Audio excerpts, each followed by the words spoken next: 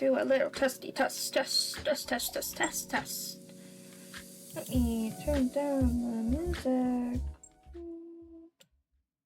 and turn it off. Hello, welcome to the stream. Let me go to this stream. There we go. There I am. Hello. We are playing more of the Great Ace Attorney Chronicles. We're still in the first game of the series of the trilogy, so that's fun. I think it's a trilogy. Maybe it's not. I have no idea, actually. Oh well. Let me grab. Let's see. Scott's ready. Call Scott. Hello. Okay, it might be doing it a thing again. Hold on. Me.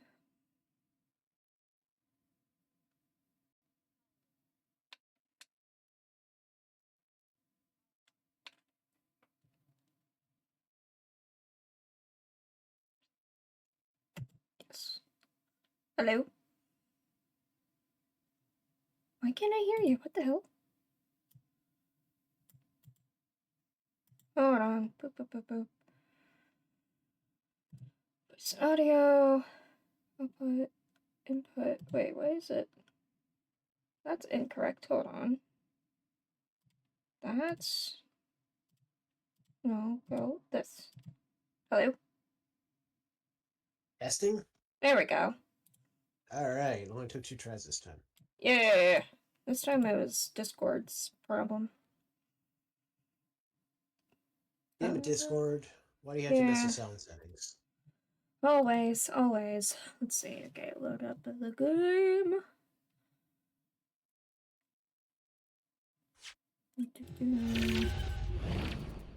Do that, and then stream the game to you. Da. There we go. Alright, it's time for us to go. It supports an autosave feature. Yes, it does.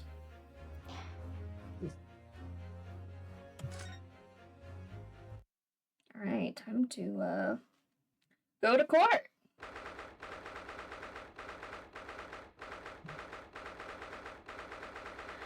February 20th, 9:23 a.m. The Old Bailey defendants in chamber. Well, I never expected this. Who'd have thought we'd be back here again so soon? We are on a study tour of Great Britain with the intention of learning the country's legal practices. In order to research the latest court proceedings here, we need as much court experience as possible. Well, yes, I suppose that's true, but for the person in the dock, it may well be his or her one and only time in court, and it could be life-changing. In which case, treating it as research may seem a little crass. Yeah.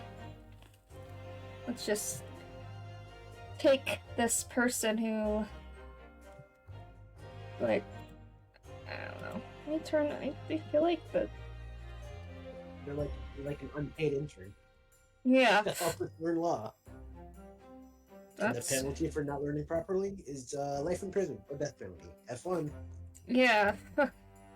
Fine. Let me try to turn the game volume teeny bit. That's a little better. Okay. What? What? I thought you were saying something, Scott. No, you're good. Okay. In which case, trading as research may seem a little crass. Oh, when you put it like that, you're quite right. Good morning. Is that our... There it is. Here's a buddy. Ah, Mr. Natsumi. Good morning. Oh dear, are you alright?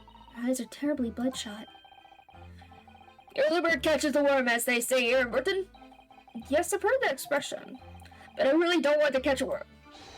What I tried desperately not to wake up early, but I was so worried I couldn't catch a wink. Now I'm absolutely exhausted as a result.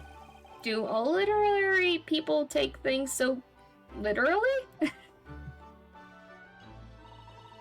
Thank you for putting your faith in us today, Mr. Atsumi. I don't think he has a choice. I wish I had 9 lives. My whole future hangs in the balance. I'm too terrified, too tremble. Really? Because I can feel tremors in the floor. I can't do this. I can't take it. Although, locum student Mr. Naruhodo Esquire. Yes.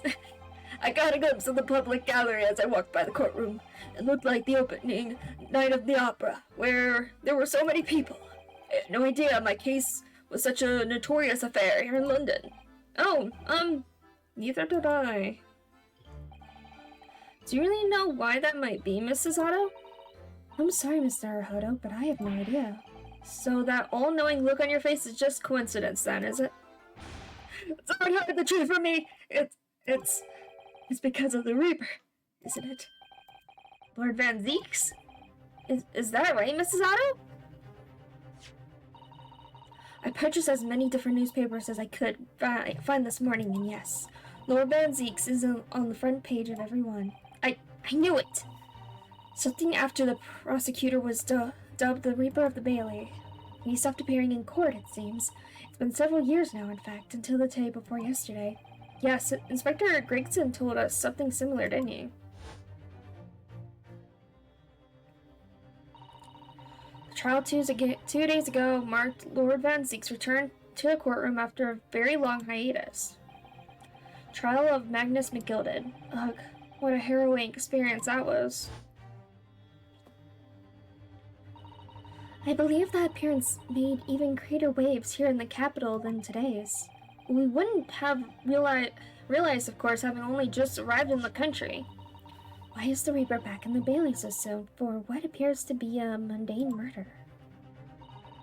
That's the question the papers are asking, and they are all speculating various answers. Mundane! Mundane! It's the most significant saga of the century to some of us! Oh dear, I meant no offense, Mr. Natsumi, but this is how the papers are describing it. Well, lest we forget the fact that it could spark an international incident. Obviously, the reappearance of this infamous prosecutor has caught people's attention. But there's another blatant similarity with the trial of 2 days ago. Yes, I agree. Locum student Mr. Naruhodo Esquire! It's you!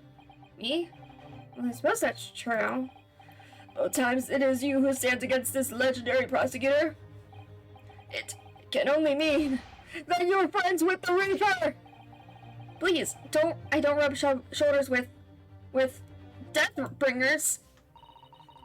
I'm afraid that there's really only one other explanation. It can only be another example, Mr. Naruhodo, of your uncommon bad luck. Thanks for that. Thanks, so inspiring, Suzato. Thank you. Oh, this is just my luck. Why must I be represented by a man with such frail to a fortune? By the least lucky lawyer alive! Thanks. Well, let's not forget that it was you, Mr. Natsumi, who asked me to represent you.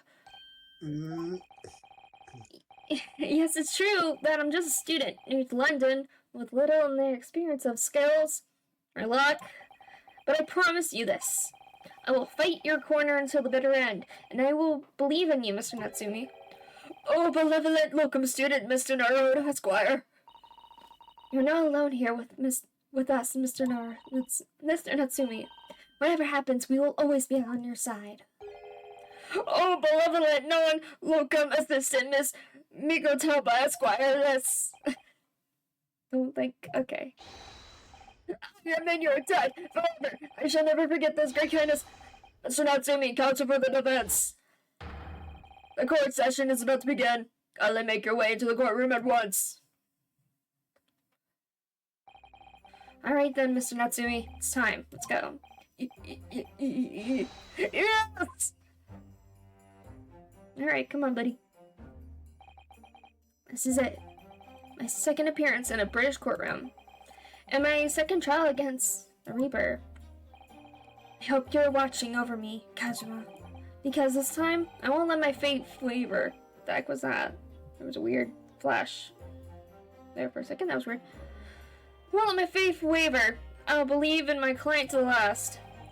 Just like you believed in me. I believe I can do this now. I'm ready for this fight. Right.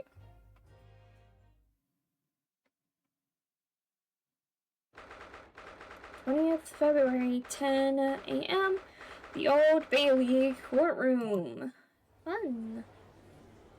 Alright. Hey, wait a minute. Wait a minute. One of those jury people look familiar. Wait. The first one. Hold on. We'll see them again in a second, I'm sure. Is it the dude with the knife? Please tell me it's the dude with the knife. No, it's not the dude with the knife. It was one of the banker, one of the witnesses from the last case. That's what it looks like, but maybe it just looks like him. Maybe it's not actually him. I don't know. Anyway. In the name of Her Majesty the Queen, I hereby declare this court to be in session. I now call upon the counsels for the prosecution and defense to declare their willingness to proceed. The prosecution is fully prepared, my lord. The defense is ready, my lord.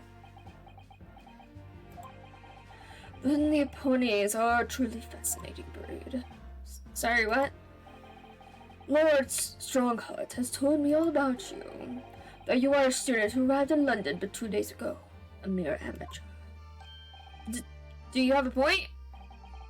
Being a compatriot, you feel compelled to try to help the accused, I suppose. Typical Neoponese arrogance.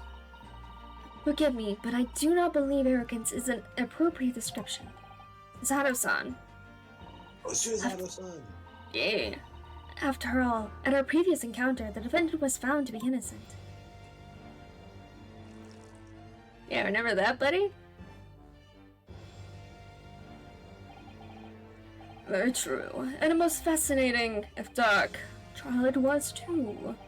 The tragic conclusion came later, of course. Here's to the acquitted and his unfortunate, violent end. Why is it auto? I don't want it on auto. There we go. Thank you, counsels. I see both sides are in fine fettle. Now, ladies and gentlemen of the jury, are you ready to carry out your duties here in court as impartial members of the public? It is him! Yeah, that is the banker! Hey, Judge!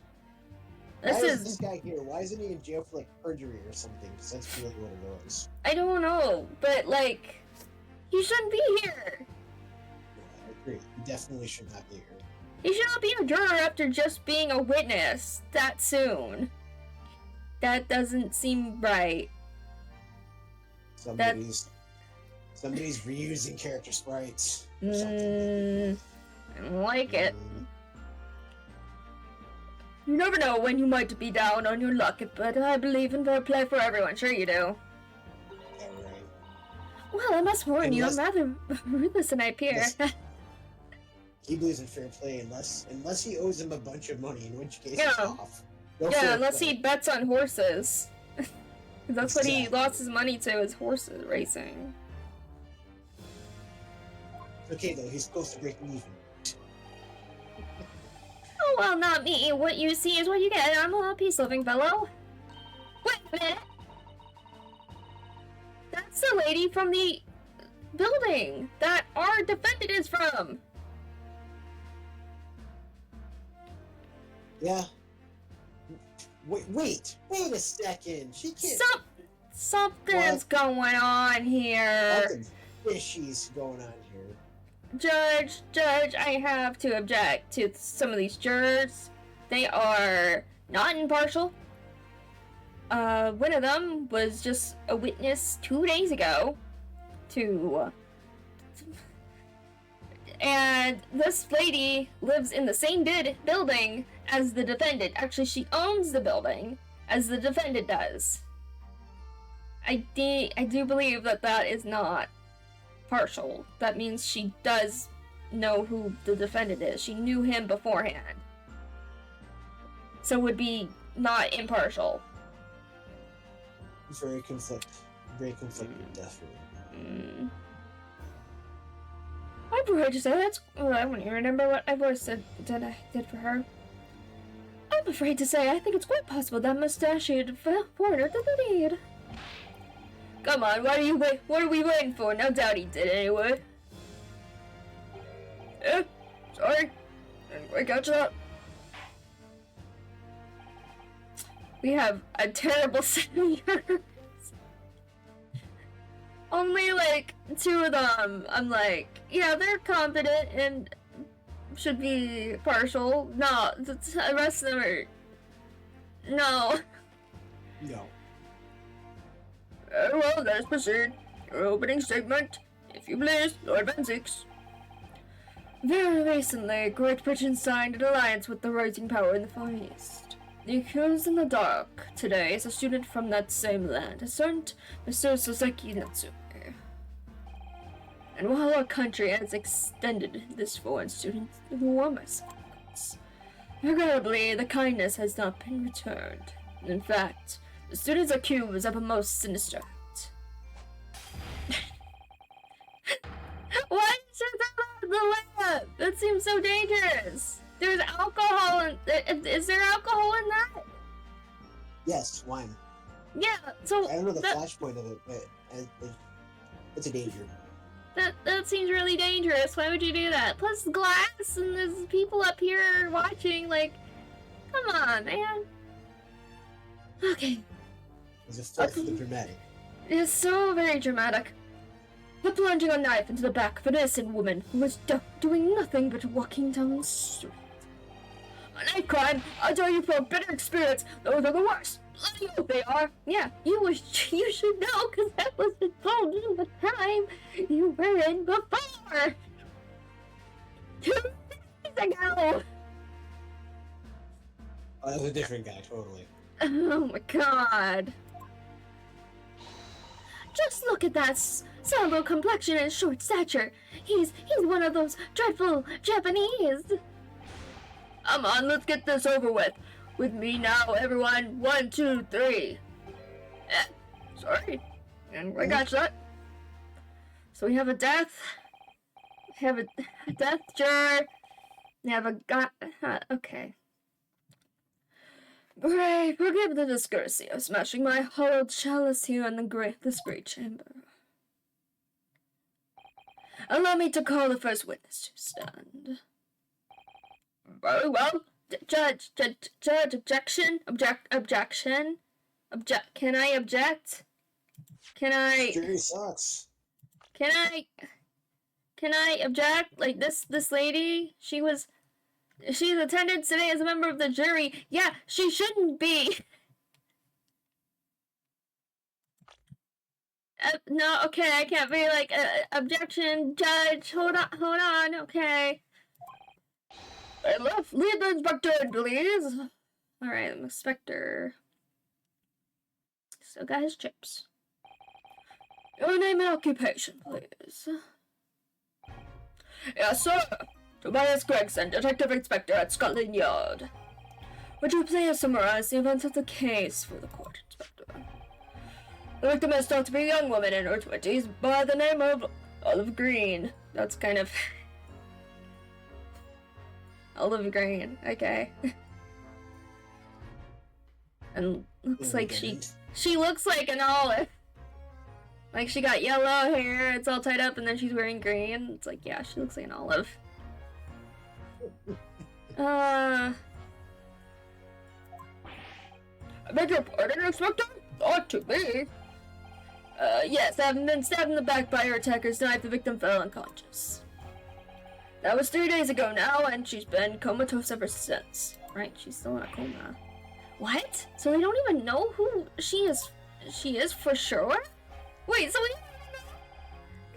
don't even know who the victim is? What? What? What is going on here? What? Okay. Comatose. I see, but her life is not in danger? Fortunately for the Eastern student, the charge will not be murder. Pray, elaborate on the details, Inspector. Sir, if I could ask everyone to look at this street map. Alright. Right? Rather much the incident took place 3 days ago at around 5 in the morning. happened on the pavement running alongside Briar Road, a wide thoroughfare for horse-drawn vehicles. It had not long since stopped snowing as the victim, Miss Green, was walking down the street. As was the blue, she was approached from behind by the accused and stabbed in the back. Luckily, the young lady's life was spared, and she is currently being treated in one of the city's hospitals. But being unconscious as she is, we've been unable to take a statement from her, of course. This is the case file with everything we know about the victim so far. Thank you, Inspector. The court would accept the documents as evidence, please. Case file has been entered into the court record. Okay. File contains an overview of the case and details about the victim. She was found with a knife in her back and is currently in the hospital yet to regain consciousness. Okay, can I look at that, please? Want to look at the thing. Oh yeah, we have the other stuff. So local map. Okay. And okay, so this is the receipt. Okay.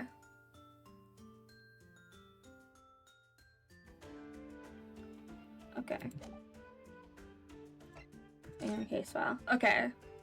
Young woman rendered unconscious following a stab wound to the back. Victim olive green, female, stout build, early 20s. Location pavement of Briar Road, east side. Reporting officer Rolly Beat. Okay. The victim remains unconscious. Her name was gleaned from her personal effects. Other details are unknown. Apart from the single stab wound from the large knife, no other signs of injury were observed. The assailant was seen running away by the reporting officer and was successfully arrested the following day. Okay, so we're gonna have to talk to Mr. Rolly Beat. Okay. What is the weapon that was used? Sir, I have that here. It was removed from the victim's back. Ouch. That big thing is starting to make me scared to walk down the street now. With a heavy blade like that, almost anybody could have been able to stab the poor woman. Even the scragged-looking Suzuki-san, I suppose. Common or garden jackknife, I'd say. Rather nondescript. Thank you, Inspector. The court accepts the blade as evidence. Jackknife has been entered into the court record. Jackknife, okay. I didn't know that's what the type of knife was called, but okay. Now then, what do we have? What do we know for the motive? Any valuables, I presume? From what we can tell by looking at the woman's possessions, it seems like she's the poorest in herself. I do imagine she would have anything much worth pension, my lord. I see. Well, in that case, we are looking at some deep-seated resentment toward the victim. I'm afraid I couldn't say. But from visiting second-hand bookshops, the defendant, Mr. Natsumi, doesn't appear to get out much. At this moment in time, we haven't been able to establish any sort of connection between him and the victim. I raised my hand. If theft and grievance had been ruled out as the moment, what reason could Mr. Natsumi possibly have had for stabbing the young woman? Yet you arrested the man in spite of that, in a totally unjustified and heavy-handed way. Oh. That's the whole bottle. You sent it to the gallery? You got few drinks. What are you talking about? But it definitely broke. You could hear it. So he just tossed the bottle into the gallery. Why? Why is this man so... have him arrested for assault. Why is this man so frivolous? Why does this man love throwing glass objects around? It's not good, man. Oh my god.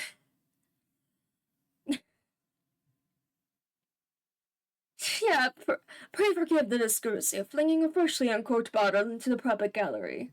Why is the judge like, oh yeah, that's fine, no big deal. Like, stop throwing shit!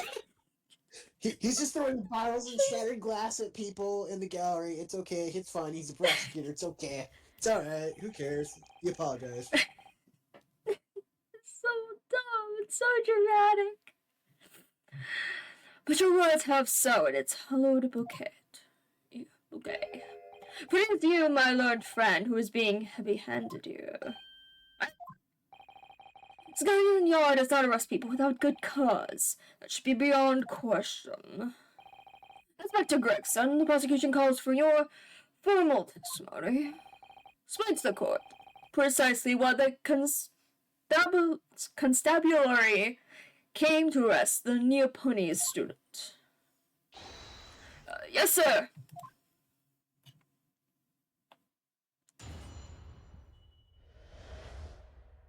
Mr. Natsumi's arrest, alright. As I said, it was 5 o'clock in the afternoon when the incident occurred, and there was an unusually light fog. Visibility was reasonably good, and there were no one else about but the victim and the accused. Out of the blue, the victim was stabbed from behind and subsequently collapsed on the pavement. The accused ran off, scattering his belongings all over the floor, those being a number of old books he'd just bought. He was on his way home from a bookshop, it seems. It was just a matter of working out who the books belonged to, and we found the bloke to arrest him. Old books, you say? Yes, my lord, I have a photograph here of the scene of the crime taken immediately after the incident. Okay, I need to look at that. Okay.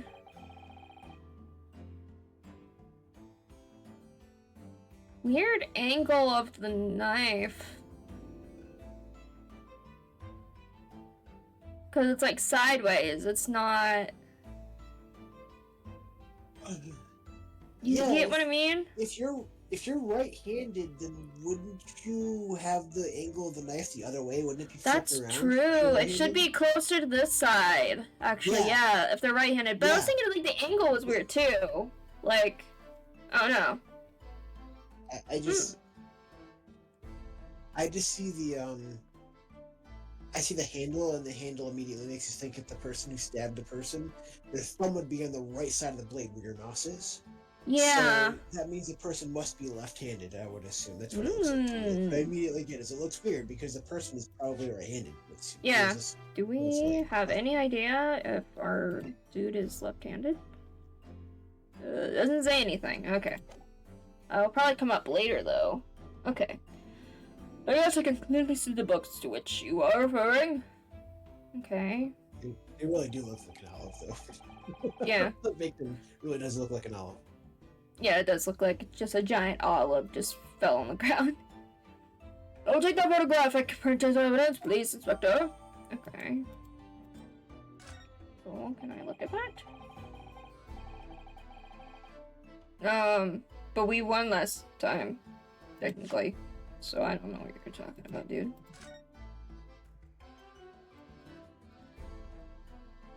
Okay.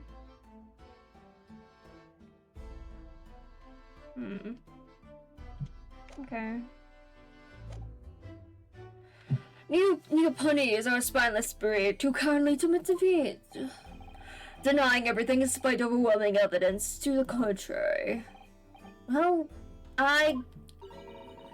Forgive me, Lord Van Zeeks, but the defendant's not denying everything, as you put it. What are you doing, Miss Lano? Go on! Mr. Natsumi has admitted to playing some part in the incident. Yeah, he dropped the books. Isn't that right, Mr. Naruhodo? Well, now that you mention it, when we visited him in the prison yesterday, he did tell us what had happened. Yeah, he did drop his books. Like, that's what he did. As he was walking along that accursed pavement, I could make out the sole silhouette of another enemy. A woman, wearing a green overcoat she was, and just as I went to overtake her, she suddenly let out a little scream and collapsed into the cold, hard slabs of stone at my feet. I was terrified. I had to get away from there. So I ran as fast as my legs would carry me back to my accursed lodgings. A green overcoat? Well, that's exactly what the woman in the print is wearing. Oh my, a photographic print in a full color. What will the word come up with next? The defendant has done nothing more than admit he fled the scene of a terrifying incident. But this does not mean that he's guilty of the heinous crime of stabbing the woman in the back. There was nobody else there at the time, just the two of them, the victim and the accused. In other words, there was nobody else who could have possibly have stabbed the woman. Wait, except for the officer. Oh, the officer that found her.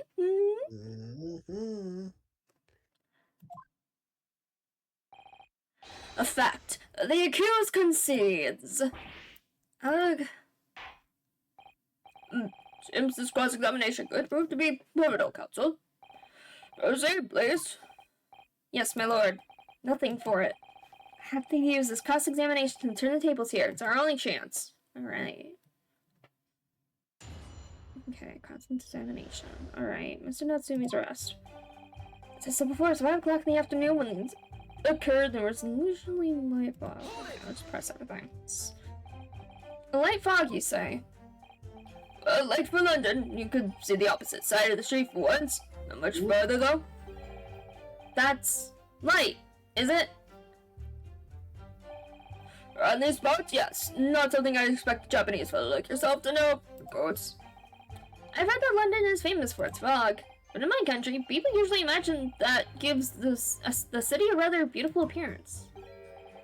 This how quaint. Yes, well, it's not something as us Londoners tend to romanticize, as I expect you can appreciate. I see. At this time of year, the fog causes large numbers of accidents, especially when it's heavy. Sometimes you can't even see your own hand at the end of your arm. Dude, the other night I was nearly trampled by horses before I could see the carriage they were pulling. Ugh. Sato-san and I should definitely remember to stop, look, and listen. Always stop, look, and listen when you're crossing the road, kiddies. Always important. However, on the day that concerns us, the fog was somewhat larger than usual. A fact no doubt lamented by the accused. Visibility was reasonably good, and there was no one else about but the victim and the accused. Is that true? Can I save real quick? Because I'm like, what about the officer?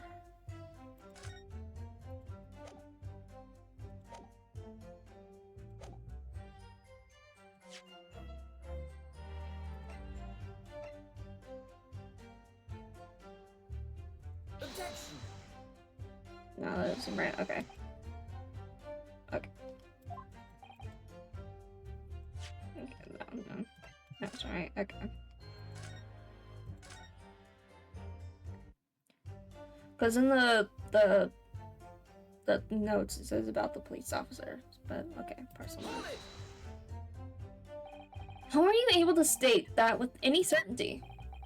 Quite simply, my learned friend, because that is what the witnesses to the crime have told us. So what, there were witnesses to the crime, yet there were no one else around. Yeah, there's no one at the scene, but hey, we've got witnesses. That seems like an oxymoron. Like, exactly. Ah yes, Inspector Gregson mentioned the witnesses yesterday, didn't he?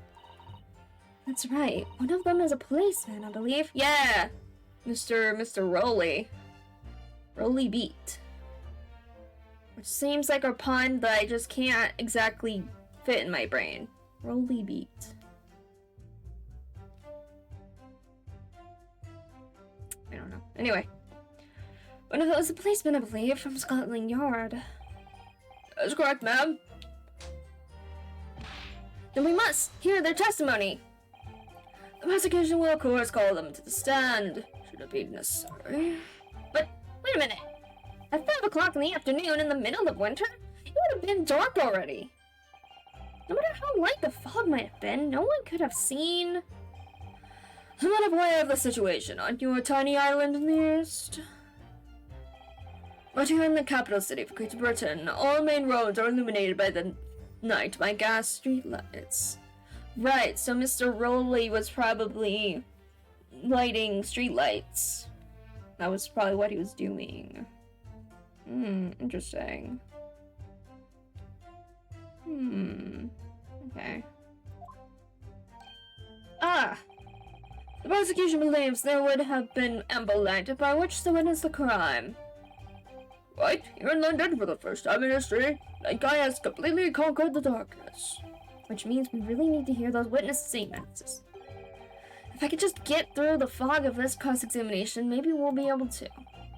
That seems to counsel for the defensive. Taking stock. Continue with your testimony, Inspector. The victim was stabbed from behind and subsequently collapsed on the pavement. Okay. From behind, you say? That's right, as you can see from this print. Yes, quite so, Inspector. I know the weapon is clearly protruding from the victim's back. And as you say, this poor woman, Miss Green, remains in a critical condition, comatose no less. I'm afraid so, my lord. Yes, she's been treated at Bart's. I was hopeful that she'd come around before the trial starts so I could take a statement, but it wasn't to be. Yes, that is indeed a pity. It would have been most illuminating to hear the victim's own account of events. Luck is on your client's side, it seems. Not necessarily. She could have said it was somebody else. But okay. On the contrary, my client has been exceedingly unlucky. Your force of tone is seriously undermined by those disturbingly wide eyes, I'm afraid. Okay. The accused ran off, scattered his belongings all over the floor. But if he did a stabbing... Wait! If he was holding books, how could he have stabbed her? That's a good question. Ooh. Mr. Natsumi's belongings, I think you'll find it's all there in the photographic print of the crime scene. Yes, the 3 books on the floor. That's right, my lord, second-hand books they were. Irreparably damaged after falling in the snow, of course. The accused could easily have carried all 3 books in one hand, which means his other hand would have been free to wield a knife, for example, but he would have to, open the knife. Unsheath it or whatever? Yeah, I guess. Yeah, he'd have to take it, because it's a folding knife. So you'd have to have another hand to open it. Like, it even has, hold on. Can I look at the knife? Like, you have to use your, fingernail to basically, catch that. To open it. Yeah, unless you're really familiar with knives, then you're gonna have to use your other hand, yeah. It's broken. Oh, look here, Mr. Naruto, just at the tip. A small piece of the blade appears to be missing. You're right. Well spotted, Mrs. Sato. Wonder what could have happened to it. Yes, you don't think it could still be lodged in the victim, do you? Oh dear, I do hope not. That sounds terribly painful. I don't think so. Why would it break from just cutting, flesh? That seems weird.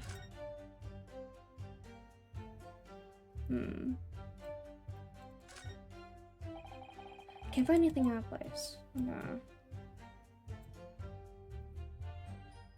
Back up again. So it's chipped. Yeah, that's it. Okay, so just chipped. Okay, that's good to know. That could be important. Yeah. Yeah, then feel the wield a knife, for example. He's very clever, isn't he? What do you mean? He's made it extremely hard for you to assert that Mr. Natsumi had his hands full with his books. He's managed to close that one avenue of escape we might have had before we even knew it was there. You mean to say that the defendant was holding his belongings as he thrust the knife into the woman's back? That must be what happened, my lord, yes. Those being a number of old books he just brought. He was on his way home from a bookshop, it seems. Defendant apparently visits a second-hand bookshop on a daily basis. Yes, so I understand. A shop full of old English literature. I commend the accused on the lofty subject matter of his scholarly attention. The books room was stacked floor to ceiling with those musty old books. Can you tell us more about the bookshop in question, please, Inspector? Oh, well, if I must, I'll have to ask you to look at the street. Yes, that's what I was wondering. Which direction was Mr.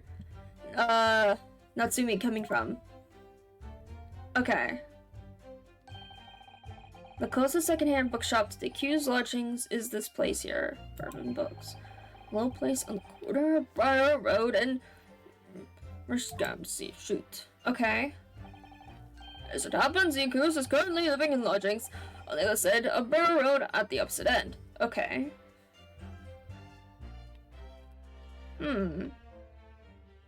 Okay.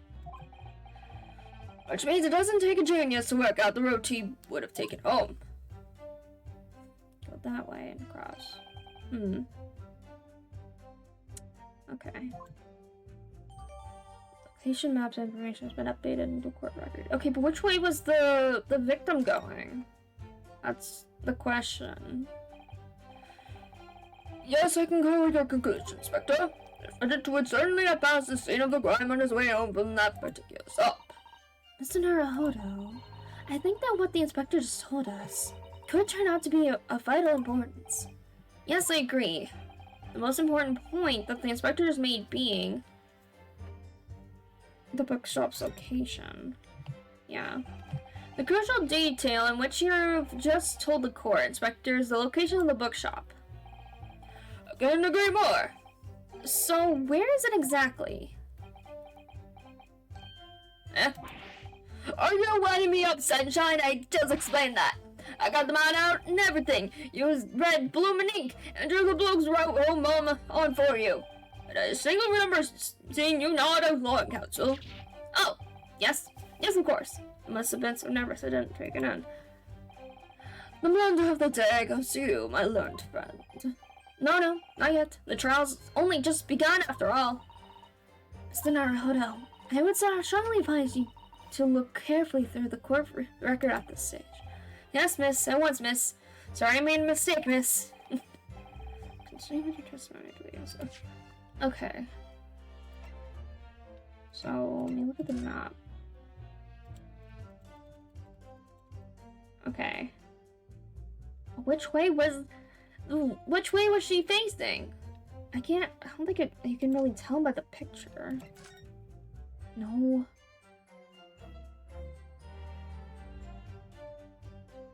I don't know which way she was facing.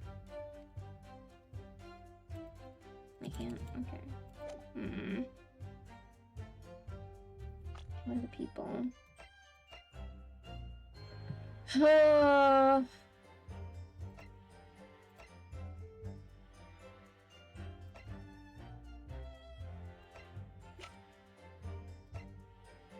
I would like for bad. Luckily, the wound didn't prove fatal, but the woman remains unconscious at her hospital.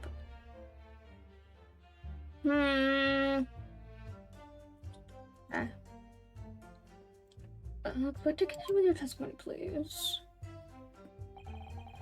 As a matter of working out who the books belonged to, and we found the bloke to arrest him. Hold it! You asked for the help of the famous detective Herlock Sholmes to locate the defendant, I believe. Stuff and nonsense. Sorry? That jock in office, that busybody, just comes and sticks his oar whether we ask him or not. But according to what I have here, Mr. Sholmes was shown to the scene by Scotland Yard detectives. Well, that was nothing to do with me. The lads at the scene must have done it without my permission. I tell them time and time again, whenever something happens, send word to headquarters. Then follow your bloomin' instructions. I see. If that meddler gets his hands on any details, we'll all be reading it in the Reds magazine next month. And you can bet your fat last farting that I'll be in there too. Shut all my hard work on the case. Yes, Mr. Slobes. No, Mr. Sholmes. Aren't you clever, Mr. Sholmes? That's all thanks I'll be getting. Inspector, at the moment of proving detrimental to the yard's activities, perhaps I should step in and deal with him. I don't like how you said that at all. What do you mean by that, sir? What do you mean by deal with him? I don't like that. No, sir. No, sorry, sir.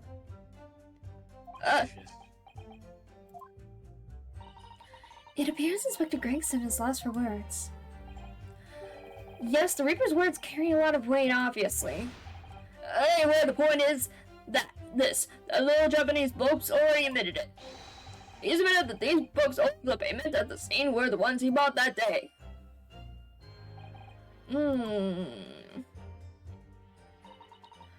What do you think, Mr. Naruto? If you're unable to sway the jury during this cross-examination, I'm afraid that Mr. Natsumi's fate will be sealed. Yes, they're sure to find him guilty. So one way or another, I have to expose an undeniable inconsistency in the inspector's testimony. Okay. So it's 5 o'clock in the afternoon when the incident occurred and there was an unusually light fog. Basically, visibility was usually good and there was no one else about but the victim and the accused. Out of the blue, the victim was stabbed from behind and subsequently collapsed on the pavement. The accused ran off, scattering his belongings all over the floor. It was being a number of books he just bought. He was on his way home from the bookshop, it seems. I'd really like if I could just go back, please. Trying to working out who the books belong to and from the books the rest of them.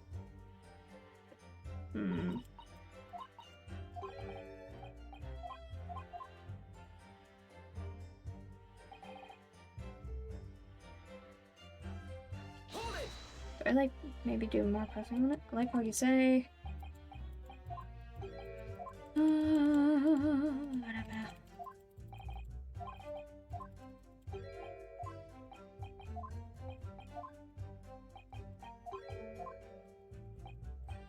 Maybe it was something else that I needed to focus on before.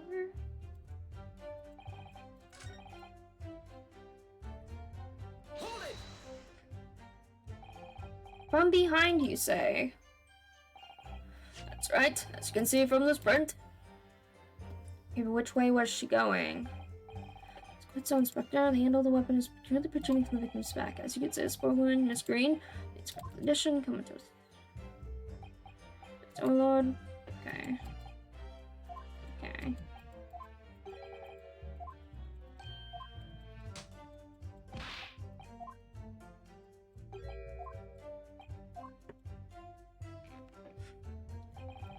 You spin off.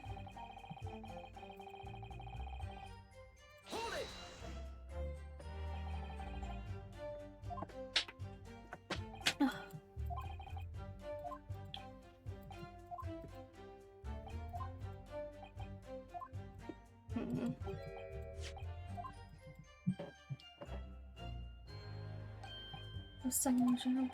Well, please. Hold on. Maybe can I see the seat? Your books. Okay.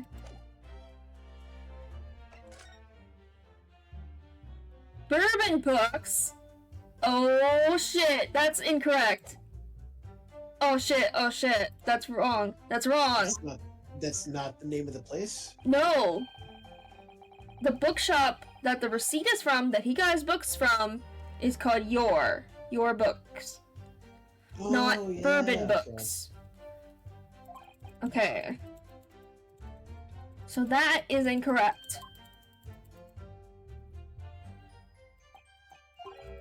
Okay. So everything the inspector just told us. Yeah, okay. The bookshop's name. Inspector Gregson, may I ask you a favor? What? Would you kindly add the name of the bookshop to your formal testimony, please? I believe it may be of vital importance. Maybe.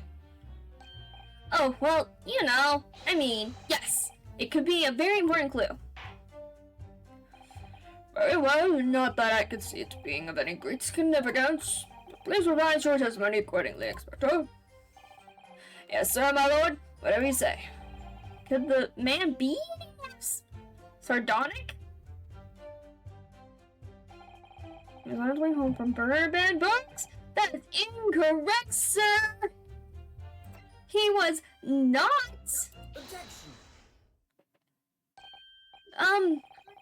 If I could just stop you there, Inspector Gregson. What is it, Sunshine? I'm a busy man, you know.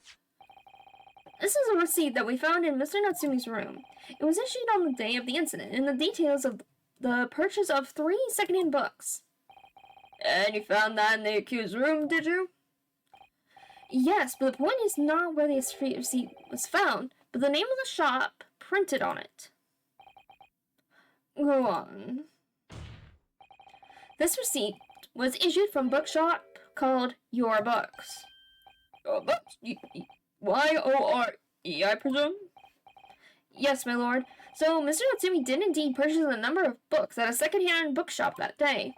However, the bookshop in question was not Bourbon Books. What? Inspector, do you know of this other bookshop? Yes, sir. Your Books is another second-hand bookshop not far from Bourbon Books. It's just, it's such a small place. I didn't think the accused would have known about it. But in fact, that is the bookshop which the defendant visited on the day in question. And this receipt proves it. Yes, what difference it makes. Wherever the man purchases musty tomes, it makes no difference in the final analysis. It does, because where is it on the map? Yeah, I disagree. I mean, after all, I have the street map here, if that might be of help. Oh, yes, thank you. Have a look at this, please. If the defendant had been returning from Bourbon Books, then yes, he would almost certainly have passed the place where Miss Green was attacked. However, it would take into account the fact that he was actually in another bookshop, Your Books. It may very well turn out that he wouldn't have passed that location at all. Could that be true? My, it rather depends on where this other bookshop is, but I do declare it may be a possibility. Is that right, Mr. Lawyer, sir? What you just said? Absolutely. It absolutely could be right. Dr. Gregson, is this Your Books establishment? Well, obviously we looked into that. It turns out that Your Books is just here on the next corner of Mersham Street, going east. Okay. Local maps information has been updated in the court record. And there you have it. As you can clearly see now, oh, yeah, he could have still gone that same way. You already got a new bottle and a new glass. Okay. Who lets you have these in here? However, I guess whoever lets me have my sword in here, I guess, but still. My Lord Neopay's friend is obviously in training to be a clown. The way he regales us with such witticisms. Do your future career in the circus. Grr. You put that glass down now or I'll put it down you. Didn't think I need to spill that, but here we go. If the accused is coming out from Your Books instead of Bourbon Books, there's no doubt he would still have passed the place where the victim was stabbed. Not necessarily. He could have gone the other way. Yes, thank you, Inspector. Allow me to reiterate what I've learned of somehow slow. Oh my god! You just had that! You just got a new glass! Wherever the man purchases musty tomes, it makes no difference in the final analysis. Ugh. As I suspected, you can't fool me, and I don't suggest you try. What did I say? What did I say, eh? I've had enough of this now. Beg your pardon? Terribly sorry. Bro, would you mind repeating that? Mr. Hodo, we mustn't give up. What do you mean? If the prosecution's assertion is correct, the members of the jury may very well decide that Mr. Natsumi is guilty. Ah, she's absolutely right. We must consider the assertion just put forward by the prosecution very, very carefully. They claim Suzuki-san must have passed the location of the incident on his way home from your books. Raise objection. Yeah, he could have gone the other way. You don't know. The assertion just made by the prosecution is fundamentally flawed. Explain yourself, counsel. Yes, my lord. You can see what I mean on this map. Yeah, he could have gone this way. When returning from your books to his lodgings, isn't it so we could have followed the route suggested by the prosecution? However, that isn't the only conceivable route to take between the two places. If the defendant used these streets, look what happens. He arrives back at his lodgings without passing the location when the victim was attacked. Talking back to a clown is a fool's errand, of course, but I feel compelled to point out that. That route is what is commonly referred to as the long way round. Ah. On a cold winter's night, why would any man choose to take a longer route home? Well, the answer is extremely simple. He went. In other words, Nicholas took the obvious route back to his lodgings and is the previous perpetrator of this crime. But, yes, I've got it. Obviously, we must ask the man himself. Ask Mr. Natsumi which route he took home.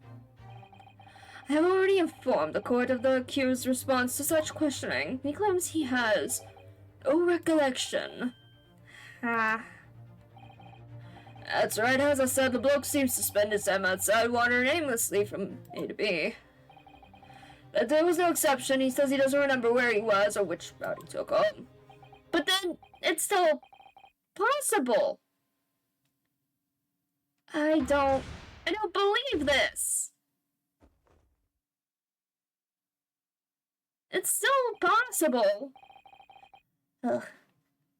I thank you, my learned friend, and suggest that we do not waste any more of the court's time by wandering aimlessly around the subject. Bray, what say you insightful jurors? But even if that is the case, the defense still... What? Oh, jeez. Oh, we're gonna have to go through this stuff again.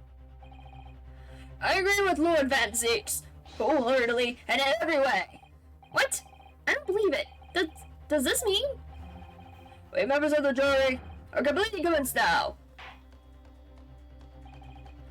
Very well, in that case, I hereby call upon the members of the jury to present your findings to the court. Guilty! Guilty. Guilty! Guilty! Guilty! Oh boy. Yeah, we're gonna have to do we're gonna have to do the same thing we did last time, where we had to, like, talk to the jurors individually. And basically be like, what's your reasoning for this? And it's like, that doesn't make sense. And for the juries learning is unknownness. You're gonna have to do the thing again. To the insightful members of the jury, I applaud your brave resolve to serve Queen and country admirably. Mr. Naruhodo. No, not yet. This isn't over yet. I still have one last chance to sway the opinion of the jury. I have to tip the balance of those scales the other way. I have to turn this around, somehow. Those are the eyes of Quarry, not yet willing to give up and die. So I presume you intend to wield your rights again in this trial. Rights of defense written into antiquated British law that should have been buried long ago. Call it antiqued if you will. but it's the defense's prerogative to carry out a summation examination if it so chooses. Counsel, in accordance with the letter of the law, we shall proceed with a summation examination. Are the members of the jury ready, Mr. Foreman? Of course we're ready. I'm all too familiar with that Neo-Peonese whippersnapper and his uncas refusal to throw in his alley. Very well then. Ladies and gentlemen of the jury, you will each explain on what grounds you have determined the defendant to be guilty. Which are all probably stupid ideas. I'm pretty sure the old man at the end doesn't even hear anything. And What? misheard. Huh? Yeah, he probably misheard something, was like, unforgivable! Ah! Anyway. For pity's sake, that little Neo-Peonese oddity really admitted it himself, didn't he? If he said that a woman in green collapsed before his eyes, why, it could have only been the victim. The man wouldn't have gone around the houses on his way back from the bookshop, none would have. So the poor woman was attacked from behind, was she? How dreadful. I really don't care. Can we just wrap this up now? I've got work to be doing. Your books, yes. Nice job, lad. Bourbon books? No worth a visit. Well, the dude, he didn't go to Bourbon Books. He went to your books. With only minor exceptions, the reason for finding the defendant guilty are all too clear. When the stabbing occurred, the only two people at the scene were the victim and the accused. And the accused himself, as admitted to seeing the victim in her green overcoat sink to the ground before his eyes. Furthermore, we have heard from the inspector that the defendant then fled the scene. I must say, I would have ample grounds to convict this man already. Oh dear. Even the judge appears convinced of Mr. Natsumi's guilt now. Ugh. Why did he have to run away like this? And how are we supposed to believe in some phantom attacker that nobody could see? This is impossible. How can I possibly make a case for the defense? Mr. Naruto, this is no time for grumbling. If we want to force the trial to continue. Yes, I know. I have to turn the tide. I must make the jurors change their mind. Well, 4 of them, at least. Exactly. We have no choice but to forge forward. You have the floor, counsel. Begin your summation examination. That's kind of hard to say. Summation examination. It's just summation examination. Summation examination. Still, it's weird. Anyway, I just need to keep the show going somehow, whatever it takes. Come on, Runosuke, you can do it. Alright, let's see if we can do this. Very dramatic. Jury. Examination. The defense's rebuttal. For pity's sake, that little newbie admitted himself, didn't he? Excuse me, but are you two... Yes, that's right, I was in the witness stand myself just 2 days ago. Yes, I feel like I knew your face. Or the sight of it, anyway. If I remember correctly, you're a banker, aren't you? That's right, after the gold rush down under, I came back to London to work. And it was all going swimmingly, until you started fusking around. Bruce Fairplay was a man of repute. Sorry? Don't think I've forgotten how you treated me the other day. You had me and that young hatter pegged as criminals. Oh well, you know, water under the bridge. Now there's all sorts of rumors buzzing around and the police have been badgering me non-stop. If I could turn back the clock... Anyway, I don't know about that, but at least I'm in the clear now. I'm trying to make up my own mind about who's guilty and who isn't. Thank goodness. Alright, maybe I might struggle to change this man's mind given our awkward history. Oh dear, I wonder what's become of Mr. First now.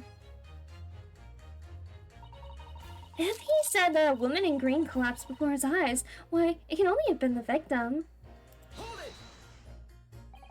You were right that at the time of the incident, the defendant admits to having seen someone wearing a green overcoat walking ahead of him. Not quite, that's precisely my point. Clearly, that someone wearing green was the victim. And that funny little Neopanese man with the disturbing mustache is the culprit. But let's not forget, madam, the defendant vehemently denies attacking the woman. Why, of course he does. If he admits to stabbing her, his life is over. The man is obviously a liver-faced coward, honestly, claiming the woman simply collapsed before his eyes. But if that's a lie, as you suggested, do you not think he would have concocted something more credible? Oh, I really couldn't say. After all, you are foreign. Let's say that goes through your funny little minds. I could tell you what's going through my funny little mind right now, but you wouldn't like it. I do declare the man has already made the admission. He himself has stated that there was nobody else around. Surely the conclusion is obvious. No one could have possibly have committed this awful crime. If no one else could have done it, then yours must be the man. Really, it couldn't be more simple. Argument is compelling in its simplicity, I must admit. Oh my, you are too kind, my lord. That went well, for her. Okay. Man wouldn't have gone around the houses on his way back from the bookshop, non-winner. Okay, but why? Tell me why. But you can't deny that there are other routes Mr. Natsumi could have taken back from your books. Yeah. Like you drew on the map, you mean? What was it? Calabash Road or something? Is that the name of the road? Yeah, Calabash Road. Yeah, you could have gone that way. Precisely. It seems to me that what counts is whether the little Japanese fellow actually went that way or not. Well, yes, that's true. At the moment, there's no proof that shows he did, is there? Well, yes, that's true as well. And as I understand it, the accused himself doesn't remember which way he went, does he? Well, yes, that's annoyingly true.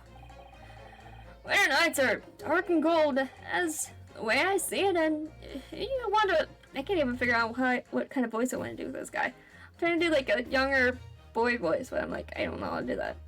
You'd want to be home as quickly as possible. Well, yes. Why is this all true? So really, the only thing that makes sense is that he went home along by road. I'm certainly can be convincing you here. I've given it a lot of thought, you know. I didn't just make up my mind on a whim that he did it. I mean, if there was some logical reason why he might have gone the Calabash Road way, it'd be different.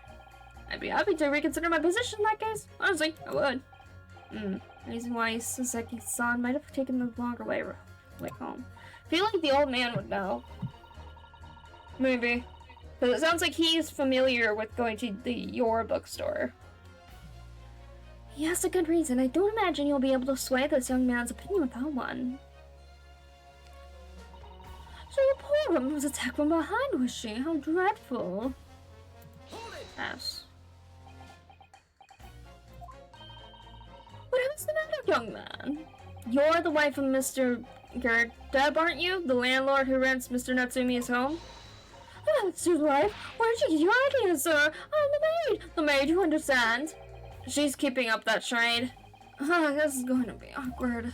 Why didn't you mention this yesterday? That you'd be selected for the jury in this trial, I mean? Well, I was told not to mention it to anyone until the day of the trial, you see. It was not a letter I received. The instructions were very clear, so I'm afraid I had no choice. I see. Anyway, Mr. Natsumi, the defendant, takes lodging in your master's house, doesn't he? Yes, that's right. Although he's only been in a little over a week now. And in that time, surely he must have taken stock of his character. Does Mr. Natsumi look like the kind of man who would commit a crime such as this? Oh my goodness me, yes. He's just a short. What? Spending all his time in that dark and dingy room, sporting that unscrupulous mustache. The man never speaks, and he doesn't. And don't get me started on those shifty eyes. All the neighbors are talking about him. I've heard them, you know. People think he must be putting a bomb in there or something. Oh dear, poor Mr. Natsumi. How could people say such things about him? He's just a harmless bookworm. Nothing more. Well, you just called him a worm, so Anyway, I better be careful with about inviting this maid to speak. She's said enough damning things already. Okay. I really don't care. You just wrap this up now. I've got the work to be doing. A man's life is on the line here, sir. This will take as long as it takes. Don't get clever with me now, son. My life's on the line too, and so is my family's. The likes of you wouldn't understand, but a laborer like me can't afford to take time off. If I don't work, I don't eat, and neither do the wife and kids. Oh, I see. That must be very hard. I go to the union every morning to find out what needs doing. If you're late and the work's taken, it's tough. This summer year, there's water and gas supply pipes bursting left, right, and center. They're after cheap labor to get the roads dug up to fix it. It's a hard slog from dawn to dusk, it is. So, you were out digging up the roads on the day of the incident as well, were you? That's right. In fact, if I remember rightly, I was just around the corner from where it all happened, by that bookstore it was. What? Another coincidence? That's right. Mirror Street, yep. That's the road that leads over to the other bookshop. Yep. So if there was road work happening here, he would have went the other way around.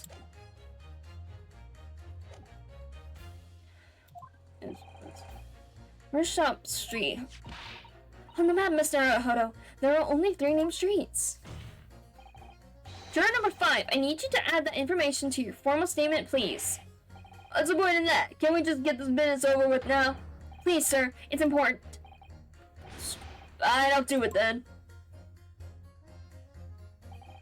The day it happened, I was digging up Mercer Street from dawn till dusk. Oh, right. Pit you against this one.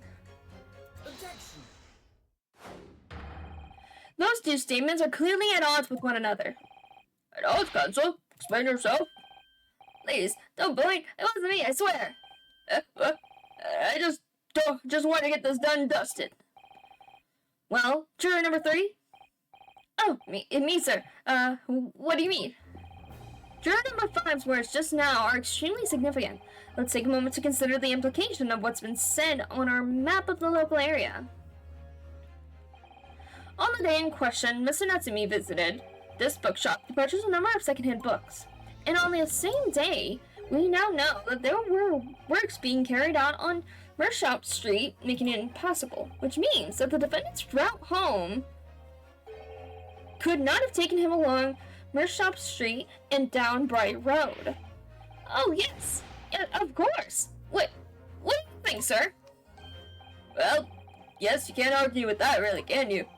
We must have had a good 2 yards and more of the pavement up. Every good gentleman and gentlewoman that come along had to turn back and go the other way. So, the only conclusion is this. The defendant must have taken the longer route back to his lodgings. Yes, I suppose he must have. I suppose I must be right, huh? Juror number 3, you said the following. The man wouldn't have gone around the houses on his way back from the bookshop. But we see now that he had no choice. Yeah, yes. My lord, Mr. Judge, sir, if I may. Yes. I don't think in all good conscience that I can say the man's guilty now. Yes, I'd like to see this trial continue as we can get to the bottom of what really happened. Hello! Just a crock. Welcome to the stream. What about you, sir? Who, me? Oh. Alright, then. This hole in the prosecution's argument should be filled in. That's what I say.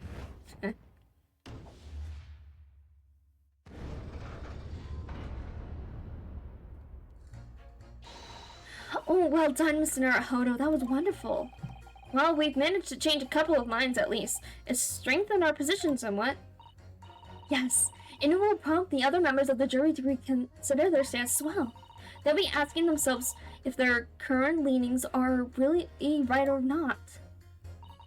Now, if we could just identify one more clue or discrepancy, that would make them stop doubting Mr. Natsumi. We might be able to tip the balance completely. Yes, that's exactly what we've got to do. Von Zieks is looking to bring this trial to an early conclusion. That's what we have to prevent, by whatever means we have at our disposal. Thank you, Council. With the summation examination. On with the summation examination.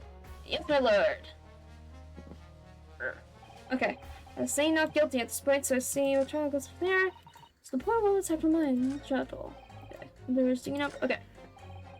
Your books, yes. Nice job, that. Urban books? No, not worth a visit. What do you mean? Sorry? What did you say? For what? No. What I said was, hold it! What I wanted to ask was, do you visit your books often? I like the old books they have in there, yes. I enjoy reading them over a nice cup of tea. That's my daily routine, you see. Same thing every day. Doing the day you're all talking about. And what time did you visit your books on the day in question? Well, I was picking out books there all afternoon, and would have been just before 5 that I left. That's my daily route, you see. Same thing every day, including the day you're all talking about. Just before 5, you say? Yeah, that's when the victim was attacked. Whoa. He was there. So wait, so did he see the... He's wearing a green coat. He's got a green coat on. Green, like, shirt. Oh, what? shit! Okay, so that contradicts the second woman. Because she was saying that he said that he saw somebody fall over that was in a green coat. Okay. Just before 5, you say, exactly when the victim was attacked. Are you sure about the time? Oh yes, no mistake. I remember well. I'm not about to forget that day in a hurry. After the dreadful time I had. What do you mean? Well, I was walking down Kaladesh Road when I slipped on the ice and dunked my head. Always worse after the snow stopped falling. That's when it's most slippery. I knocked myself clean out, I did. I really thought my number was up. Wait a minute. Let me get this straight. This happened on Kaladesh Road. That's right. I live in Corn 5, you see. And Calabash Road is the quickest way for me to get back from your books. Juror number 6, I must insist. That you add that information to your formal test statement. It may very well be extremely significant. Sorry. Extremely sick? No, I'm good right now. No, it's okay. Change 2 of the jurors. I know. Okay. I got it.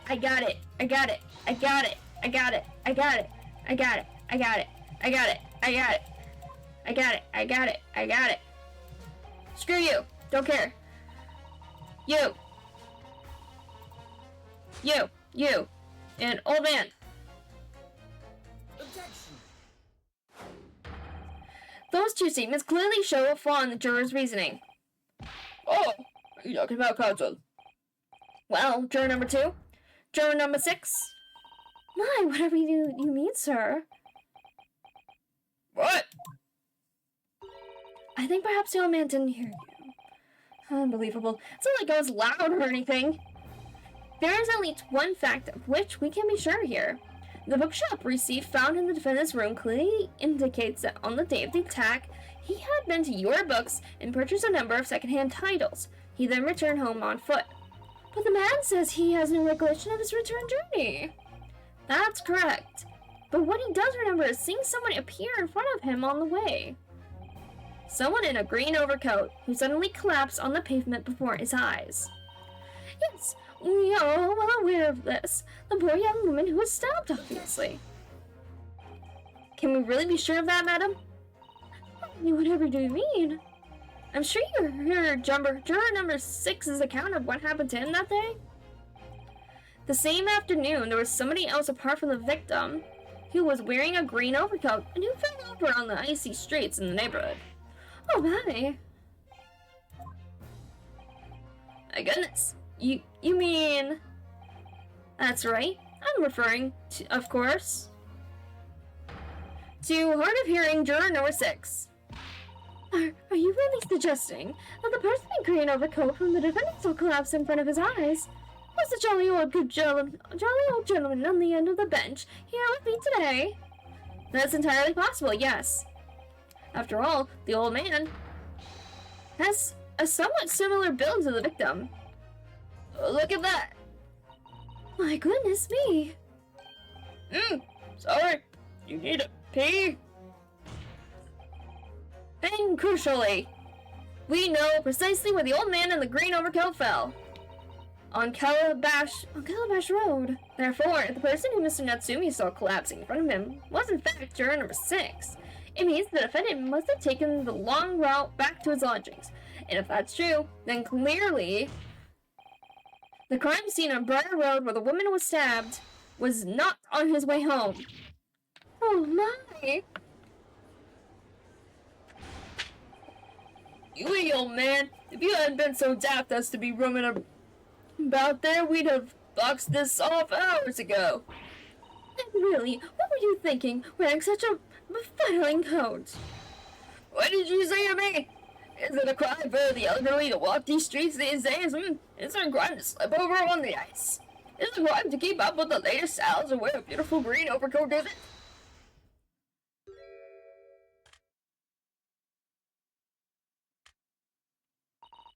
My lord, I do hope it won't cause any inconvenience, but... You'd like to change your laning, I presume? I do declare that I would. I should like to call for a verdict of not guilty. Thank you. And I would too. What? Is it a crime to change your mind? Is it? Well, I mean, it makes sense. He wasn't even listening to most of what we were talking about. Yeah, he's gonna be, he's gonna be looked at pretty soon. Yeah. Oh, that's some ancient examination as glued with a rather large shift in opinion.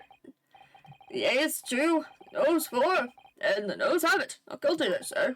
Which means we no longer have a consensus among the members of the jury. Which I will continue. Objection! Oh shit. Are you just gonna throw your glass again? You're gonna eat it. Oh? No, you're gonna. Okay, you're gonna crush it. That's your 3rd glass, sir. Could it seem? I feel like there needs to be a drinking game of every time he destroys a piece of glass. Yeah, if he throws it, you take 1 shot. If he crushes it in his hand, you take 2 shots. No, it's 1 shot for every the glass, but if he breaks a bottle, that's definitely at least 2. Yeah, there you go. Or if he crushes it, that's 1, because he's done the crushing a couple times. If he throws it, that's 2. If he does something, if he eats the bottle, then that's definitely 3.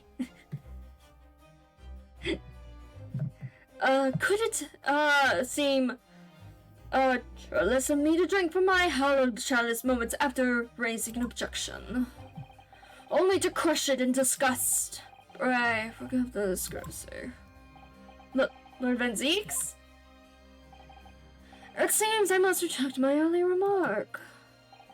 What do you mean? I mistakenly credit those jurors with intelligence by describing them as insightful. Yet we have just witnessed them falling for a cheap trick performed by an Eastern entertainer. Whatever do you mean? I haven't tricked anyone. Everything I've said is the truth. Indeed. So what juror number 5 was undoubtedly repairing the road as he claims. I believe you said it was a good 2 yards of the pavement which you had excavated, sir.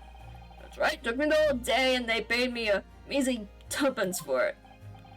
Now, my Lord Pyrenees friend, tell me, do you have any notion of the distance that 2 yards represents?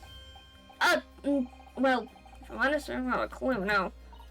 2 yards is a little less than 2 meters. Less than 2 meters? That's not much at all. In other words, a distance readily filtered by anyone of moderate vigor. Would you not agree, my stalwart friend? Me? Can't say you're wrong, no. What? And did you perchance are designed to prevent pedestrians from passing the site of your works? One dream of it! What a waste of time! No coaches could have had a hope of passing anyway. We just turned any gentlefolk back when they came. Kids just jump right over us all the time.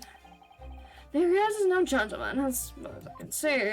I have little doubt, however, that he could spring over a 2-yard trench in this meandering around town. Is that true?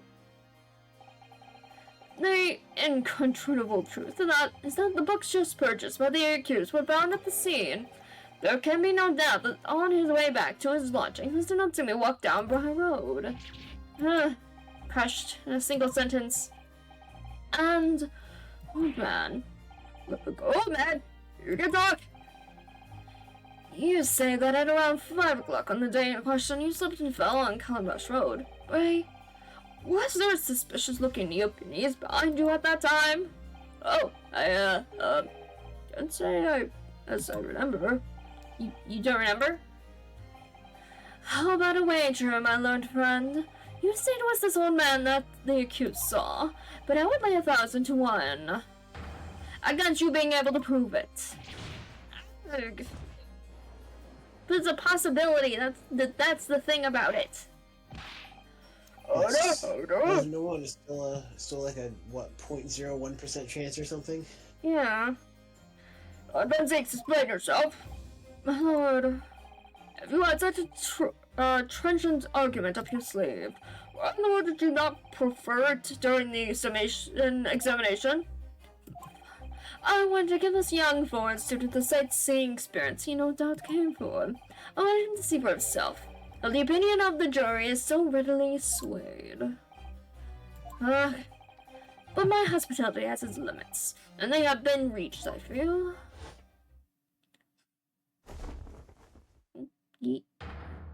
So, my learned friend, today's sightseeing tour of London is now over.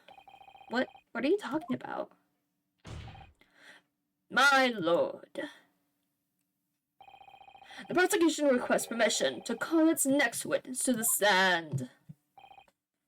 Granted, bailiff, bring forth the witnesses. Its next witnesses? Mr. Naruhodo, do you not remember? We've been told on several occasions that there were eyewitnesses to the incident. Yes, I remember, one of them being a Scotland Yard policeman. I'm afraid that's likely to be the prosecution's next witness. Alright, no matter who Van Zeeks brings to the stand as his witnesses, and no matter what they say, I believe in Saseki-san. I know he's innocent. And I'll keep believing it to the very end, until this battle is over. Alright.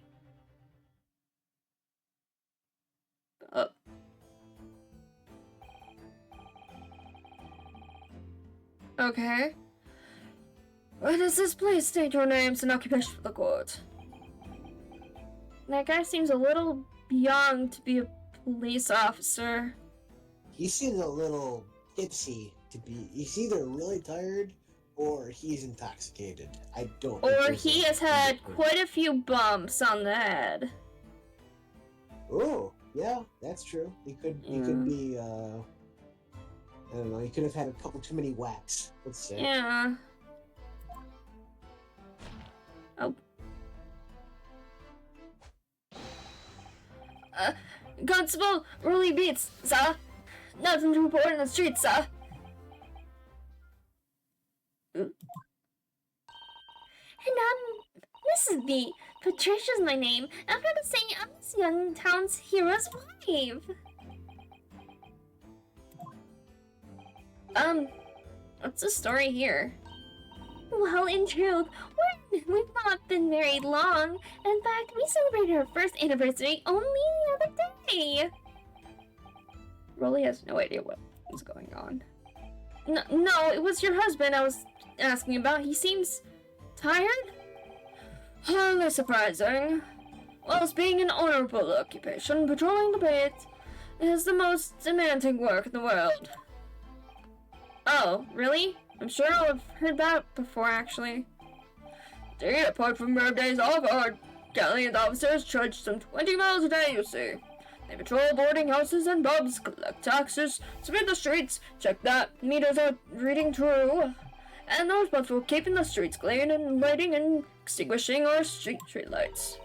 There are a number of items on that list that don't sound much like policing duties at all. I wouldn't just be falling asleep on my feet, I'd have collapsed long ago. But it goes without saying that a policeman's primary duty is the apprehension of criminals. Even when he's off duty, a constable is expected to investigate and resolve any crimes on his beat. Well, the London Bobby is a man of honor. How honorable. And a man of slumber. On the day in question, this man and his wife were walking down Briar Road in the opposite direction, and they witnessed the incident as it occurred. Is that not correct, Mr. and Mrs. Beat? That's right, sir. Isn't it, Rolly?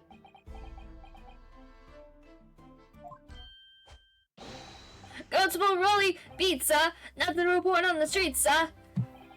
What a great witness he's going to be.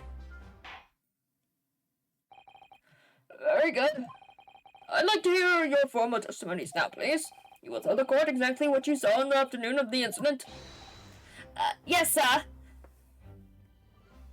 You do a really good voice. What was the song? It was our wedding anniversary, and Rolly was taking me out for a meal. There was no time to change after work.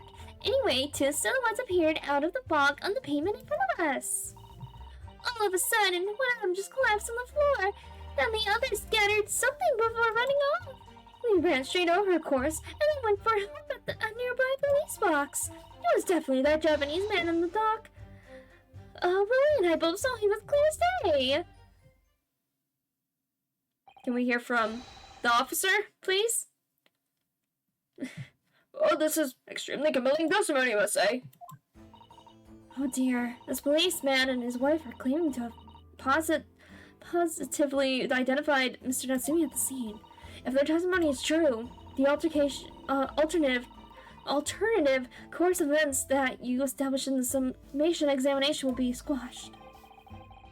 It's definitely, in fact, because that alternative was never viable in the first place.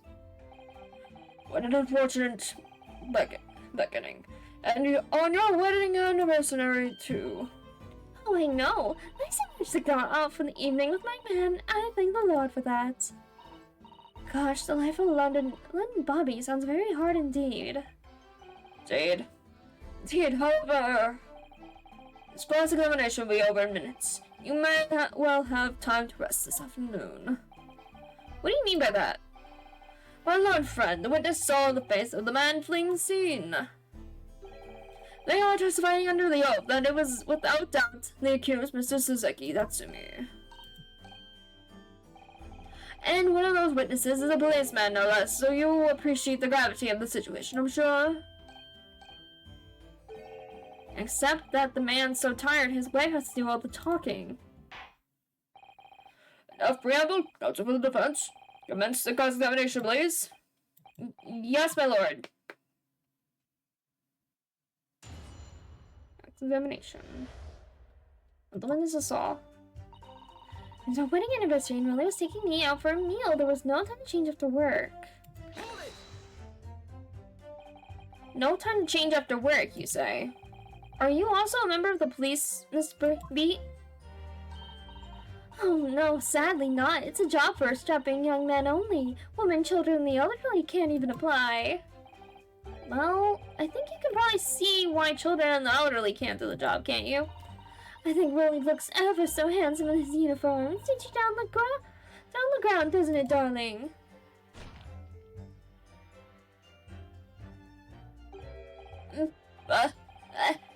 I just finished my meeting. And I were heading back to the station. And I was actually planning on getting changed there. Is he talking in his sleep? This is creepy. Oh no, Rolly, I much prefer you in uniform. Sometimes I don't recognize you when I see you in plain clothes. Oh dear, that doesn't seem healthy. Kindly appear to the point. You were going for a meal after you had finished your beat for the day, correct? That's right, sir. Although, I was fit to drop, to be honest, after spending the whole day on my feet. But policing is my life, sir. As long as I'm the proud owner of this, I serve my city and queen to the end. Police warrant card. Ooh. What's that now? A warrant card, sir. Proof that I'm a London copper. It's the noble founding principles of the force written on it as a reminder to all us policemen of our sworn duty to patrol the streets of London town and uphold the peace of the common man. Sir, for such a noble cause, I cover 20 miles every single day without failing, without a grumble, because I know that the lugging of my boots is all Londoners need to hear to feel safe and secure. So, fighting crime doesn't appear to come into it then. But sir, just on that one particular day, I was looking forward to celebrating my wedding anniversary. Miss Beats put up with a lot of being married to a Bobby like me. I want to show my dear wife how much I care. Oh, oh, Rolly. Oh, what a charming couple. Their young love is such a joy to behold. If a little over the top, perhaps? And then, can you describe what happened next? Anyway, two silhouettes appeared out of the fog on the pavement in front of us. Okay. Two silhouettes? That's right, they were coming towards us, walking up Briar Road in the opposite direction. Walking up? What do you mean? Okay. It was a rather plump figure followed by a scrawny, thin-looking man. That does sound exactly like the victim as pictured in the print, and like Mr. Natsumi. Yes, unfortunately it does. And you're certain that at that time there was nobody else nearby? Oh yes, quite certainly. It was dark, but there are streetlights on Briar Road, you see. There was nobody else around at all. Isn't that right, my darling?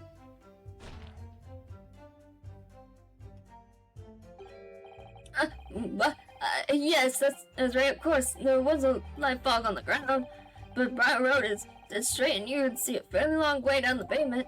And then there's the street lighting as well. I didn't see any other pedestrians. Before sleep takes a firm hold, your answer please, Mr. Beat. Are you quite sure of what you've just said? Yes, sir. As a copper who spends all day, every day, keeping watch on the streets, swear to it, sir. Did we get the... No, we didn't get that. I want that in the court record, please. I wanna see what your warrant book thing was. Okay. I'm not sure, as my love for Patricia is true. Oh, Pat. Oh, really? Okay. You're still maintaining there was no one else around other than the victim and the attacker. It's starting to seem like that must be how it really happened.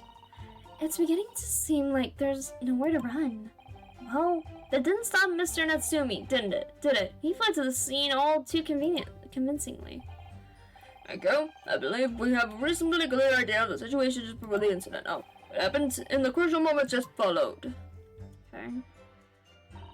All of a sudden, one of them just collapsed on the floor, then the other scattered something before running off. Okay, but which did what? Scattered something? What do you mean by that? Oh, well, I couldn't quite make out what it was at the time, but then when we got closer, we realized what it was. Didn't we, darling? Rad scarf. Didn't we understand what that was? Yes, that's right, it was some old books. Hey, old books. Yes, sir! The culprit had dropped a number of them, all around where the victim lay on the pavement. Indeed, it's clearly pictured in this photographic print. That front Japanese man did that when he did the deed. Let's not forget that it remains to be established that the defendant was indeed the attacker. But we saw him. It was the man in the dock without question, sir. The mustache, the hunchback, the cat-like eyes, the taut mouth, the stub nose, everything. What? Hold on. Cat-like eyes, taut mouth.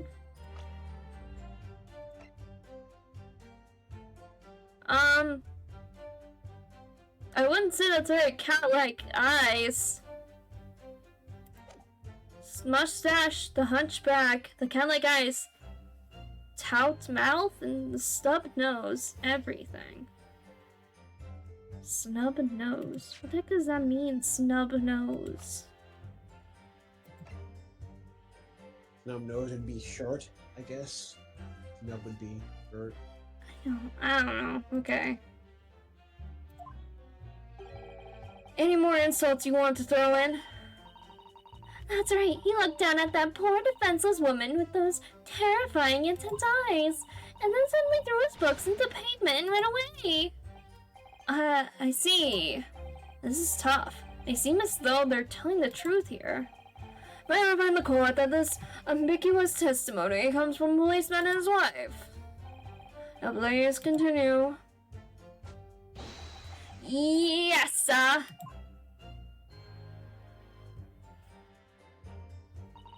We ran straight over, of course, and then went for help at a nearby police box.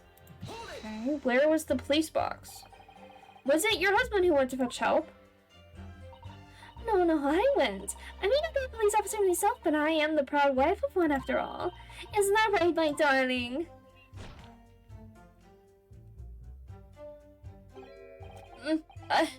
Yes, that's right. I asked Miss B to go.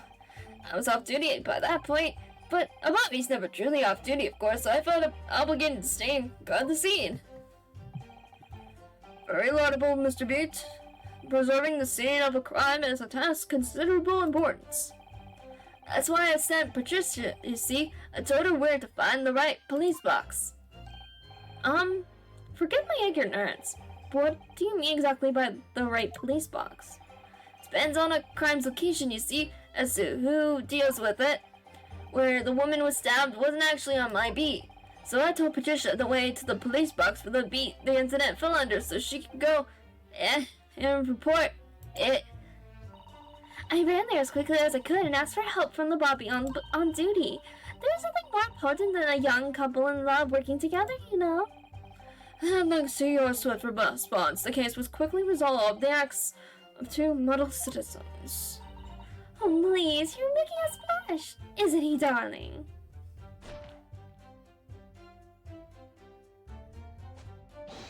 Yes, sir. What Patricia said, sir. Okay. Well, let's move on, shall we? It's definitely that Japanese man on the dock. And only by so clear as day. Hold it! But surely you wouldn't have been able to see his face by the light of the gas street lamps, would you? We absolutely could. Us Londoners have exceptional eyesight, I'll have you know. Right. The light from the street lamps was more than enough, and my husband already told you that the fog was only light, didn't he? Yes, and what of the fog? We're famous for it across the globe, I believe. It has an absolute menace to those of us who have to live in it with it, of course. Oh, it is. When it's thick, you can't even see the hand at the end of your own arm. Yes, alright, I take your point. Now, could you stop shaking your husband about? The constant fog makes our eyes very sharp, you see. That's why we can tell you for sure and certain that it was that Japanese man we saw. Can't we, darling?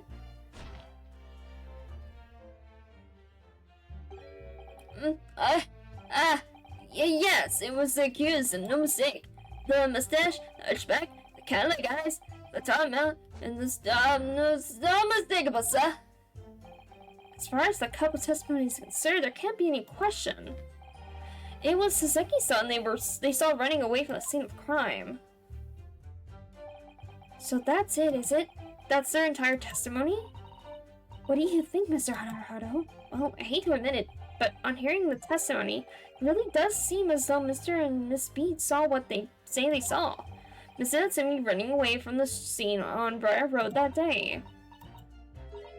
Yes, I feel the same. So if that's true, where does it leave us? The members of the jury are sure to call for a guilty verdict after this testimony. Oh no, then what do we do? If Kazuma-sama were here, what are you trying to say? I think you would try to find a contradiction somewhere else within their testimony. What do you mean, somewhere else? Their statement about seeing Mr. Natsumi is unequivocal. Calling that into question won't help. But if you could identify some other part of their testimony which appears to contradict the facts, you might be able to discredit them to make the jury doubt if the pair's memory of the day is accurate. Oh, right. Put simply, we must focus on finding a discrepancy in these statements somewhere. If we don't, I'm afraid the trial may reach an early and unfavorable conclusion. Ugh. Why do I always seem to be so up against it? Okay. Mr. Lawyer, can I ask you something? Oh, yes, of course. What is it? Well, you keep asking all these questions about everything we've told you, so... It seems like you don't believe our testimony. Is that right? Is it? Well, out with it. What? No. Oh, no, it's really not that at all. My husband's a policeman, remember? And I know what I saw. I remember every last detail, everything. Like... Oh, I know. What about the books the man dropped? I can tell you the names of every single one of that. I could every single one. And you dare question how reliable my testimony is? Will do, Miss Beat. No, it won't do at all. That Japanese lawyer has no idea what I'm capable of. Even if I decide to forgive him for insulting us, don't you think for a minute I really will? I really didn't mean to cause offense. Please put your husband's fist down. But perhaps you would like the opportunity to supplement your testimony, Miss Beat. Might that appease you? Oh, thank you, my lord. That would settle things nicely. Wouldn't it, darling? Okay. What's wrong? I could even tell you the names of the 4 books he dropped. 4?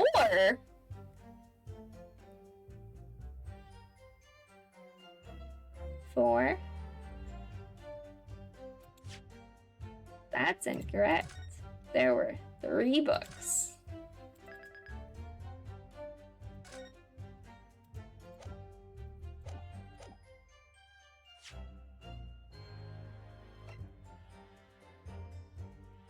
Objection! So, you're saying that there were 4 books? That's right, I remember all of them. The picture of Monsieur somebody, what's the yearnings, a meal for someone in the thingummy something. Yeah, that sounds like a real one. I'm sorry, Miss B, but there is a fundamental flaw in that statement of yours. No, what flaw? Simply that, at the scene of the crime, there were only 3 books, not 4. What? Have a good look at this photographic print of the scene of the crime. As you can clearly see, there are only 3 books. But no, that can't be. I saw them. Oh, I know what it is. Yes, you can't fool me. Sorry? It's that big old lump of a dead body. The lady's so large, her corpse is blocking the view of the 4th book, that's all. Oh, let's at least try to remember that the poor woman isn't dead, even if we're insulting her size. No, I'm sorry, Miss B, because the receipt. But Mr. Natsumi could not have possibly have dropped the 4 books you described. Why not? Fascinating, and from your absurd tone, something you can readily substantiate with evidence, I presume? Ah, evidence. I do. So you will present evidence to substantiate your claim or withdraw it. What proof do you have that the accused did not drop 4 books? The receipt. The evidence is right here, in the form of this bookshop receipt. From your books? Yes, this receipt details Mr. Natsumi's purchases that day, but as you can see, only 3 books are listed. No! Therefore, Mr. Natsumi would have only dropped 3 books at the scene of the crime. Which means that your powers of observation, madam, cannot be relied upon. Grr. So it cannot be denied that though you say it was the defendant you saw, you could very well be mistaken. No, no, no, no, no, no! Objection! Oh, shit.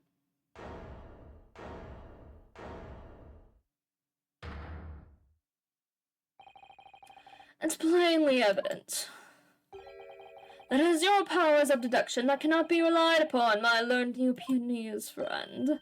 What? What? What? That was not there a second ago. Mm. What? He's a vampire. He just summons he just summons it. Don't question it. What cannot be denied is that these 2 witnesses saw the accused running from the scene. A fact that you know very well and have no hope of depriving. So you have striven to avert the attention from that by dint of some inconsequential discrepancies. Would that be fair? Ugh, he sees right through me. But your plan has somewhat recoiled against you. What are you talking about? It's quite simple. Let me explain with a toast. To the policeman's wife and her entirely accurate testimony in every aspect.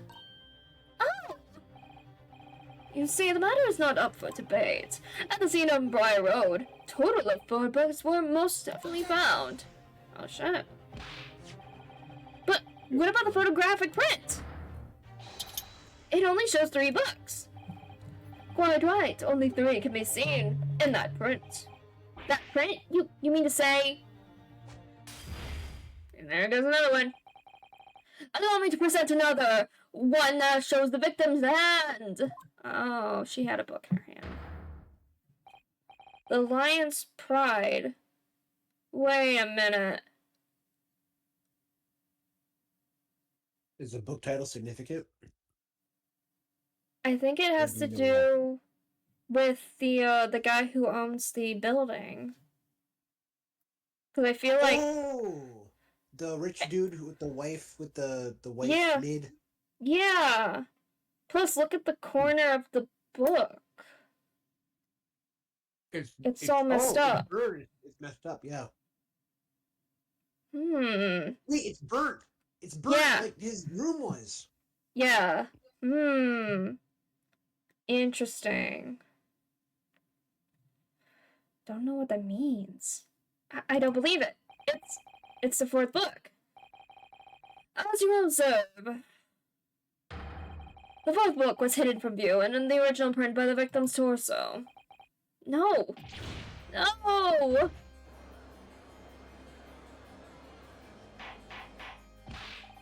Order! Order! There you see, look at that! Look! Yes.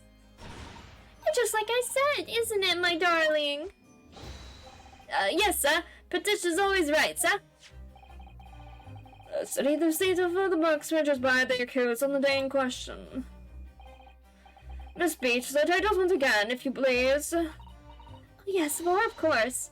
The picture of Monsieur somebody or other. Picture of Monsieur the coat. Oh. What's it, yearnings? Canterbury yearnings. A meal for someone. A meal for Gabriel,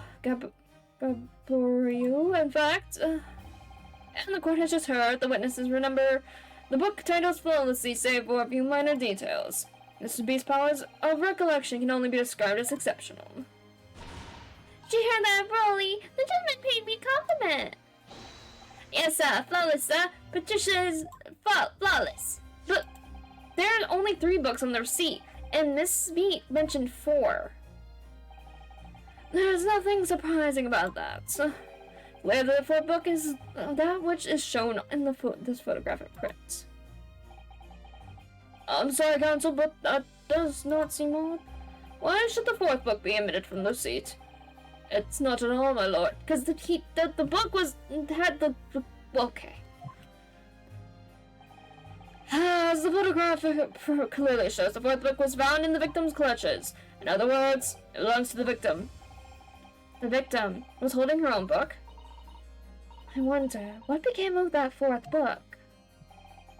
Obviously, it wasn't overlooked by the investigating officers at Scotland Yard. I have it here as evidence. Let me see that. It was with that and the aforementioned photographic print to the court, please, Counsel. My pleasure, my lord. The second crime scene photograph has been printed. Okay. And the fourth book. The Lion's Pride.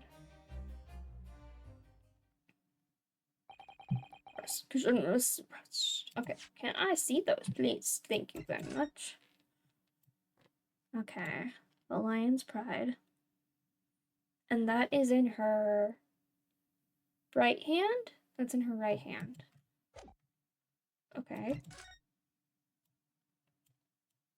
Yeah, that looks burnt. Oh, look at this. The book has been badly burnt. You're right. You'd never be able to read it in this seat. Especially not the letter pages. What a terrible waste. Judging from the scorched edges of the paper, I think the damage must have occurred very recently. A book. Recently damaged by fire. Why does that seem to raise a red flag with me? Aha.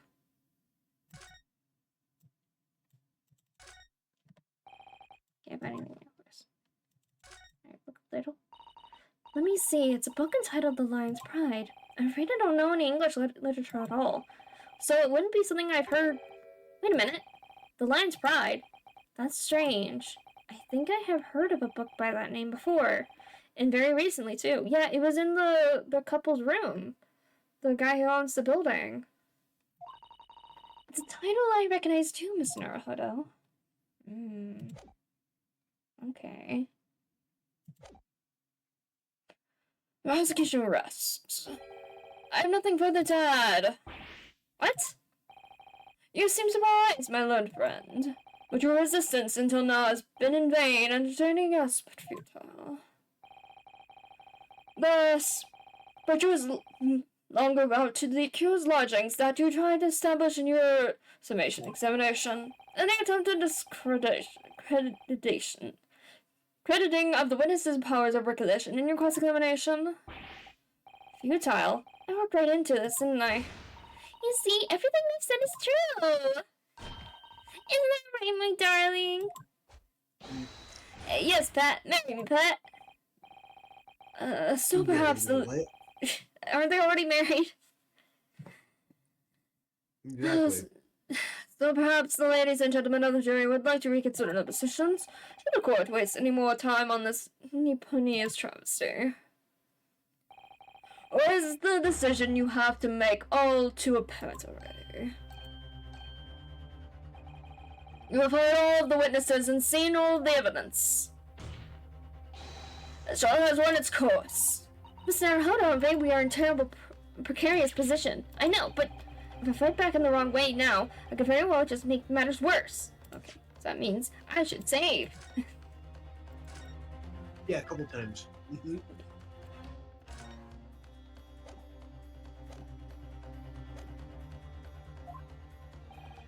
Think, Runosuke, think. What do you do now? Raise an objection. Yeah, absolutely. Objection. I'm not done yet.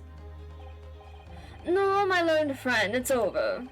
That last cross-examination was your final chance to establish a credible defense, and you failed. The die has been cast. There is no more room for debate. Well, it might be over as far as you're concerned, but... Hard. I can't think of what to say. If I may, Lord Van Zeeks, it seems somewhat boorish to close down the debate at this point. Oh? Your insignificant little Eastern Island must be a lawless hole indeed. For a lowly judicial assistant to have the audacity to intervene at a moment like this. No. Do you talk to Susato-san like that? Yeah, that's our future wife. What are you doing? Yeah, she is my assistant. She is very helpful. I am, to my shame, still a very inexperienced lawyer. So you'll have to forgive me, but I consider my assistant's advice essential and her opinions invaluable. Mr. Naruto. One of this land's great guiding principles is tolerance, so the court will hear you, madam. Go ahead, Mrs. Otto. Please. Very well. Pray, what insight can you give us? What have we all overlooked in this matter that you can see fit to pursue further?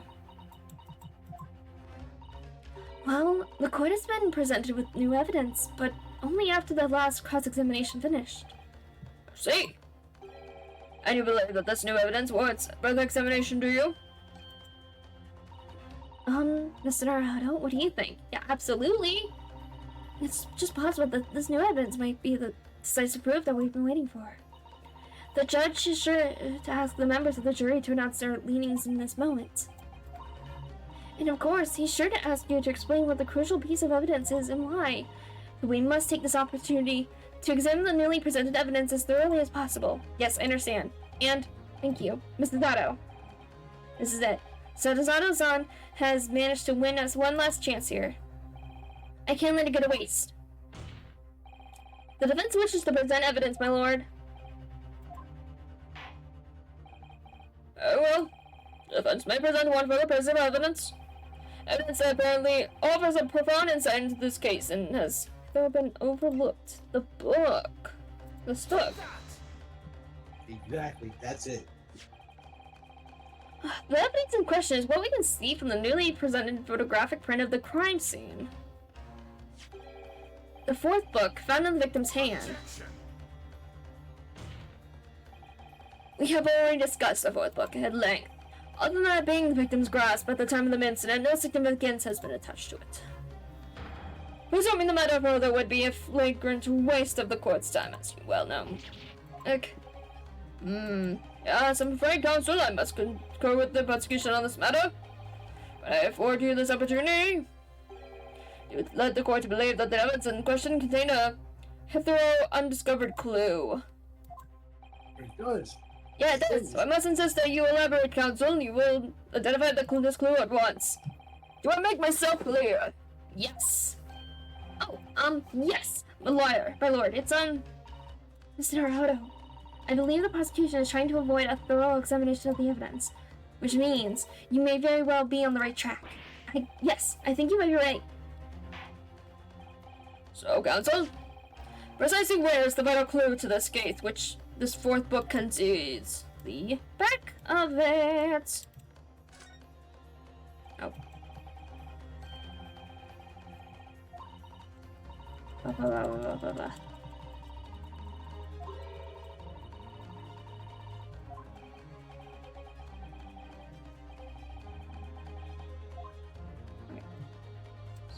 present.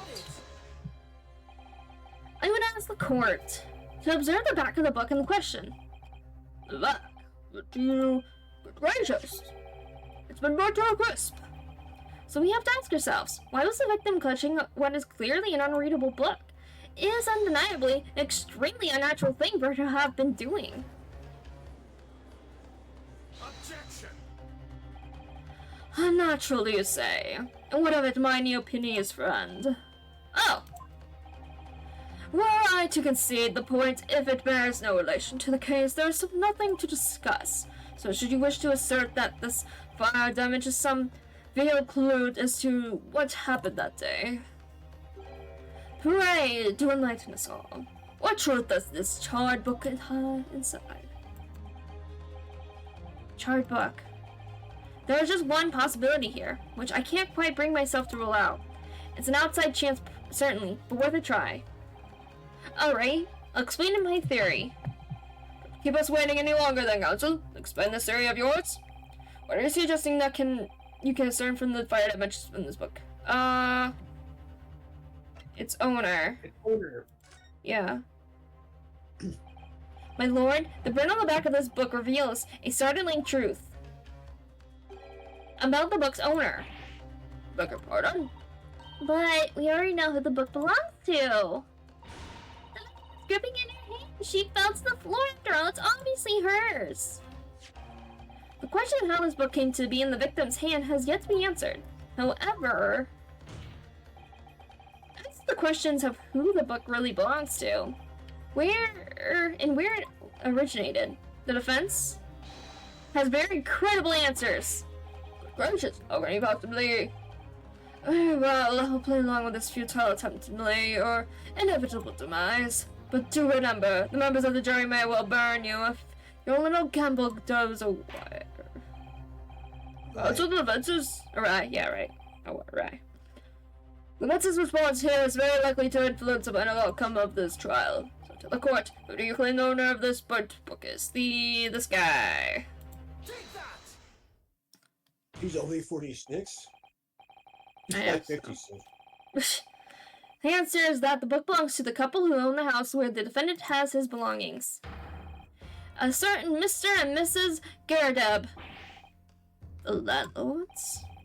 And whether this is some extraordinary coincidence or some kind of fate at work, I don't know, but... Of all the people in London, one of the 6 chosen for jury duty in this courtroom today is none other than Mrs. Gerdeb herself. Oh my goodness. Me? I think you must be mistaken, sir. I'm not Mr. Gerdeb's wife. I'm his maid. Things would be so much easier if you would just drop the pretense. Alright then, how about a simple question for you? Have you ever seen this book in Mr. Gerdeb's house? I would never presume to know all the books he keeps, sir. Objection! This is outlandish behavior. This woman is the accused landlady, you say. You will implicate this hardworking member of the public. You besmirch her without a shred of evidence. Your actions are unforgivable. This is not mere conjecture. The defense happens to know that on the day in question, and almost exactly the same time as the victim was stabbed on the pavement below, another incident was taking place in the room on the top floor of Mr. and Mrs. Gerdeb's house. Good lord! What's our to serve, incident counsel? A fire, my lord. Ready to say what has happened in the blink of an eye, you know. The whole place full of smoke. Couldn't see a bally thing. Didn't take long for the fire to spread, of course. The bodily furniture's ain't going up as well. Worst of it, that was my favorite. Book called The Lion's Pride.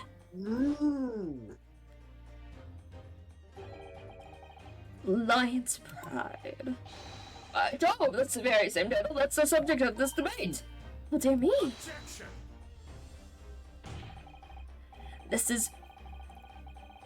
Risible? Risible? I don't know. Risible? It's risible. All you've told the court is that a book by the same name was involved in a fire. In which case, it would be reasonable to assume that it was burnt to ashes. That seems very, unlikely. Like, Of course it we does. find the book literally across the street that's burnt. That's the book that he can't find. Yeah, I don't think so, buddy. Unless the victim was taking that as evidence or going to use that for some reason. Maybe. Very possible. Well, that's the motive. We still don't know what the motive is. Yeah. But the book being burned directly links it to the Gerdebs. Yeah.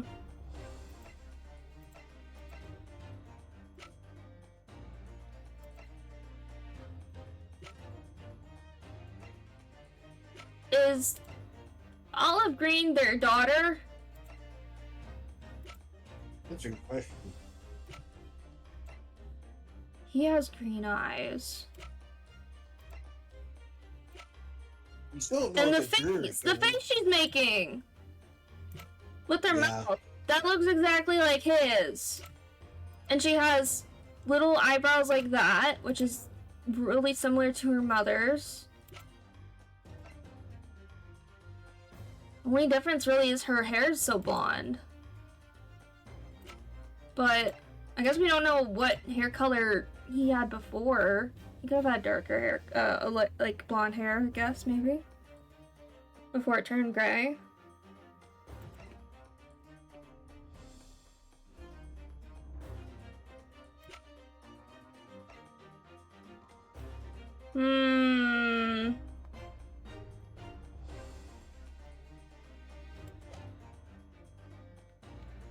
There's something going on for a motive. We don't know what yet, though.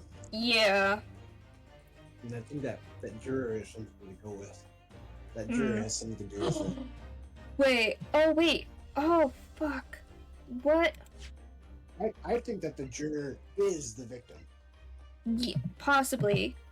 Or is the perpetrator? Or... Hold on,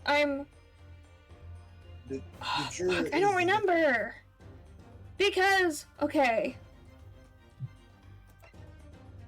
They look exactly like the victim. If you threw a blonde wig on the juror, they look exactly like the victim. They do look very similar. But, okay. Remember what the husband and wife were arguing about? That ended up causing the fire? He had bought in a secondhand book, and in the secondhand book, there was a note card that said, like, something, I love you, Jackie, or something? Huh? Yeah. Oh, you What think if this that is, was hers? What if that was her note? Maybe. Can I look at this guy? Can you, like, open the book? Please? That'd be great. But I wonder if that is related to this, or if it's just something else. I don't know, but... I'm trying to figure out how she has the book. Is the question I'm having. How did she get it? Entirely unreasonable to infer that it magically removed itself to the scene of the crime. Perhaps it would make more sense if I told you that the cause of fire was marital discord. Without going into details, it appears that Mrs. Gerdub was considerably enraged. Apparently, she continued to attack Mr. Gerdub even amid the flames. Oh, how awful! I can't even imagine being so horrid to the one you love. Can you, Rolly? Absolutely not, sir. My Patricia would never raise a finger against me, sir. What does the juror think of that? And all my favorite old novels in that case. As soon as the fire got a hold of them, that was it. Whoosh! Up in smoke. And the wife started hurling things at me. Hurling things at him? I backed up against a window, under heavy enemy fire, and her books incoming 10 to the dozen, so it flew out the window? The man had his back up against the window, and he was had burning books thrown at him? Goodness gracious, are you suggesting that the book was thrown through a window and then coincidentally at the scene of the crime? No. A thorough investigation of the surrounding area was conducted at the very evening of the incident, and there was no report of the Gyardeb's window pane being broken. That's quite true. We also saw no sign of broken glass when we visited the Gyardeb household. But it is not conceivable that the window was open at the time, not even remotely. Let us not forget the season and the chilling weather that accompanies it. Yes, but also, there was a fire! True. No Londoner would ever leave a window open in the middle of winter. Does the defense postulate the scenario in all seriousness, Counsel? Do you earnestly claim that the book found at the scene of the scene was a flaming projectile thrown by Mr. Gyardeb's wife? I believe it's a possibility, my lord. That's quite enough. Oh, is it her? Yeah. Yeah. Well, I hope that everyone can see you for what you are now, you little foreign trickster. You call yourself a lawyer, but you're just a coward, a mean coward. Really? Claiming that our little tiff set the whole neighborhood alight. Honestly, implying that I'm merely posing as a maid for our appearance's sake. How could you? It's nothing to do with this beastly case, not any of it. All you've done is sully your family's name. No, I assure you that was never my intention. Dragging an upstanding citizen's name through the mud simply to divert attention from your failing defense. To box your ears, that's what I should do. Totally unforgivable. Do it. Here we go. How long have we sat here now listening to this Neoplanese spouting out his fancy foreign theories? But think about it. At the end of the day, the only person who could possibly have stabbed the victim is that little hunchback with the mustache, and he ran away from the scene too. I do declare you're right. It's true. Yes, what did I tell you? That makes sense to me. Sorry? What's that? Well, it would appear that the ladies and gentlemen of the jury are once again in full agreement. What is your position, Lord Van Zeeks? I'm gonna pour myself left. In truth, my lord, I feel these have been unnecessarily protracted proceedings. But then, one must always exercise patience in order to save the best vintage. No, wait! The mystery of the fourth book still hasn't been... Bring his foot on. Yes, if the books are your predilection, my learned friend, study them in your own time.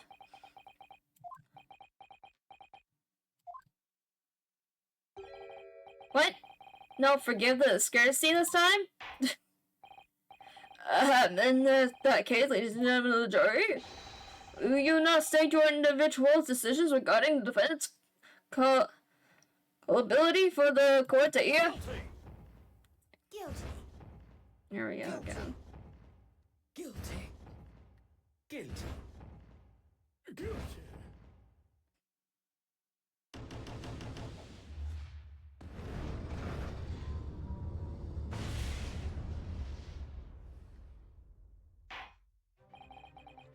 Thank you for that unambiguous response. That's twice now. It's over. Mr. Hato, don't give up. Mrs. Hato, have you forgotten? The battle isn't over yet. You're not suggesting. Of course, the defense has the right to another summation examination at this point. You could still convince the jurors to change their minds. You have one more chance. My lord, the defense has to exercise its right to summation examination. You believe you still have tricks up your sleeves. I don't intend to trick anybody. I intend to uncover the truth. This is no time to be downcast. As long as there's a chance, I have to stay strong and determined. Oh boy. Be continued. Okay, save the current progress, sure. Okay, let's see if we can get through this next part of the trial, I suppose. Still pretty early.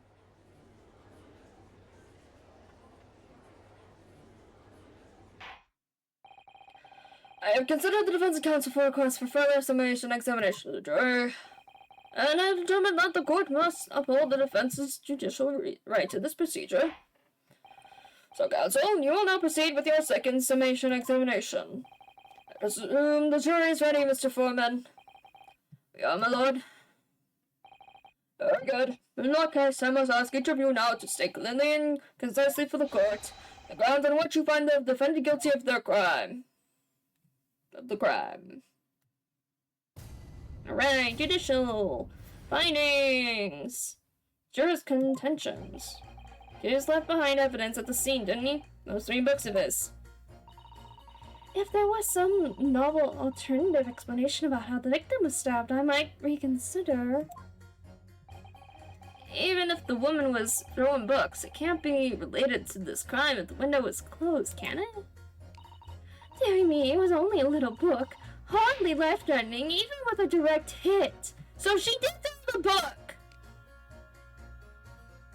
She literally just admits to throwing the book. What?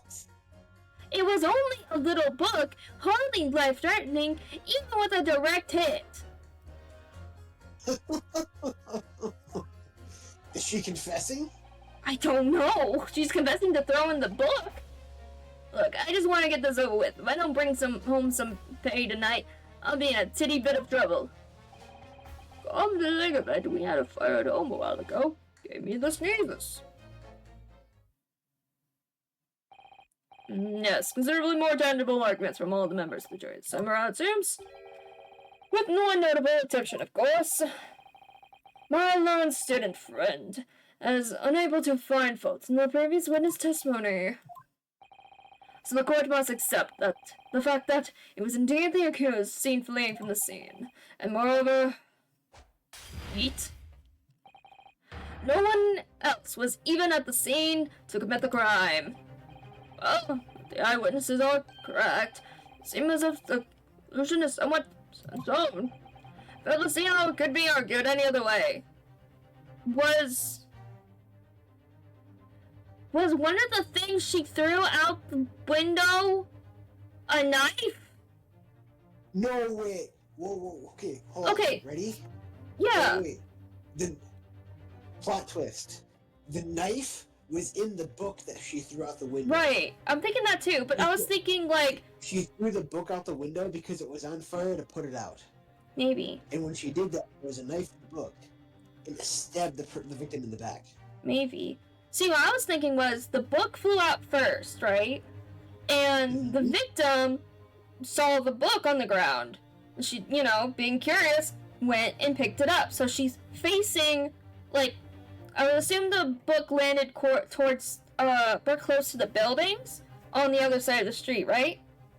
Yeah. So the victim turned facing the buildings on the other side of the street, on the side she's on, to pick up that book. So then if the knife was flying out the window, it could hit the victim's back. You get what I mean? Yeah. That's what I'm wondering about. So then, suddenly, she would have fallen over, Mr. Naruto, freaked the fuck out, and drop his books and run. But to see how it could be argued any other way. That means, I'm afraid, that during the summation examination, it's essentially that you establish some other tangible explanation of the facts. But how? What would even constitute a tangible explanation here? Isn't it obvious? Who stabbed the woman, and how? Those two details are all you need to provide, simply giving us a name and a method by which the attack was conducted. And there I was thinking this might be hard. But Mr. Naruto, you have to do it. Otherwise, this really will be where the trial ends. No pressure then. That's quite enough preamble. Proceed with the examination, please. Assume you are prepared, counsel? Oh, yes, my lord. Alright, Runosuke, focus your mind now. Clearly, the keys to the examination is going to be juror number 4, the maid, or should I say, Mrs. Garadeb. We have a book that disappeared from Garadeb's house on the evening of the incident, and the 4th book found in the victim's hand. There must be a way to link the two. Yes, that's what we have to find. Using every technique I've learned in my short career so far, whatever it takes. Don't forget to keep an eye on Mrs. Garadeb and how she reacts, even to the things other people say. Right.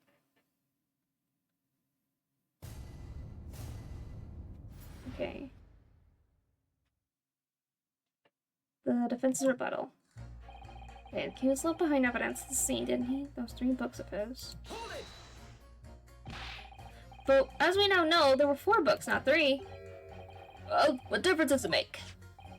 There's every possibility that the 4th book, in fact, belongs to the defendant's landlord. Yes, that's part I have a problem with. Sorry? Oh, at the point of the woman was stabbed, this landlord fellow was at home, wasn't he? Doing a fiery scrape with his wife or something, you said. That's not exactly how I put it, no. Anyway, the point is, the fellow and his wife were somewhere else when it happened. I think that's what you call a strong alibi. So it couldn't have been the landlord who did it, which only leaves the Neapolitan fellow. Honestly, I can't see how all this Palavir is about. It's a done deal, isn't it? I suppose it is, since I have nothing witty left to say. Okay. If there was some novel alternative explanation about how the victim was stabbed, I might reconsider. So, you might be willing to change your decision, you mean? Oh my, such delight in your face, but I'm afraid I shan't be swayed by emotion. Despite what you think of me, I am very modern, metropolitan and rational woman. That's great. If one reads the morning papers, it's all forgotten by tea time, isn't it? So why read them in the first place? So you see, modern, metropolitan, and rational thinking, wouldn't you say? And not at all extreme. As I see it, an overwhelmingly suspicious Japanese man has been implicated by an overwhelmingly strong testimony. So despite one or two minor puzzlements, I do declare that the man is overwhelmingly guilty. Modern, metropolitan, and rational logic, wouldn't you say? Overwhelmingly. But as modern gals are always delighted to embrace new fads, you know. So I'd only be happy to consider an exciting new theory if you could come up with one. Wait, doggy! Dog! Dog, what are you doing? What? Can you go outside? Give me 1 second. No problem. Right back.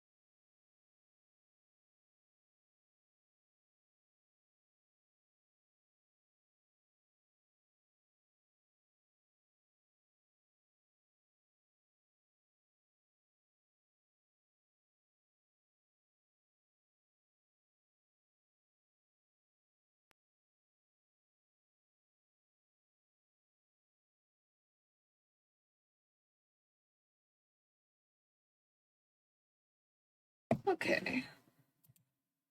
Oh, dang it. Hold on.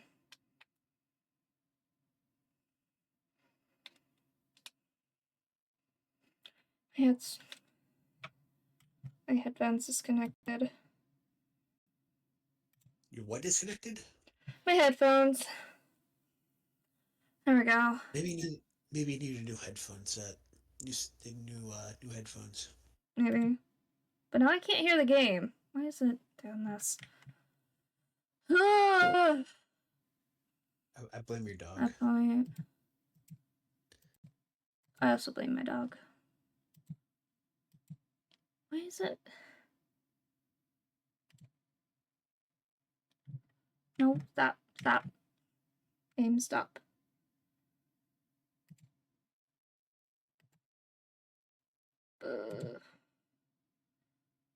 No, that's alright. Okay. I have to restart the game. Hold on.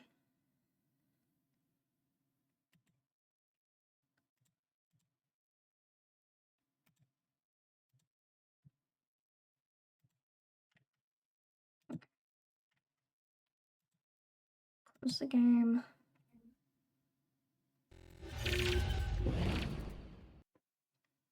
Okay. Open it back up again.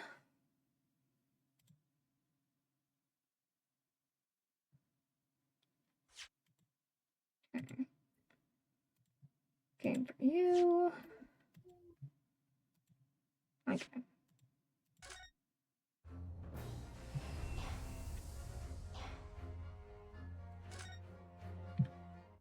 Okay. Hey, I'm glad you admitted rational there. Alright. Even the one was throwing books, it can't be related to the crime. The window was closed, can it? What about the possibility that the window was open? What about it? I mean, there's just no way it could have been. How can you be so sure? The security fellow over there said it earlier, didn't he? Winters in London are no joke. You don't want to invite that sort of cold indoors. So, no, the windows wasn't open, as Londoners like sitting by the fire and staying warm, you see?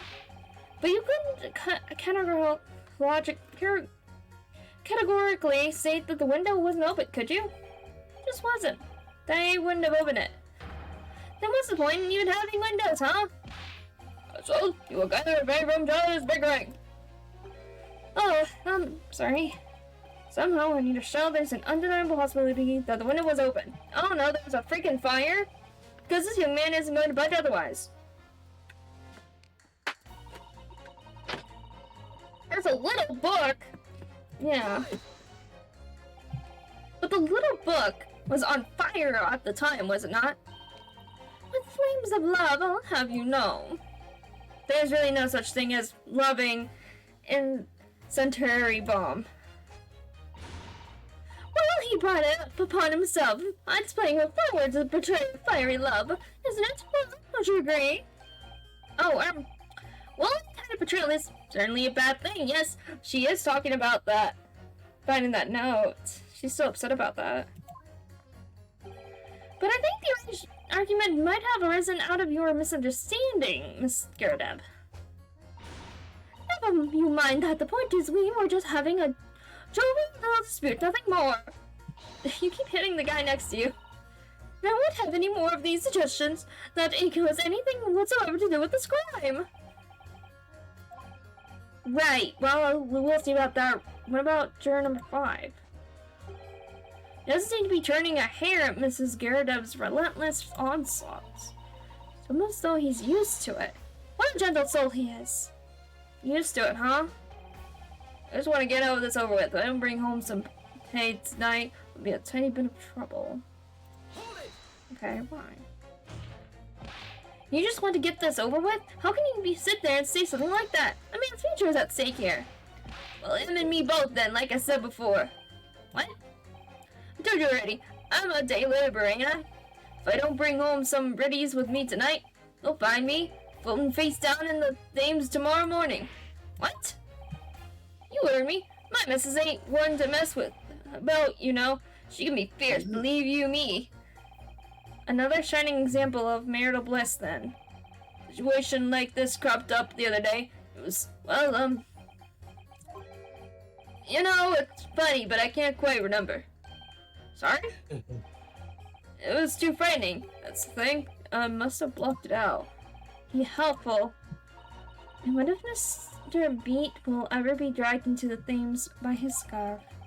Don't even go there, Mr. Otto. There must be some way to jog his memory about this. To think of it, we had to set a fire to a while ago that gave me the sneezes. I feel like... Okay. Oh, wait, shit, that's what I meant to do. I'm gonna tell me straight through the part from this. Okay. Yes, but once again, our jurors' statements are full of personal protection. None of them seem convinced they're right, even in the face of logical arguments in the contrary. I think you are going to need to put them against each other, force them to accept an alternative explanation. Yes. I don't necessarily need to find contradiction between their assertions. Just a connection might be diligent. Alright, I'll see what I can do. If anything stands out, I'll go in for a strike. That's spirit. He was left behind evidence in the scene, didn't he? Those 3 books of his. Okay.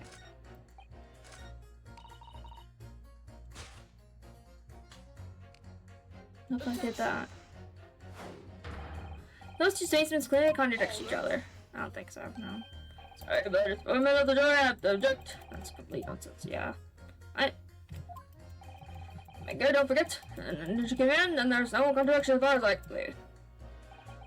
Right, so, Mr. Foreman. Okay. Whatever, I don't care. There's nothing but mystical about it. Okay. It's very important to listen carefully to every juror in Mr. Naruto. The contradiction really lie. Okay. Jeremy is only a little book. How many lives are needing when you're a kid? Just gonna fill the width. If I don't bring home pressure, here's my info. Press. Does that have anything to do with your decision about the defense capability in this case? Sorry, what's that? You have to speak up, lad. Could you tell us more about that fire? It was last winter. My grandchildren baked me a lovely cake on my birthday. It had 75 candles on top.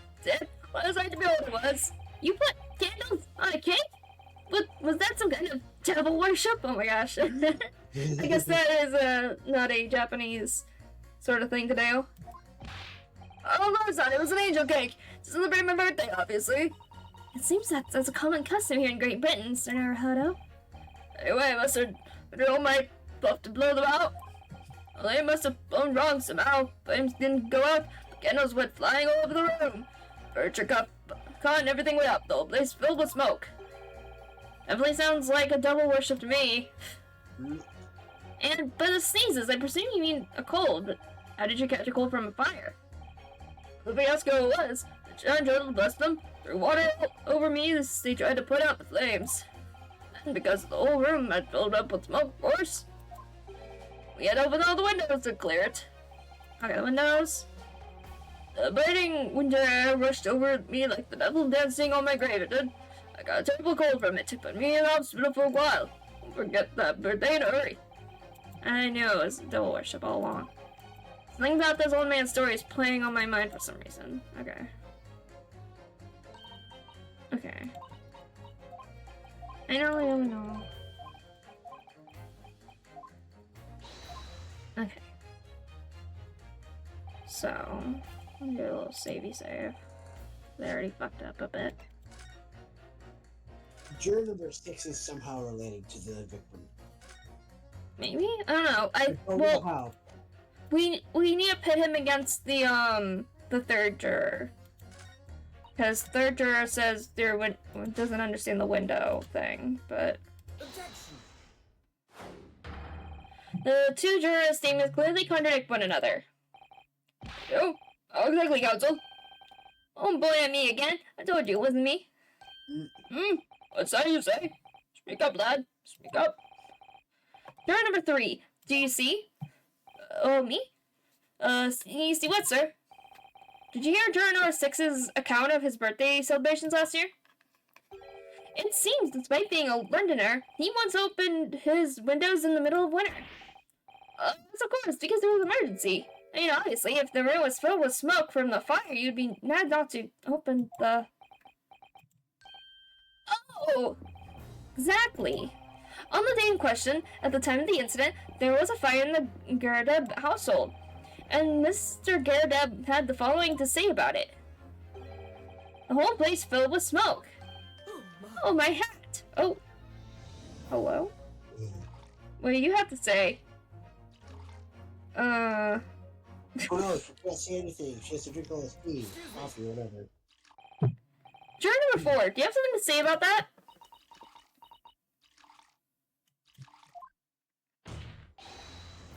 Mrs. Gerdeb. Oh, dearie me. What is the meaning of this? How dare you imply that I'm hiding who I really am?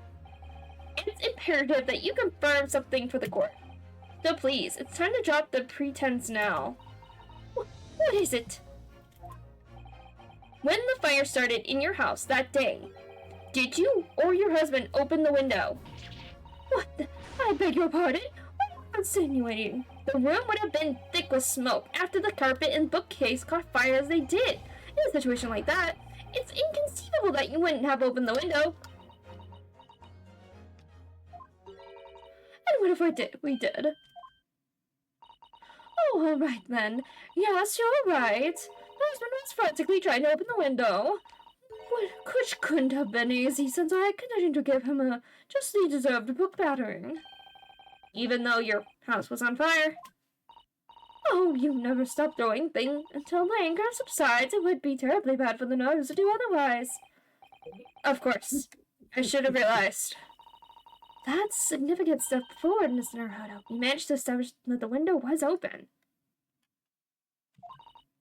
You simply must have that added to Mrs. Gerdeb's formal statement. Okay. No, you mentioned, yes, the window was open at the time. I clean forgotten, but it's true. The fourth book found at the scene of the crime shows very obvious signs of fire damage.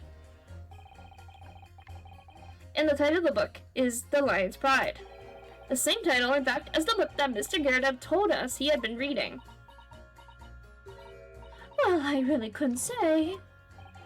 On the day in question, did you or did you not throw at your husband the copy of The Lion's Pride that he had been reading? I did. It was the first thing I could lay my hands on, so I held it straight at him. But now that you come to mention it, yes. He was rather enjoying reading it, you're right. Why did you not reveal this information to the courtroom from the outset? Because I couldn't, you insolent little man. I didn't remember. At times like that, you pick up and throw whatever you lay your hands on, and, well, you know. I really don't. I barely noticed I was throwing a book, much less the title of it. Oh. Hello? Excuse me. What is it, juror number 5? You noticed how something. I remembered what it was. The memory I blocked out. Oh. I was listening to what this granny was saying, but no flooding back. You calling a granny, you cheeky devil. I'm Mrs. Gerdeb, or the maid, I'll have you know. Or the maid. The maid doesn't even flinch. Please tell me that's not because he's so used to being hit all the time. Oh, no. It was about 2 weeks ago. I just gotten back home from after work, like, I put my hand in my pocket for the wages I just earned that day, and I nearly died. There was a hole. Every last penny had dropped out. Oh dear, what a disaster. You hadn't heard the half of it, boy. Oh? The wife was cutting up some chicken at the time. I couldn't hardly get the words out, but I told her straight. I've lost the day's wage, love. Next thing I knew, the blade was whistling past my ear, stuck into the wall next to me, and it did about an inch deep. No words, just terror. I could smell it then, you know, that god-awful stench of names. I was sure I was going to end up face down in that muddy banks that night, I can tell you.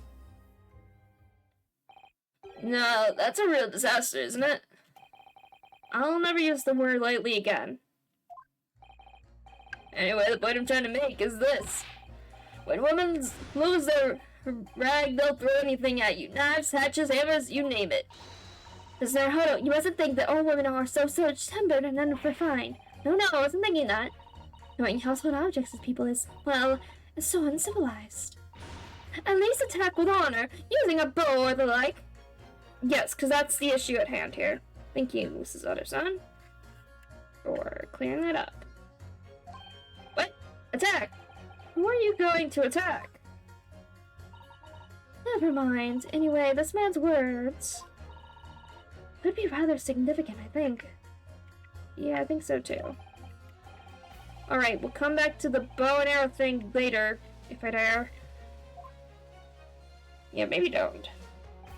Woman in a rage will throw almost anything, and the kitchen knife can really brought that home to me. Okay. I think if I pit this statement with the second jurors, like I said, knife got thrown. Okay. Hit this against the second juror. Those two teammates have clearly significant connection. But Reef, you mean they don't contradict each other? Goes, explain goes into once. Juror number 2, do you think perhaps that this could be one such novel alternative? Oh my, whatever do you mean? An alternative explanation as to how the victim was stabbed in the back? What are you talking about? We've demonstrated that the fourth book, The Lion's Pride, that was found at the scene of the crime, originated from Mr. Gyrodev's room on the top floor of his house. Therefore, it's equally possible that some other object besides the book could have found its way from the Gyrodev household to the street below. What's that now? After all, Mr. Gyrodev could have thrown any number of different objects at her husband. Isn't that right, juror number 4? What are you insinuating now, you beanpole? I'm beginning to think that, ever since the true origins of this book came to life, perhaps she's had a feeling this might be what happened. Now you listen here, you Eastern Gala. As the foreman of the jury, I demand a straight answer. You give us this yarn about some other object making its way out of the house. What was it? The knife. I'm really taking a big gamble here. That was a bold accusation to make, but I haven't any real evidence to back it up. But I'm certain that, at the very least, this warrants further investigation. Alright, Mr. Foreman, I'll explain the defense's theory. The other object that found its way from the Gyrodev household and seen the crime was the knife.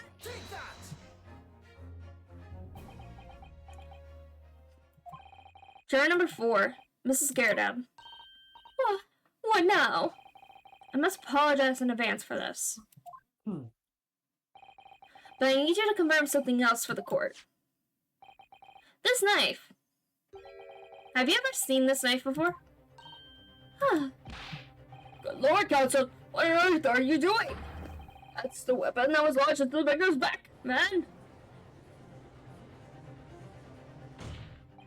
My lord, remember that when the victim was attacked, Mr. and Mrs. Gyrodev were in the throes of an argument. Mrs. Gyrodev was hurling anything she could at her husband, who had been backed up against the window, a window that had been opened to clear the smoke, and through which a book sailed to land at the crime scene. You can't seriously believe that the book was found in the victim's grasp. Are you saying that it flew out of the window across the street to land nearly at her hand? Even my missus hadn't got a name like that. Yes, I admit, there are many details we don't yet understand. But that's the point. That's precisely why we must not allow this trial to end. Not right now. Oh my. Mrs. Gyrodev, your answer, please. Have you seen this knife before or not?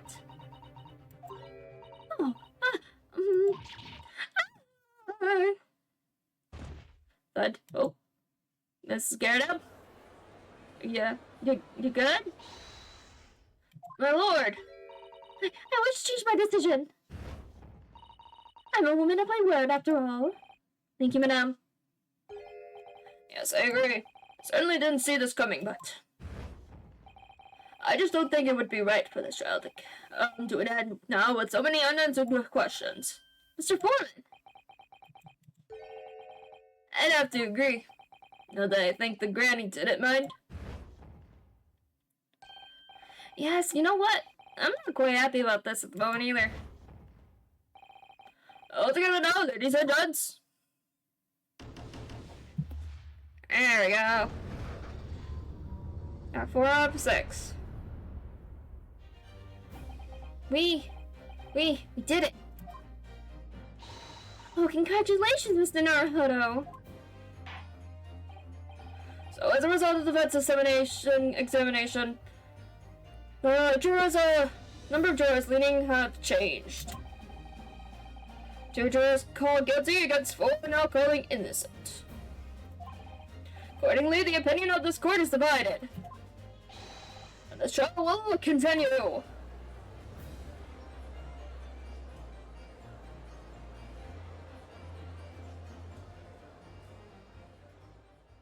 boy. Now then, Lord Van Zeeks, how does the prosecution wish to proceed?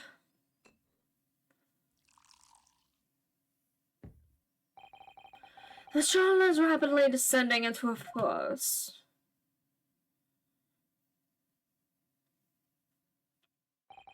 Like a corked wine, the first few sips are bitter enough.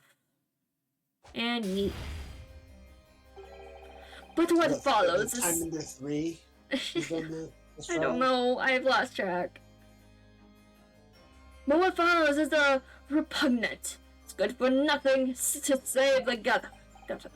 If I may, Lord Van Zeeks, the defense has just put forward a credible alternative explanation for what happened. Credible? Is that your considered opinion, Mr. Foreman? The defense's argument is a joke to which I barely know how to respond, but let me start by insisting. Then you must all familiarize yourselves better with the relative positions of those places being discussed. What do you mean by that? What's his angle this time? Should already be more than apparent. The difference between the crime scene and the Garrett household was a rather wide street by a road. Which means that the distance from the Garrett house to the scene was more, yes, 15 yards. Let me see. 15 yards? That's around 14 meters. 14 meters? Oh, that's a little farther than I imagined. And as you, ladies and gentlemen of the jury, rightly notice as having portentous significance, the notebook was found in the victim's clutches. In other words, the smoldering book wantonly lured her, the bed lady of the house, traveled some 15 yards, to land on the opposite side of the road, nearly between the collapsed victim's fingers and thumb. As such a final conclusion, I learned and deluded friend. Entered the jackknife follow a near identical trajectory to plunge into the middle of the victim's back. This fantasy is somewhat stretching the notion of having a bad day for the victim, I think. Even those pathetic serialized detective stories have more believable plots. Ugh. Throwing some shade at her elections. Yeah, there's nothing I can say to that. That prosecutor loves the sound of his own voice. Mrs. Otto. Serialized detective stories are pathetic, are they? How dare he? Maybe let's pick our battles here. My lord, might I be allowed to speak? As judicial assistant, you may speak for the defense. Yes, go ahead. The prosecution may consider the idea a fantasy, but what the defense has postulated was believable enough to persuade the jury to change its leaning. And as such, the court has a duty to explore this alternative explanation as thoroughly as possible. To that end, juror number 4, Mrs. Joanne Gerbed, must be called to testify and submit to cross-examination. Take the live! A cross-examination of juror. Ooh. Order! Well, this is highly irregular. It is unprecedented for a member of the jury to be summoned to the witness stand. Objection! And yeet. And unnecessary. Lord Van Sakes? Already witnesses sit in the stand whose testimony the defense may further cross-examine. If my learned friends, his farcical theory has any truth in it, then both a burning book and a chalk neck must have flown through the sky before this couple's very eyes. And we must assume that they would be able to testify accordingly. What say you, witnesses?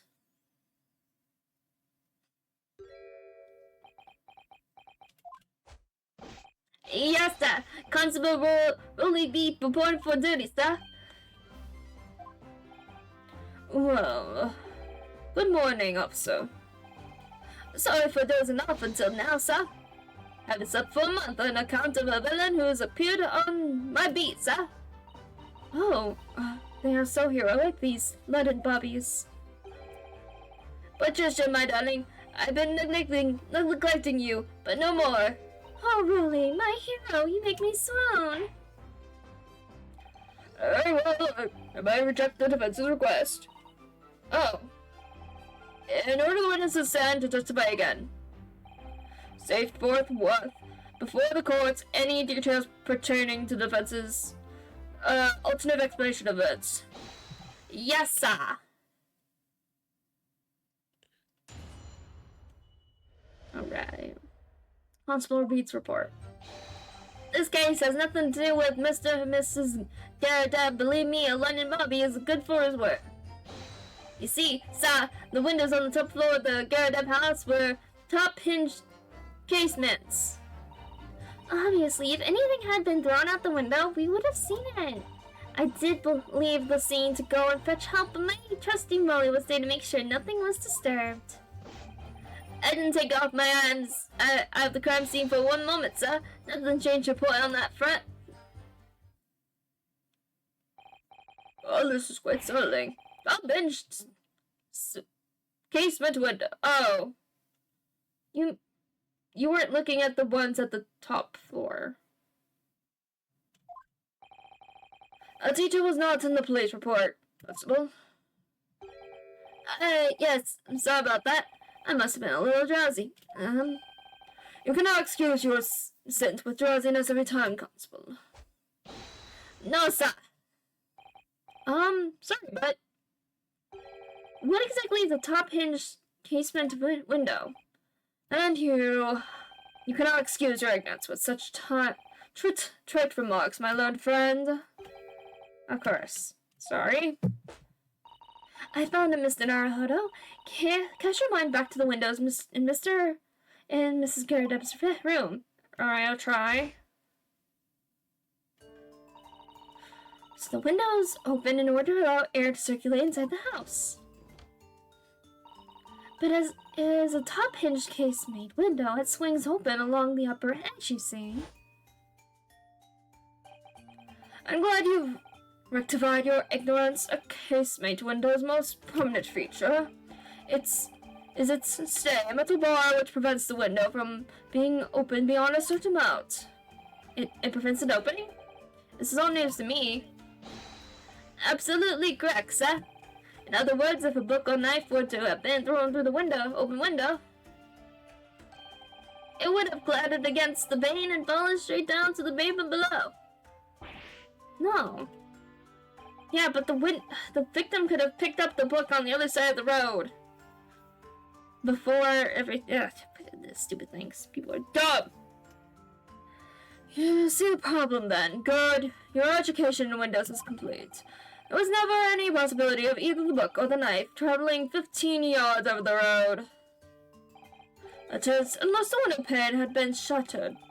Something we've discounted already. That can't. Eee! Did you see that, Rolly? That young Japanese man just collapsed in agony. Oh yes, my darling, I saw it. I saw how he crumbled before me.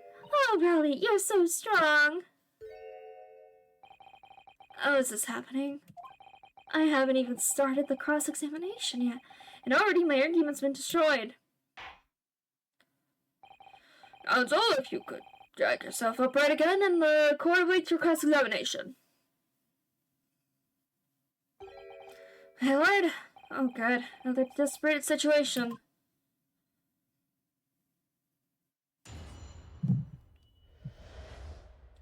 Constable Beard's report. This case has nothing to do with Mr. and Mrs. Gerda. Believe me, London Bobby is good for his word. How can you say that for certain? Very good question, sir. And the answer is this. It has noble founding principles of the force written in it on it as a reminder to all us policemen of our sworn duty. He showed us that before, didn't he? Did he? I can't say I remember. Patrol the streets of London town and uphold the peace of the common man. It's what the job's all about. And that is why I can stand here today beside my long-suffering wife and I tell you a Bobby's good for his word. While rubbing my tired eyes, admittedly, sigh. Oh, Rolly, you're so manly. Of course I am, my darling Patricia. Oh, Pat. Oh, Rolly. No, none of this is what I meant. I meant, how can you say for certain that this case has nothing to do with Mr. and Mrs. Gerda? See, sir. You should have said so earlier, sir. Yes, well, so could you answer the question? That was a waste of time then. Absolutely, sir. I will answer it to the fullest of my ability, sir. There's a surprising reason why Mr. and Mrs. Gerda's domestic dispute can be related to this case. But before I get into that, sir, just one thing. Yes? You're very much like you and all your countrymen to understand the great British institution of Scotland Yard. So I hope you'll take back some tales of us London Bobbies and how we uphold our guiding principles. I wasn't planning on going back just yet. I've only just arrived here. So to that end, sir, I'd be happy to lend you my warrant card for your perusal. Yes, that's what I wanted. But I must warn you, you won't be able to get through it without shedding a few tears. Thank you. I'll try. Gosh. Small folding wallet that identifies London Bobbies and contains the rules of conduct to which they must adhere. Give me that. Yes, let me read. No, I just wanna look. I wanna read it. I don't wanna present anything. I just wanna read it. Let me see that. Item number 1, a policeman must try to preserve the peace within his allotted beat. Item number 2, patrolling officer is expected to walk 20 miles around his beat every day for the furtherance of community relations. Item number 1, any crimes fall under the jurisdiction of the beat in which they are discovered. Item number 2, when a crime is discovered on his beat, a policeman must assist with initial investigations and help detectives. But the crime was discovered. He discovered the crime that went on, so he should have been liable. He should have given the case to somebody else, correct? Oh! Didn't he say And that help he turned over the detectives. investigation to somebody else because it wasn't on his beat, even though he discovered it? Yeah! Any crimes So on isn't he in the beat violation in of the which they rules? are discovered, yeah! So he violated his rules. Yeah! See, so the windows on the Alright, top I floor will tell him that. are... Okay, well, we'll keep that in mind. So you saw the windows on the top floor of the Gerda house are top hinged. By which you mean they don't open fully, is that correct? Yes, sir. They're just there to allow a bit of air through the house, see? So they're restricted as to how much they open. And therefore anything thrown out the window from the inside of the room would simply strike the pane and fall to the street directly below. For clarity, allow me to mark the map. Here's the location where objects would have fallen. Yes. Directly opposite the scene of the crime on the other side of the rather wide road. Would it have been so hard for somebody to mention this top-hinged casement thing before? Well, I have another question for you, Constable. And what would that be, sir? How do you even know? Why would you have any idea what sort of windows Mr. and Mrs. Gerard's house is furnished with? Well, sir, that's very simple. You see, I helped with the investigation yesterday. Okay, so he did help with the investigation, but what is she all giddy about? Excuse me. Do you have something to add, Mrs. Beat? Sorry. You look, well, delighted. Is there some particular reason for that? Oh, I was just remembering, that's all. We really were so lucky. Lucky? What do you mean? Well, of course I feel terrible for the poor woman who was attacked. Don't misunderstand me, please. But we were just so lucky it didn't happen on Roy's beat. It was so close, you see. Oh, I hadn't realized. Oh yes, that street. Damn. Wait.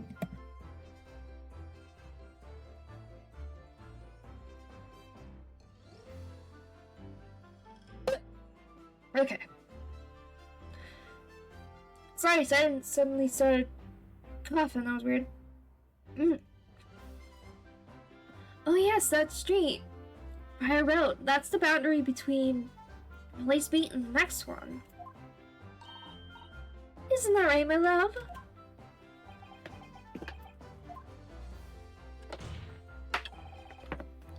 Constable Beat.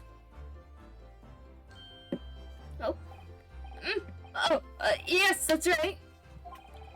That's the reason I was helping out with the interview and the occupants of the Gyardeb household yesterday. That house is on my beat, you see, sir? It really was cutting close then. Constable, I wonder if you could clarify something. Did he moved the book?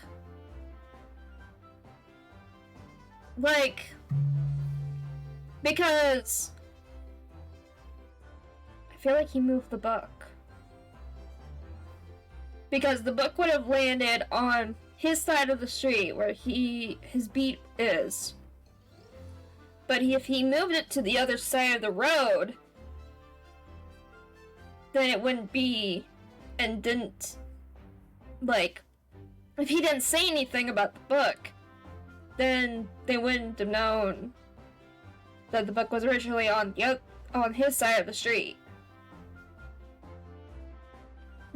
Yes.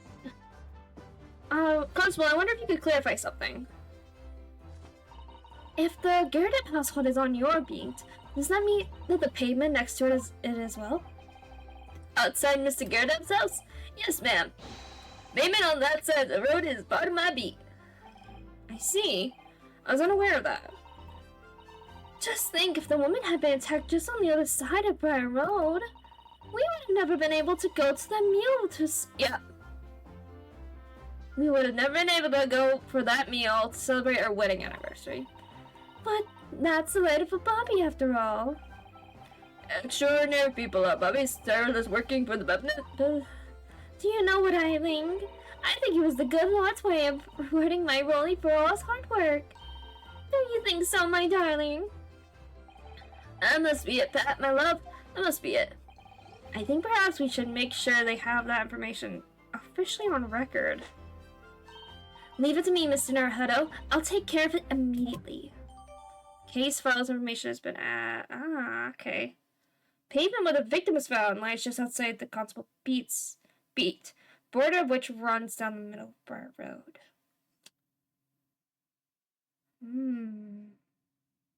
That seems suspicious.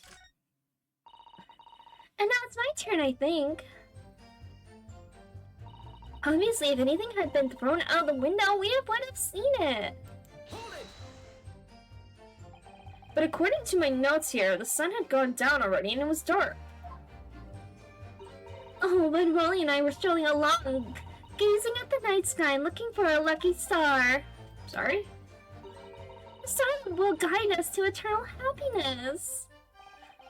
Can it guide you to answer the question? If a flaming book had cut across the sky in front of us, it would have lit up like a shooting star. And if I'd seen a shooting star, I would have made a wish upon it. I'd really be an inspector, I would have said, 3 times at least. Of course, with what with the smog and everything, we couldn't actually see any stars. In short, you are trying to say that neither a book nor a knife crossed the sky before you. Yes, sir, that is correct, sir. As sure as the night sky in London is starless, sir. Certainly seems like they're telling the truth. And then we saw the poor woman fall to the ground, so we ran straight over to help her. I did leave the scene to go and fetch help, but my trusty Willie was there to make sure nothing was disturbed. Hold it! Yes, you said that you went to a nearby police box to fetch another officer, is that right?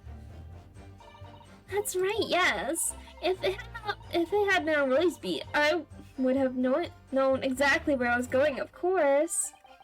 Don't feel bad, my love. You can't be expected to know the location of every police box and every beat. Sir Willie told me the way, only I sort of got a little lost on the way. But Shisha, my darling, that's why I love you. Your terrible sense of direction is bewitching to me. Oh, Polly. What?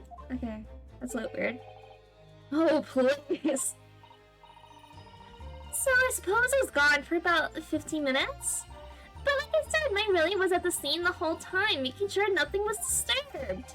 I was off duty at the time, of course, but a true Bobby is never really off duty, sir. I didn't take my eyes off the crime scene for one moment, sir. Nothing strange to report on that front, sir. Okay.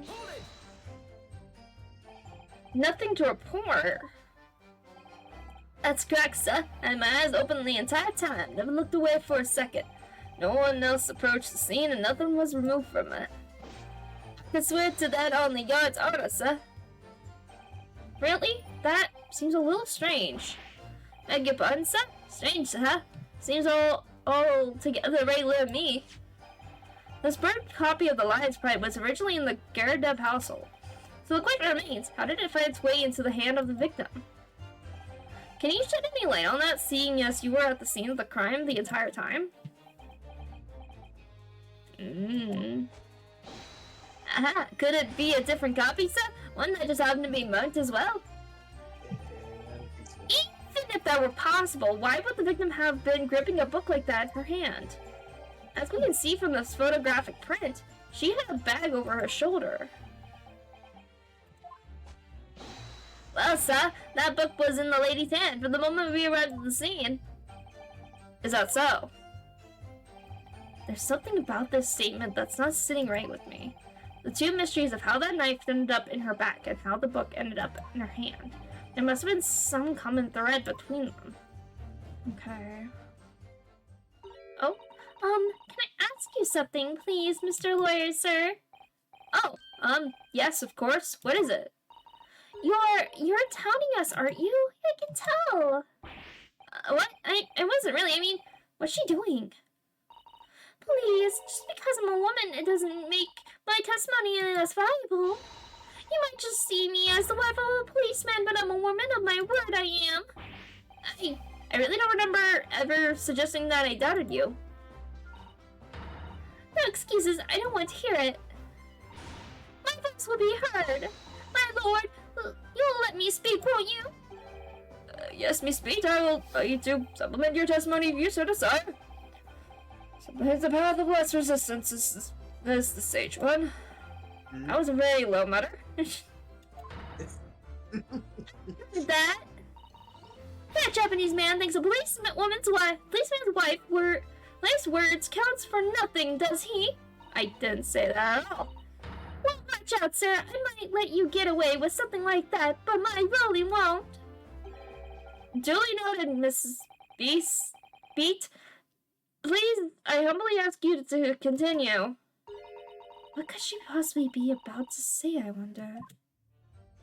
What is she gonna say?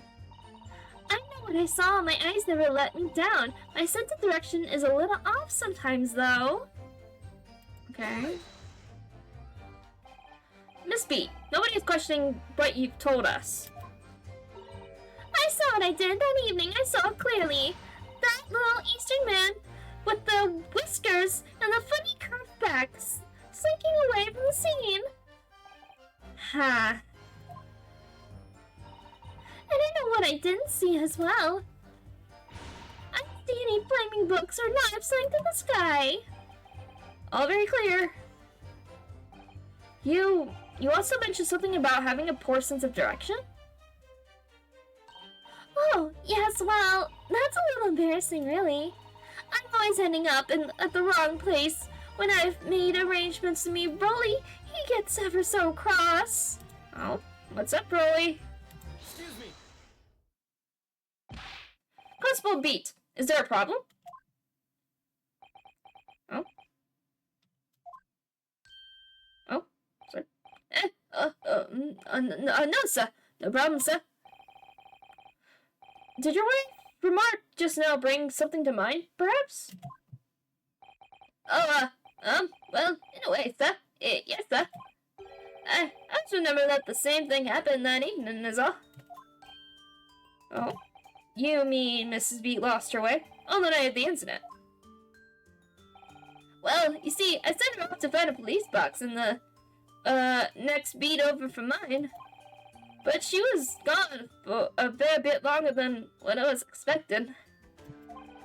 I thought she'd be back inside 10 minutes, but my darling was gone a good 15. Oh, Rolly, you're such a tease. But the reason I go so long was because of the bouquet, silly. The bouquet? Okay. Sorry, what bouquet are you talking about? Oh, it was a present for our wedding anniversary. Really so romantic. He saved up for it with farthings and pennies he found in the gutter while doing his rounds. Yes, how romantic. I'd forgotten all about it until just now. Had you, my darling? Oh yes. But that was just between us. No talking about it. Anyone else, darling, you have to promise. Really? Oh. Oh, what? Ooh. What was that all about? Constable Beat looked very obviously troubled during that exchange. I'm afraid I can't offer any useful insight, Mr. Arado. But I'm quite sure of one thing. We have to ask Mrs. Beat about the bouquet. Mrs. Beat, this bouquet you just mentioned, I'd like you to add details about it to your testimony, please. Oh, really? Yes, I do.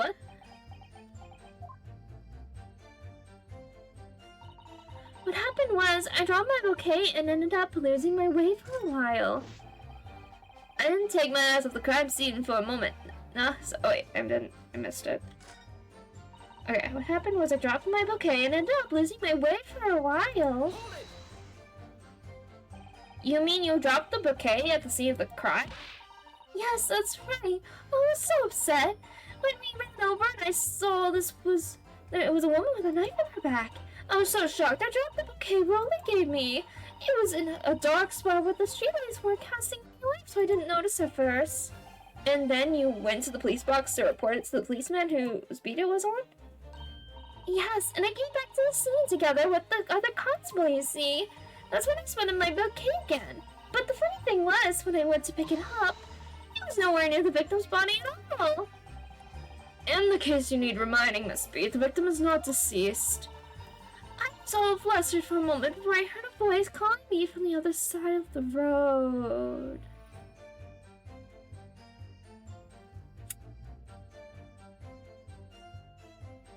Mr. Rolly moved the crime scene.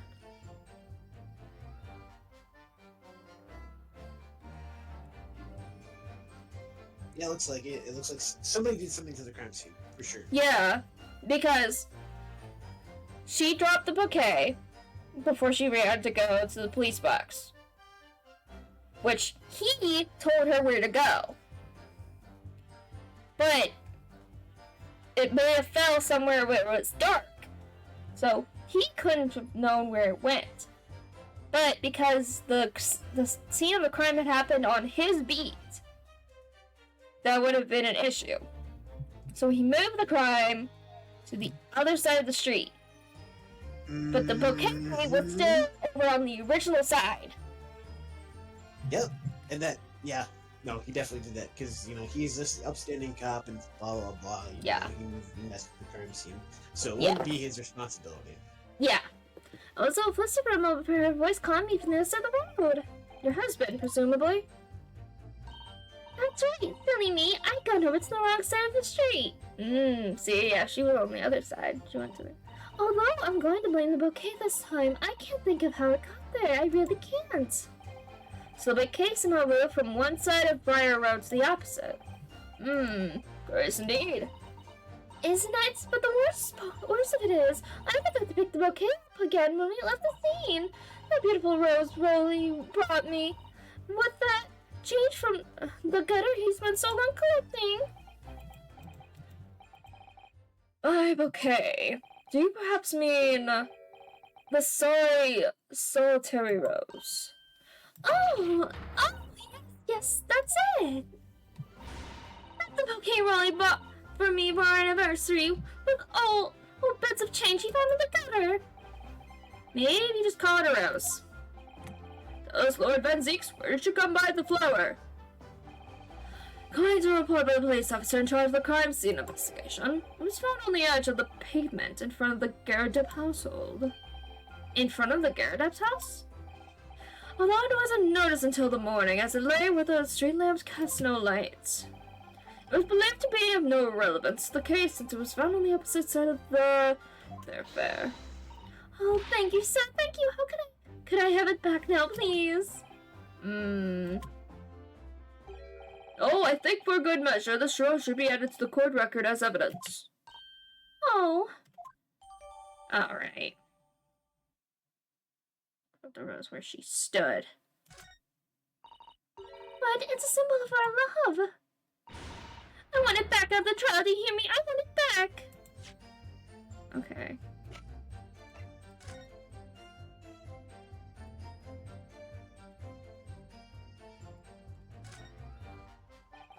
It's a very stylish paper the flower's wrapped in, isn't it? It's just an old newspaper, Mr. Arhado. Oh!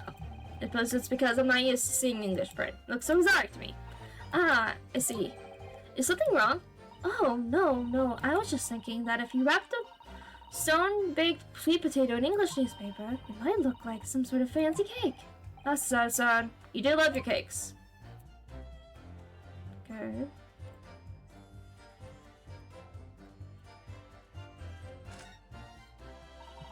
English rose. It's such a beautiful flower. Ah, this is a rose, is it? I've never seen one before. You would not have an interest in flowers, Mr. Naruto? I wouldn't say that exactly, but I know 3 types at least. Gosh, 3? Yes, plum blossom, peach blossom, and cherry blossom. Perhaps you should consider branching out, learning some that aren't fruit tree-based, for example? Okay.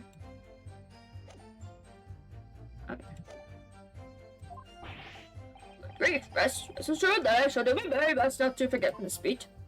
Mrs. Beat. And take my eyes off the crime scene for one moment, say. Nothing strange to report from that front, sir. Hold it! Nothing to report.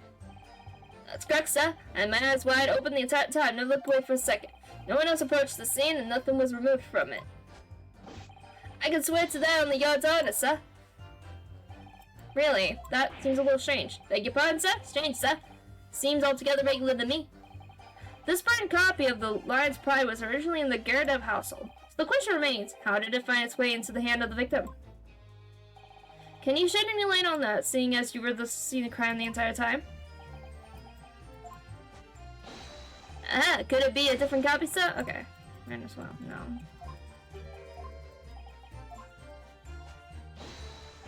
Book was in the ladies. Okay. He was jailed. The knife ended up in her back.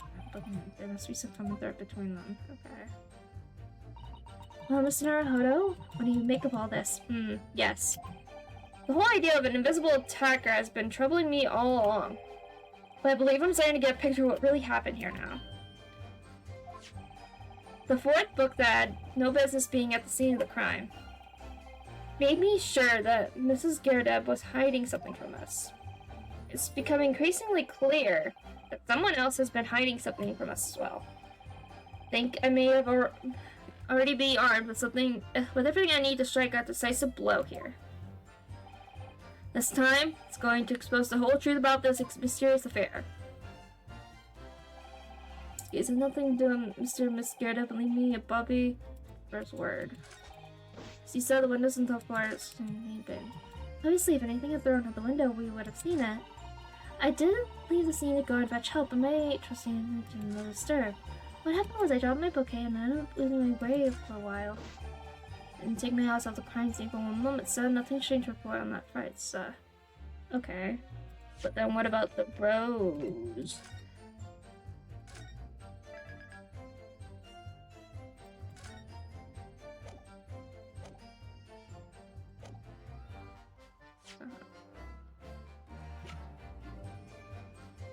Objection!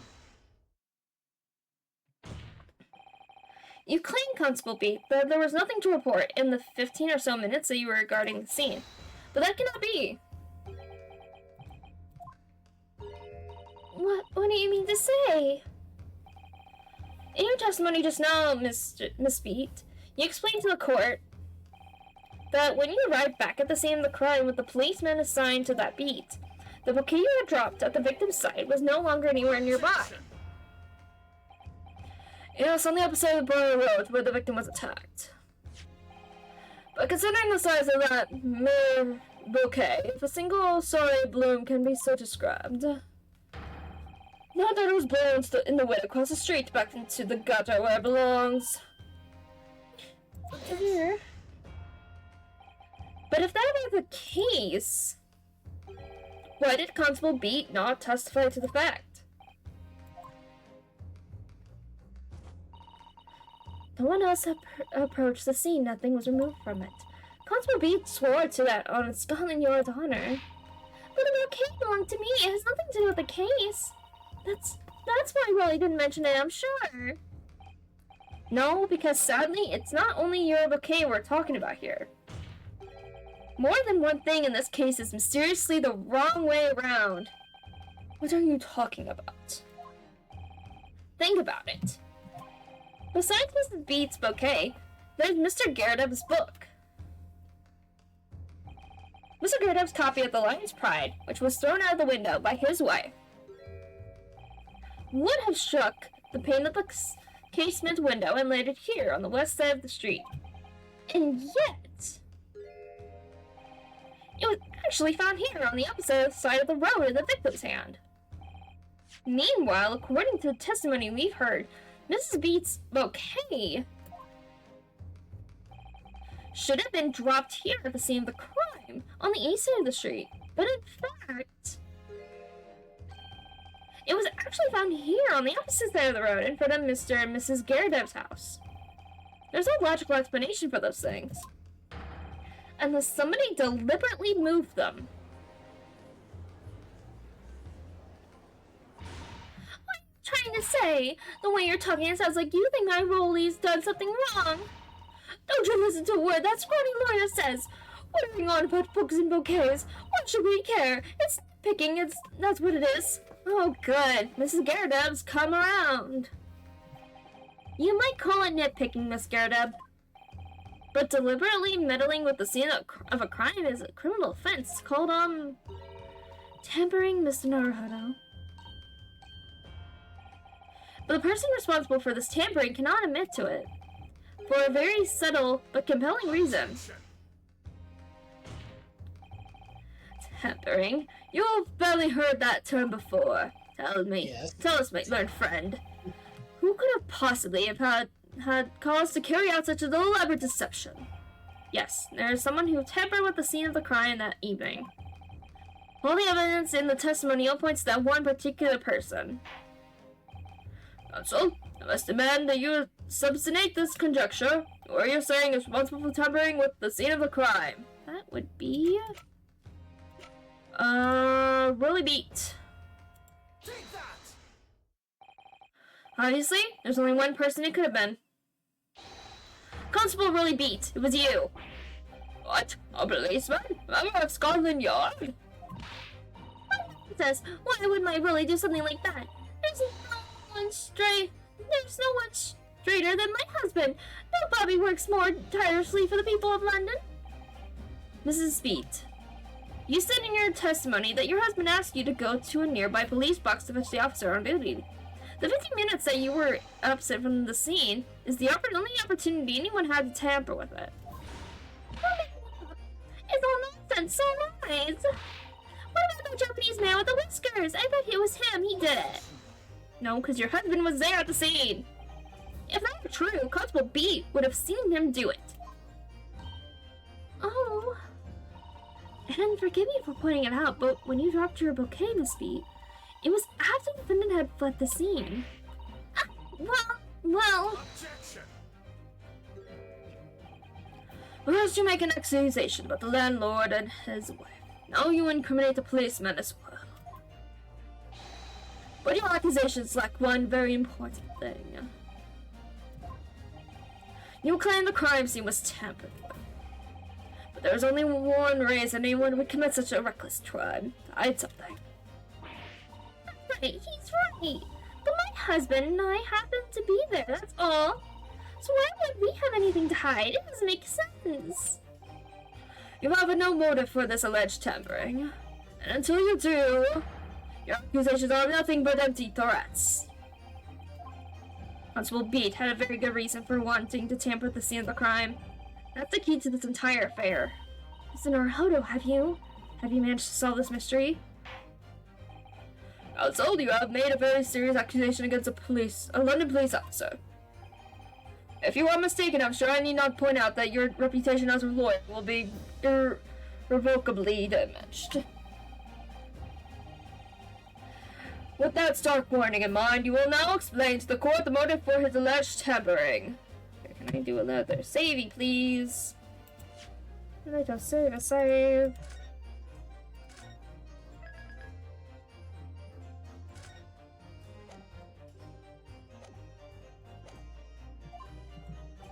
Yes, my lord.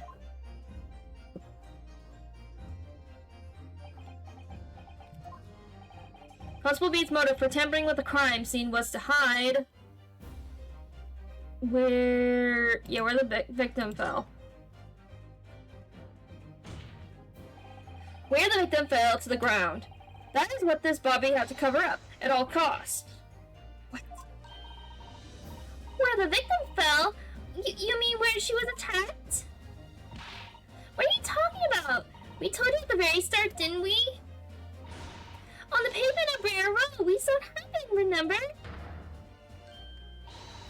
I was right here, as if anyone didn't already know. That's certainly what everybody has been led to believe. But in fact, that isn't where the victim was stabbed at all. What? What?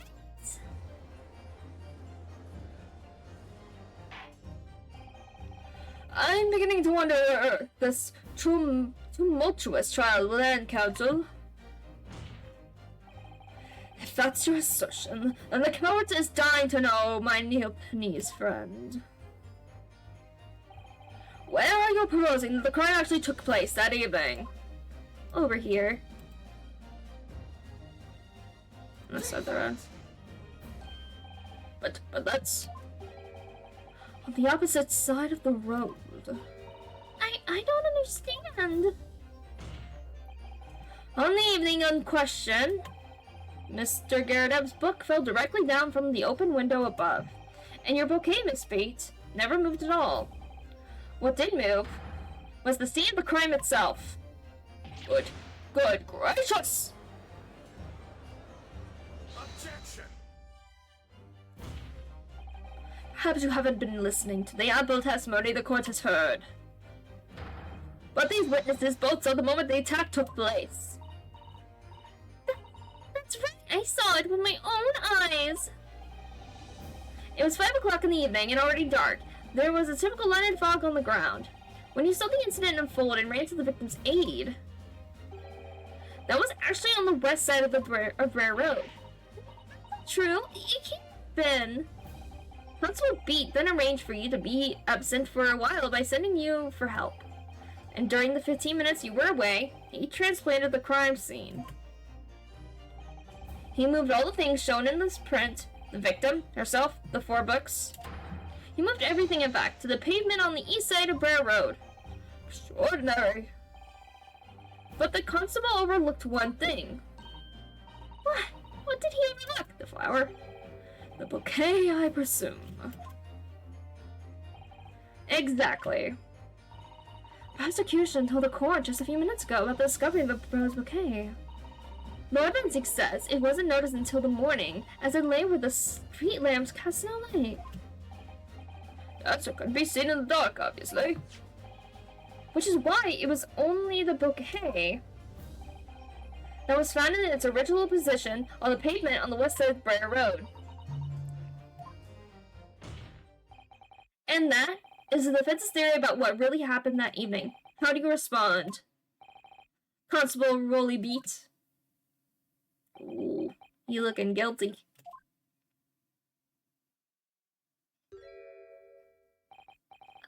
Well, I'm very sorry. I didn't mean to nod off again, but I haven't slept properly in a month. Did I miss anything important? Oh, Rolly. It isn't true, is it? What that lawyer said is all lies, isn't it? I know it is because you're the most upstanding, righteous man I know. I had a dream, terrible dream. All the things I did that night, everything came out, everything exposed. Oh? Oh? Only it seems it wasn't a dream at all. Good. Good golly! Order! Order! Order! What on earth is the meaning of all this? Oh, Rolly, why? Why would you do something like this? Moving a corpse is a criminal offense, isn't it? It wasn't a corpse. She's still alive. Wishing the victim dead should be one, too. Constable, explain yourself. Why would you do this?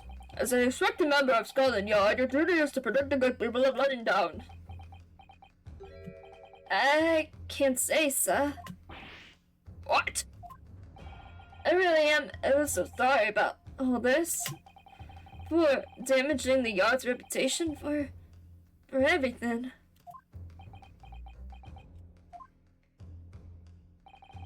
I have a possible explanation for why, on that particular evening, Constable Beat felt compelled to move the scene of the crime. I can think of one reason. What? How could you possibly know? You foreigner, presuming to understand the mind of a Scotland Yard policeman. And yet, Lord Van Ziek, it is this foreigner who has uncovered the startling truth for the matter thus far. I believe it would be beneficial to the court to hear this extraordinary young lawyer's theory. Counsel for the defense, if you please. Yes, my lord. Now then, I think you had better show us some evidence. At once, my lord. England, Japan. It makes no difference where you come from. Human emotions are the same. And I think I have a fairly good idea of the feelings behind this man's actions. What gives away the motive for Constable Beat's unthinkable actions? Wife? I'm thinking, yeah, anniversary? Or is it the book? Or the card?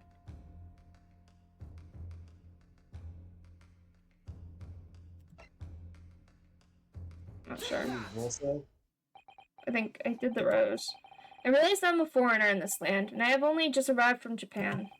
Which is why all this information about London's so-called Bobbies is completely new to me. I've learned that, though honorable, patrolling the beat is most demanding work. In the world, for example. Keeping the peace, looking after the citizens on his beat, is in all kinds of ways. There's no doubt the young Bobby is charged with a great deal to do each day, certainly.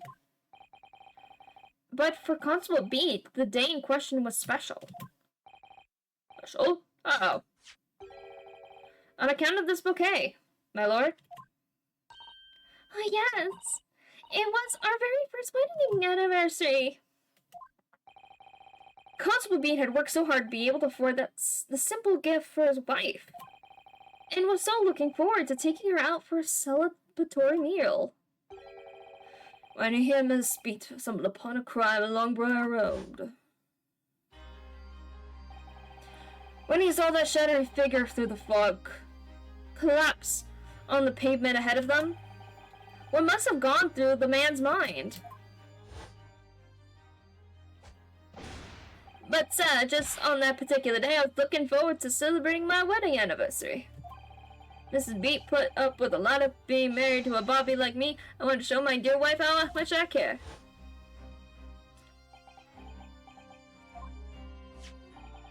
This is the warrant card that the Constable Beat offered to lend to me earlier. Inside, among the rules for patrolling policemen, it says, when a crime is discovered on his beat, policemen must assist with initial investigations and help detectives. Oh! Constable Beat. Is that, or is that not the reason why you moved the whole scene of the crime that day? Yes. Everything you said, it's alright. So that's it. It was all to do with the boundary of your beat. Oh. Exactly. Summarize? The incident actually occurred on Constable Beat's beat. Good gracious! Constable, do you realize the gravity of what you have done? It was the first time since I became a copper that I'd ever cursed God. Stay close to me, Pat. The criminal could be lurking somewhere. And as we ran over to the scene, I had every intention of doing my duty as a police officer. We've got to report to the station as quickly as possible. But then, it dawned on me. I realized where we were the victim was lying, and what that meant for me. When a crime is discovered on his beat, a policeman must assist with initial investigation to help the detectives. Why here? Why did this have to happen here? And why tonight of all nights? Why?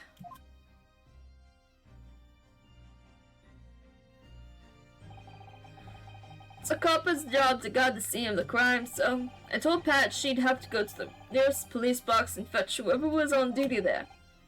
It was then, when I opened my mouth to speak, it just came out. I couldn't believe the words that were coming out of my own mouth. This is the next beat to mine, Pat. So you have to go to the police box that covers it. Turn right along Merchant Street and then...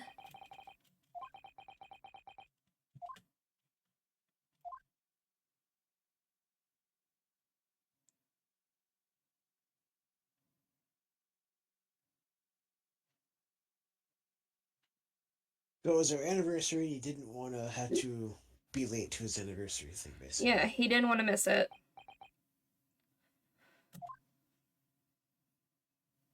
Aw.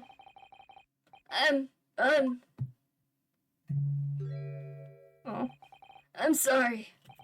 I'm so sorry. Oh, Constable. I just wanted, just that one night, to take my Patricia out for dinner.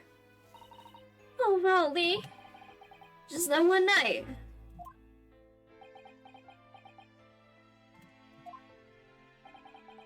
You know that the incident was on your beat. Your evening of celebration would be ruined.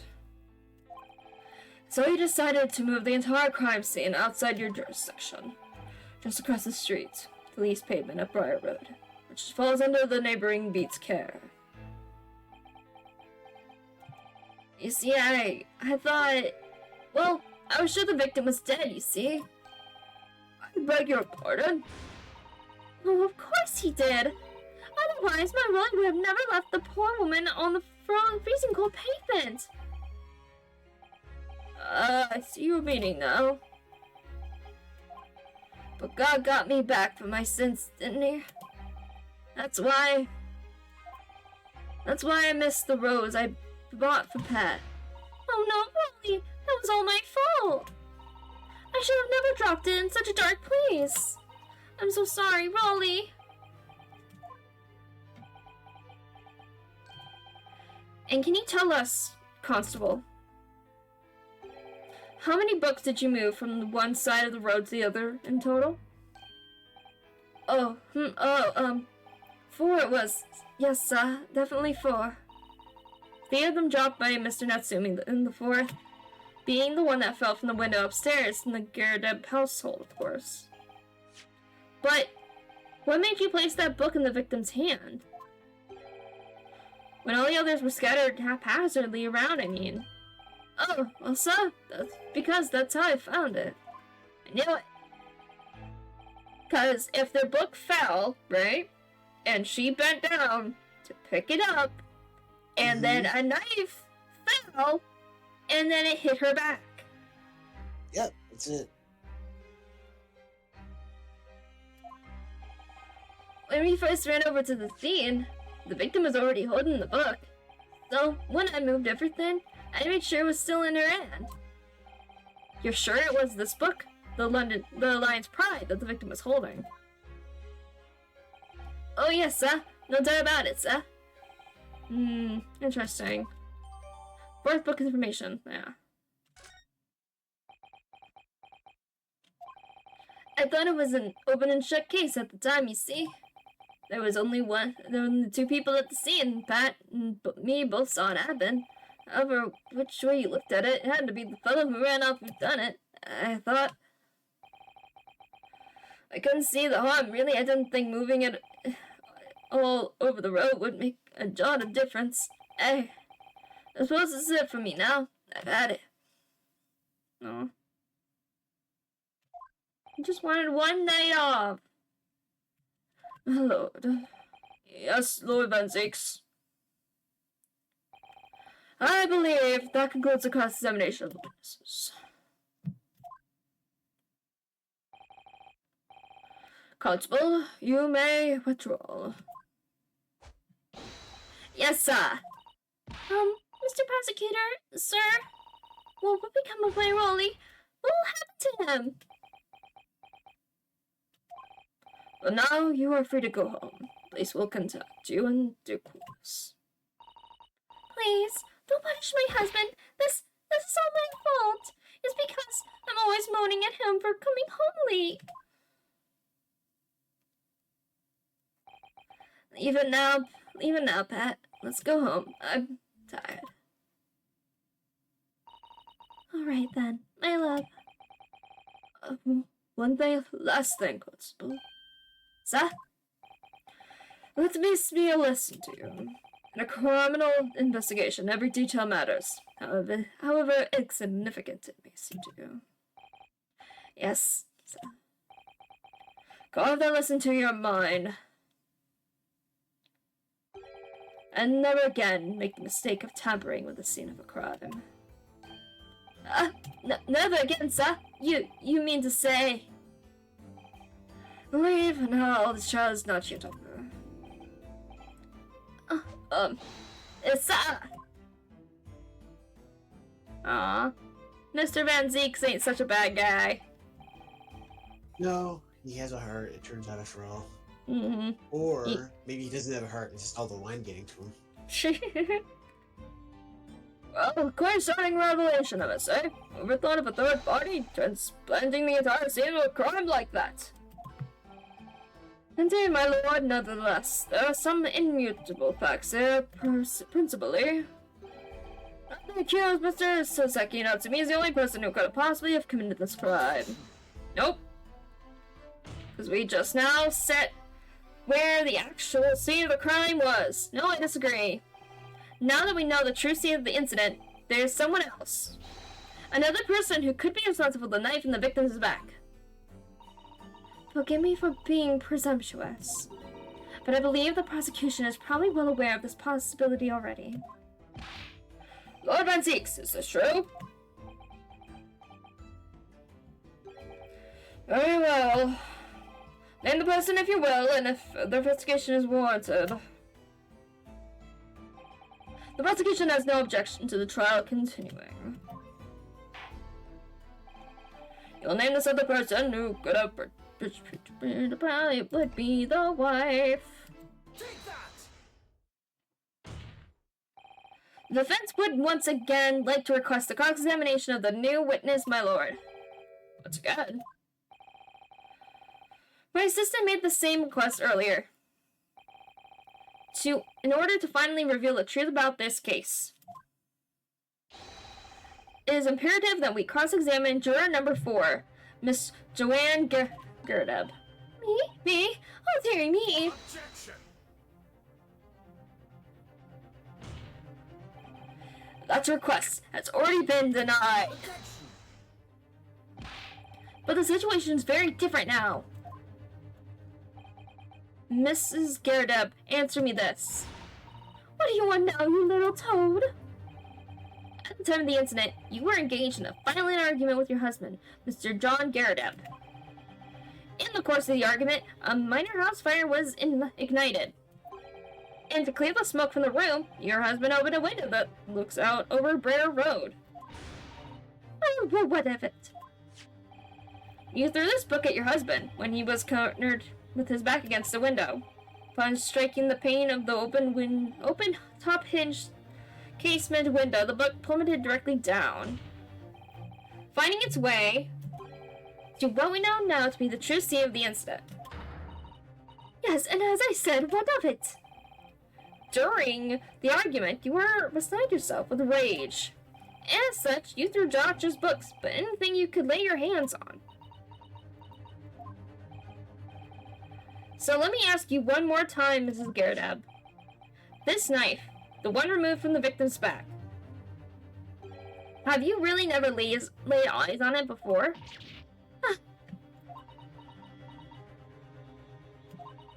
It's a yes. Yeah.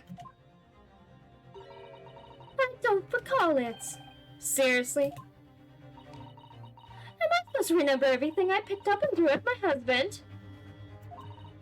Anyway, the man over there in all that regalia said members of the jury needn't testify, didn't he? Conveniently, yes. Objection! No, I have no recollection of saying that at all. Juror number 4. Oh, shit! Oh boy. Make no mistake. You jurors are not special in any way. You are not immune to the judicial process. Nice. If you know something about this knife, madam, let the truth come out.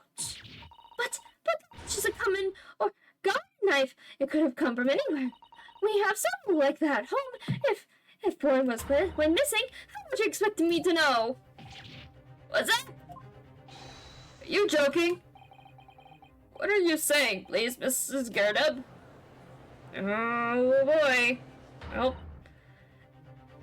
Now you listen to me. I refuse to believe all this nonsense. I couldn't bear the thought that I'd injured someone. Do you hear? I couldn't bear it. Even though you were throwing shit at your husband? Like, and there was a fire? Okay. Oh, the poor woman. So, yes, I want evidence. I want to see hard evidence if you're going to insist on this being my fault. You're going to have to prove to me that I threw that knife, if that's what you think. Come along now, jump. Do your worst. Well, Mr. Naruhodo, if I had evidence like that, believe me, I would have thrown it at her already. Then take the stand, juror. Oh? The prosecution does not object to the defense's request to cross-examine this woman. Thank you, Lord Van Zeeks. I'm going to have to testify? Juror number 4. As I'm sure you will appreciate, having observed it with your own eyes today. Witness testimony can lead to the most extraordinary truths being on roofs of which the witnesses themselves may not even have been aware. Oh, dear me. So I demand your full and unadulterated testimony, Mrs. Gardup. And mark my words, in this court of law today, we shall extract the truth. Do you concur, counsels? Certainly, my lord. Oh, that's what I'm hoping for, my lord. Oh, snap. This is such a strange feeling. For the first time since arriving in this country, I actually feel real. Actually feels real. I'm here, in the Old Bailey, and I'm a lawyer.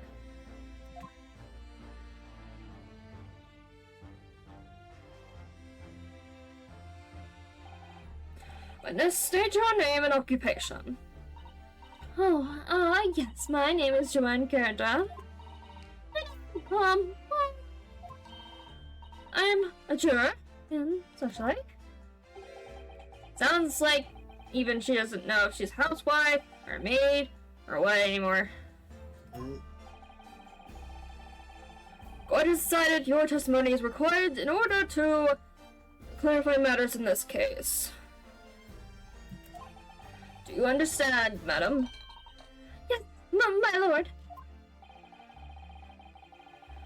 Well, now you will tell the court everything that took place in your household in the evening in question.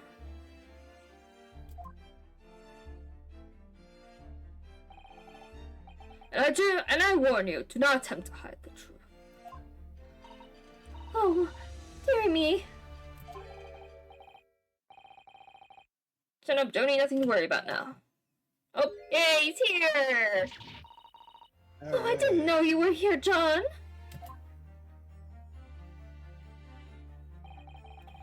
Wasn't only in the room that day, old thing, was it? I think I ought to testify as well, don't you? But what about your knee, dear? Don't you worry about that. I hardly notice it. I'm not the sort of chap to leave a comrade to face disciplinary action alone. Oh, John. I presume you are Mr. John Gardup? Yes, sir. Former 2nd Lieutenant of the 3rd Regiment of the 4th Northumberland Fusiliers, sir. Northumberland?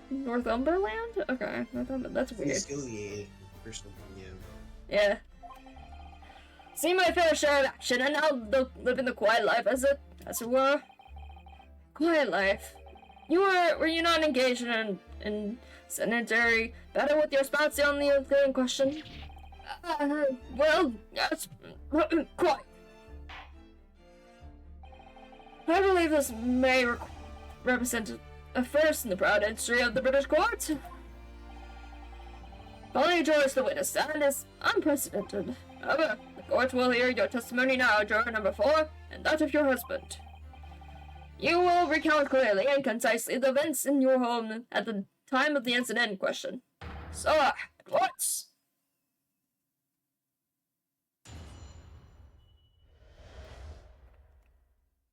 Alright, Battle of Gardup.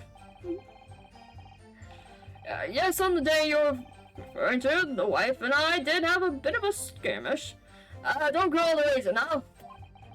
Knocked a candlestick over and set fire to carpet. Soon headed out, though, and got the window open. Meanwhile, I was picking up whatever I could find to throw at him. Dear knives around our place, can't say I noticed if 1 or 2 went missing, I'm afraid. If that bally thing in the victim's back really was one of ours, you'll have a job proving it, I think. Well, it was chipped, which that's important. Sounds as though it's quite the battlefield in your household, that I think. Although an entirely one-sided assault, it seems. The enemy caught us on the top, sir. Had no choice but to dig in and take defensive measures. To be honest, if the enemy had kept shelling us for another minute, we'd have been lost. We'd been toast. Of course, veterans such as myself. is only too aware that on every battlefield you're just a nuts whisker from death at any moment. Are we still talking about a marital quarrel here? Yes. Yes, we are. Absolutely. I must say I'm dubious. This testimony was shedding any light on the origins of this jackknife. In combat, one's focus narrows, such that surroundings are barely noticed. These witnesses may not be able to offer anything more than they have testified already. This may be a dead end. Zeke's may well be right. Well, whatever the chances, we only have this last cross-examination to cover the truth, Mr. Maruhodo. Yes, I'm afraid so. Very well, Counsel. Begin your cross-examination. Alright. Battle of Garadeb. Yes, and you're referring to the wife and I did have a bit of a skirmish. Can't recall the reason. Oh, pretty sure you do. You just don't want to talk about it. The reason is what you told us yesterday, I believe. Yes, that's right. If I remember correctly, it all started because of a note that was tucked into the pages of a book belonging to Mr. Garadeb. A rather passionate note, in fact. But Mrs. Garadeb found the note, discovering her husband's little secret, and she gave him a mighty number of slaps across the face for it too. What a sordid state of affairs. Hell on earth.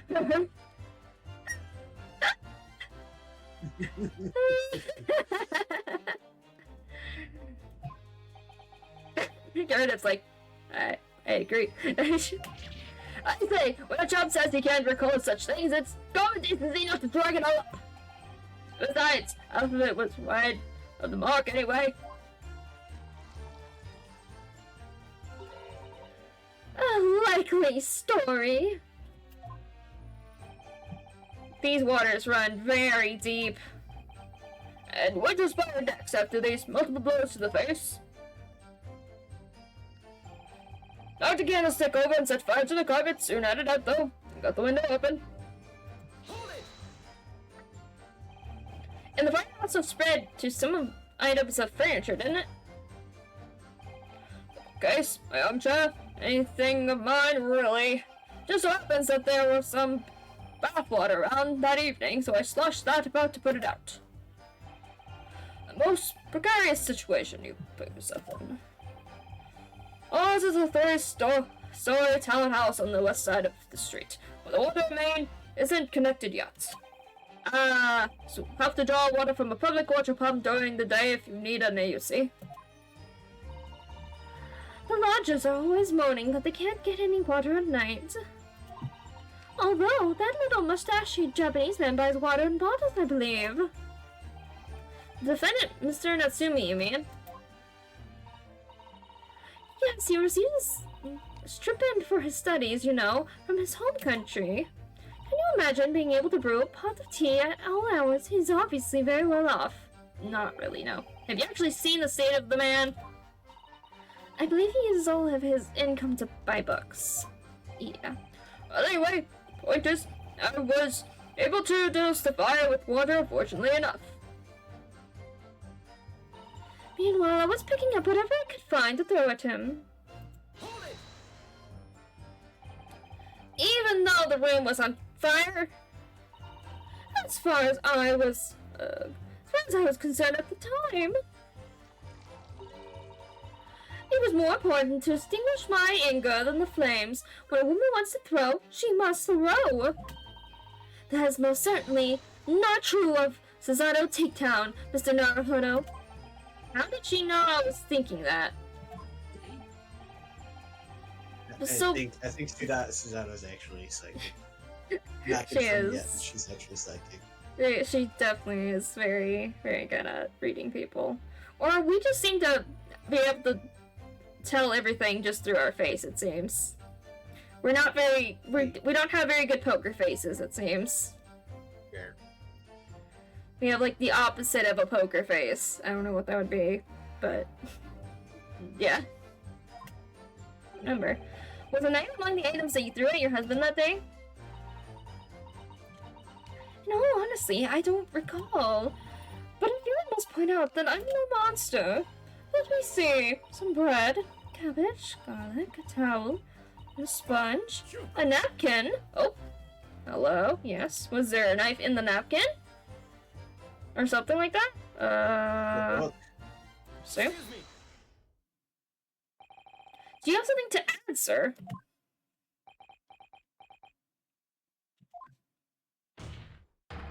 Mr. Gyardab. Don't shoot! Sorry. I beg your pardon. Did your last remark just now bring something to mind? Nothing of any significance, no. Just that the barrage of projectiles the old thing launched in my direction was so much more solid than she implies. Books, bricks, the fire poker, I seem to recall. Ouch. And the woman's aim is uncanny. She landed with the great woman. Oh no, we're not home right now. This is a court of law. Oh dearie me, I'm so sorry, dear. What's she doing with a teapot in here? That's always a good question. Honestly, John, I would never have thrown such things at you, obviously. Uh-huh. You threw a book at him.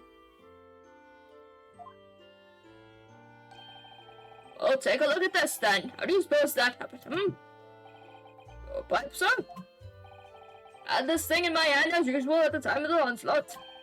Knocked it clean out with one of her soft projectiles, she did, yes. And when I went to pick up the thing, it was broken in two. I'd like to see a sponge do that sort of damage. I see. Your pipe was broken. It would have never been sent flying unless it was hit by something pretty solid. Anyway, I managed to bench the thing up for now. You are going to exaggerate, aren't you, dear? I wonder what we should make of this account. It could be important. No, it could be important, yes. The offensive believes Mr. Gyardab's remarks just now will be of great significance. Objection. This war veteran's words only tell us one thing. Betray a faraway wife, and pipes as well as hearts may be broken. Sentimental wisdom, perhaps, but hardly worthy of adding it to the formal testimony. Indeed, common sense, one might say. Might one. In that case, would you at least permit us to examine the pipe, sir? you get over here. Yeah, because of the if we can find the piece of the knife. Because it's chipped at the end of it. No, I'm just Yeah, I'm just wondering how Susato got over here. She like teleported. Being here. What? She's always been Okay, there. never mind. Okay. Alright. Talking crazy. Oh, dearie me. Here you go again. Trying to Ingratiate. ingratiate yourself with a young lady. I mean, yes, but what about it? Very well, the court will accept the gentleman's pipe as evidence. It has been entered into the court record. Okay, I want to look at this, please. Hope I didn't speak out of turn, Miss Naruhodo. Nope, you did great. I want to look at the pipe. Let me unwrap it. Looks to be in a sorry state with that bandage around it, doesn't it? But for some reason, it feels slightly ominous to me. Let's try. It's like it's trying to shout out a warning. Probably because it's the same blue as Mr. Gyardab's dressing gown. I suppose it must have been considerable sentimental value to Mr. Gyardab, given that he's gone to the trouble of repairing it like this. Either that, or he can't afford to replace it. Okay. There it is! What the heck is that? That's the piece of the knife! Oh, it's a piece of the knife! Yes! Yes! Oh, something just... Guilty. Yes. Guilty. It wasn't on purpose, but yes, she did accidentally end up throwing a knife that did end up into the back of a poor lady on the street. Oh, something just twinkled inside the chamber of the pipe there. Yes, I saw it. Something stuck in there, I think. Let's turn it over and give it a shake. What's that? It's a tiny fragment of metal. It looks like a tip of a blade or something. The tip of a blade? Surely. It couldn't be. Yes! Yes, indeedy do. That's what I needed. There it is. This is the tiny piece of metal we found in the chamber of Mr. Gyarados' pipe. It looks like the tip of a blade or something. The tip of a blade? Is something wrong, Mr. Naruhodo? I don't really know. There's just something niggling me, but I can't quite put my finger on what it is. Perhaps in that case, it would be wise to examine some of the other pieces of evidence again? Yeah, I know. I was just feeling rather disappointed for you that your request was turned down. Oh no, it's fine. Thanks to Sato-san, we have some new evidence to work with. We should examine it carefully. Yep, sure did. Oh, thank you for that rebuttal, Mr. Gyarados. Now, if we could return to the crux of the matter, what could you tell the court about the knife used to attack the victim? The damn knives around our place, can't say I've noticed if one or two went missing, I'm afraid. If that bloody thing in the victim's back really was one of ours, you'll have a job proving it, I think. Oh, I think we have the job done, sir, but I'm going to save just in case I fucked up. But I'm pretty sure I got this in the bag. Alright. Present evidence. Mr. Gyarados, can I ask you to take a good look at this, please? You can ask, but I can't see a bloody thing. You can't? You used to call me Dead-Eyed Dead back in the regiment of 4th, but that was some time ago now. Even when I'm trying to enjoy a large print book by the fire these days, I struggle to tell a B from a D and a B from a Q, to be honest. Oh, he does, dearie me. It's rather wearing, being asked about every other letter and every other word. That just means he has, oh, what's it called? Nearsighted? No, it's a particular condition where you get, like, letters and numbers confused. No, you're right. It's at the tip of my tongue, where things are, like, inverted. Yeah! Dyslexic? Yes! I think so. I believe that's it. Yes, being dyslexic. Or But as I being- like to say, listexic. Alright. I'm listexic. Okay, it's during it's rather boring being asked about every other letter and every other word. You must be very dusty. What is that? Tiny scrap of metal. Yes, almost certainly from the tip of a blade. And that, what may appear at first to be just a tiny scrap is in fact a crucial piece of evidence. Interesting. And where did the defense come by this evidence? It was lodged in the chamber of Mr. Gyarados' pipe. My pipe, you say? By Jove, I wonder how long that got there. And what precisely does this fragment of metal signify, Counsel? Are you suggesting that's in some way related to the matter of the stabbing on Briar Road? Yes. I am. What? When put together with another piece of evidence already in the court record, I believe this tiny fragment of metal will unravel the whole truth of this case, my lord.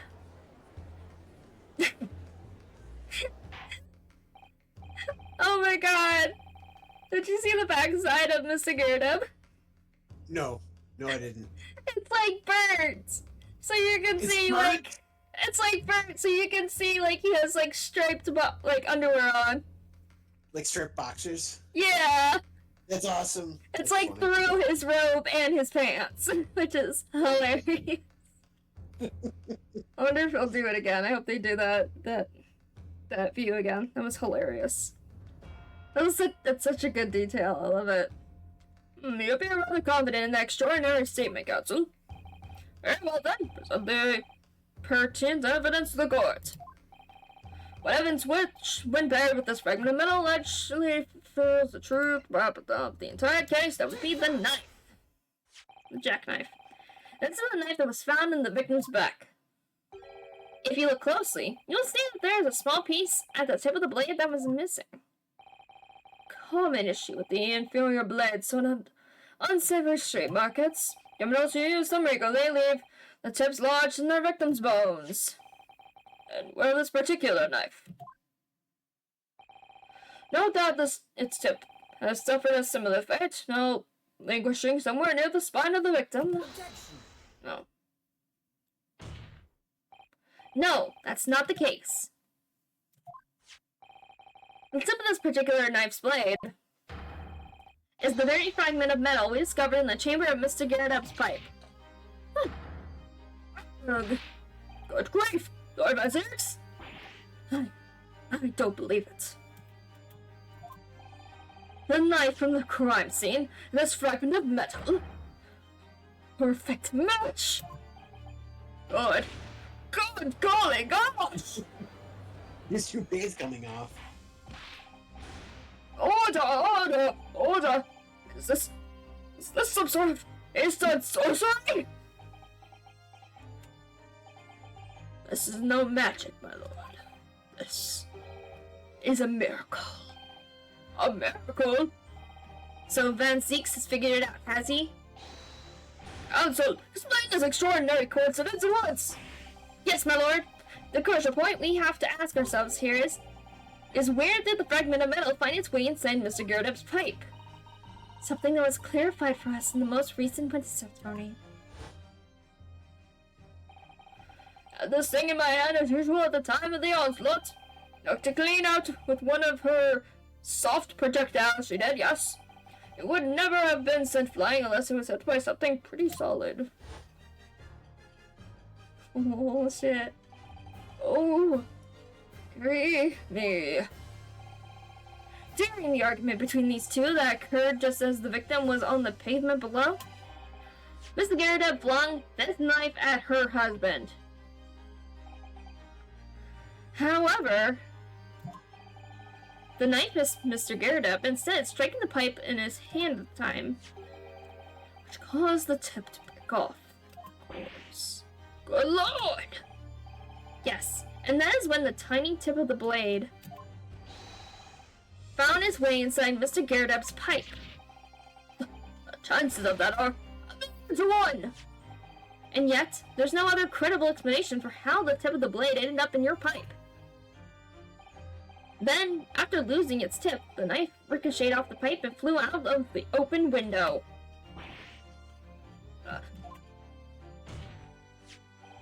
In short, this knife, which fell from the window of the Garrett's house, is the very same knife that struck the victim in the middle of the back on the street below.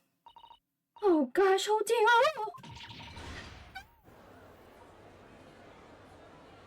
Objection. Oh shit. Got the wine out and everything. Yep, you gotta throw it and you're gonna crush it. A full-bodied theory, I'll give you that. A complex bouquet of seemingly trivial points, plausibly arranged to create an almost plausible vintage. Allow me to toast my learned friend's characteristically Neopony's approach to bottling his argument. Sorry? But after all, it is just a theory. The bottle, I fear. Theory. It's a wine theory. A court theory. A Neopony's theory. Yeah, Neopony's theory. Yeah, Neopony's theory. Neopony's sorcery or something. Yes. I don't know. Because you see... Oh, he's got his foot up, okay. It's blocked by an unsurmountable inconsistency. An insurmountable... what? Lord Van Zeeks, explain yourself. What is this inconsistency you claim to have identified? An inconsistency of the simplest nature, my lord. The victim was found with a knife planted in the middle of her back. Yes, in her... That's right! You silly little man! Oh, Joanne, no thing. What are you getting so excited about? Let us consider the basic facts of the case once more. Victim was walking along the pavement before being stabbed in the back and falling to the ground. If the knife that struck her had fallen from above... and yeet. There was no possible way it could have planted itself into the victim's back. Grah! Except... where she leaned down because she had the book in her hand. So she leaned down to pick up the book and then was stabbed in the back. Order. Quite right, you see, that's exactly right. If the knife had fallen on her from above, it would have struck her on the top of her head. Well, thank goodness it didn't happen, but he's lost for words, look. Knew it, I never liked his ear in the first place. I don't know, though. What really did happen? Napoleon's defense has made a rather spectacular blunder. If a theory has even one inconsistency, it cannot stand. Your theory, my learned friend, is history. No, it's not! Not! We were so close. I could see the truth. No, hold on. Let me see, what part of the court record?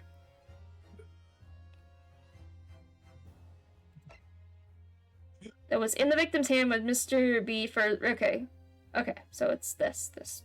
The book itself. Okay, that's the evidence I need. Okay. We were so close, I could see the truth. I was so sure we were on the right track. But now the way has been blocked completely. Just by one simple inconsistency. Or in other words... we simply need to eliminate that one inconsistency, and the theory will stand.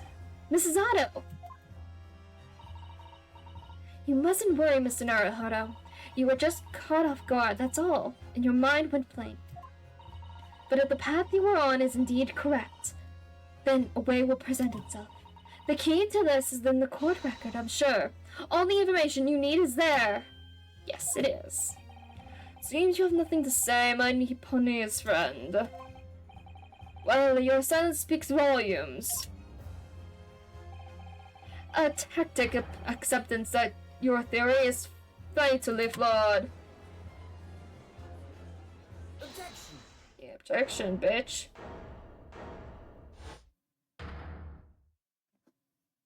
Oh, shit. This inconsistency doesn't mean I was on the wrong track. It means that I need to sharpen my mind and dig deeper for the truth.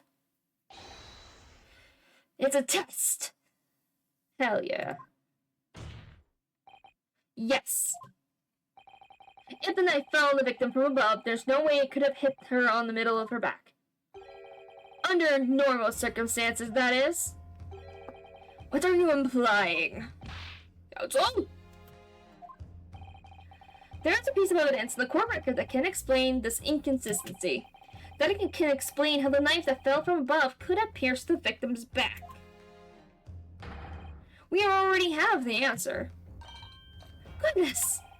Utter madness! Surely this must be the last time. Counsel, present the evidence of what you speak. This is the last inconsistency, the final piece in the puzzle. If I can successfully make sense of this, the truth will be laid bare at last. The evidence that explains how the falling book knife became lodged in the victim's back is a book. Take that! This, the fourth book found at the scene, is the final piece of evidence the defense will present. The burnt book. Is that not Mr. Garredeb's book? Yes. And to understand its significance, we have to consider how it came to be at the scene in the first place. This photographic print clearly shows the book in question, and the victim holding it in her hand. As we all know, no. It was the police constable that put the book between her fingers like that.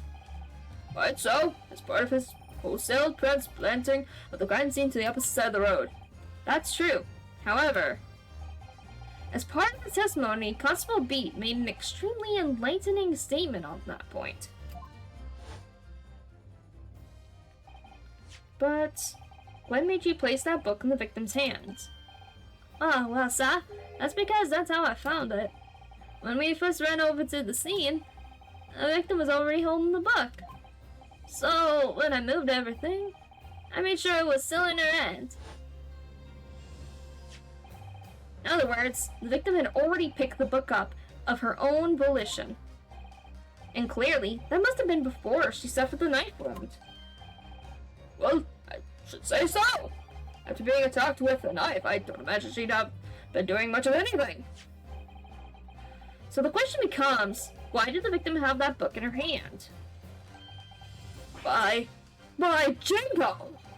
I think I'm beginning to see what may have happened now. Oh, dearie me. We know that the book fell from the top floor of the Gardeep household onto the pavement below. At precisely the moment that the victim was walking past. Yes, exactly that moment. The young woman was walking along the street in the light fog, when all of a sudden, a book fell right in front of her. The book I threw.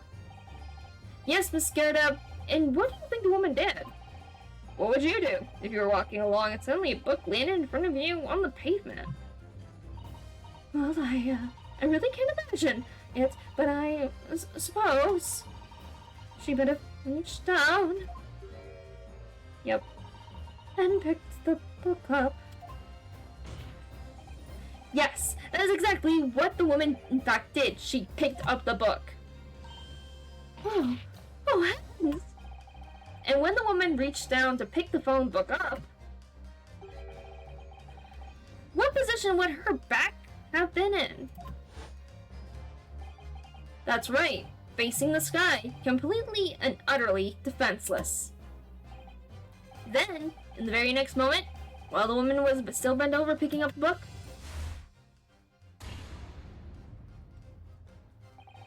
the next object fell from the room above, the jackknife, straight into the middle of her back. And at that same time, walking by chance directly behind Miss Green, was the defendant, Mr. Saseki Natsumi. Well, I never! It appeared to Mr. Natsumi the woman simply collapsed on the floor, in the dark and the fog. He didn't see the knife falling in from above. And from the other direction, the constable and his wife saw no one but the victim and her apparent attacker. So there was never a real culprit to arrive on the scene in the first place. No, this was nothing more than a series of unlikely events that accumulated to an unfortunate accident. And that is the real truth behind this case. Fuck yeah.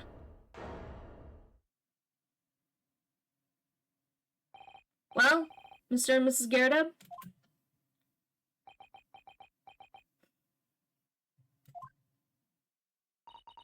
the very first time you showed me that knife, I had my suspicions.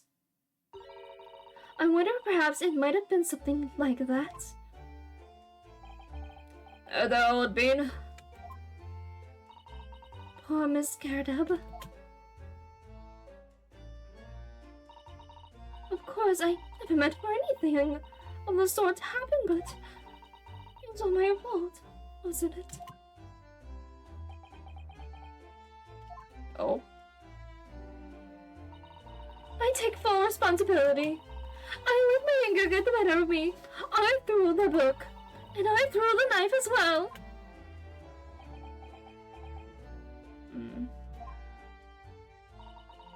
John, dear.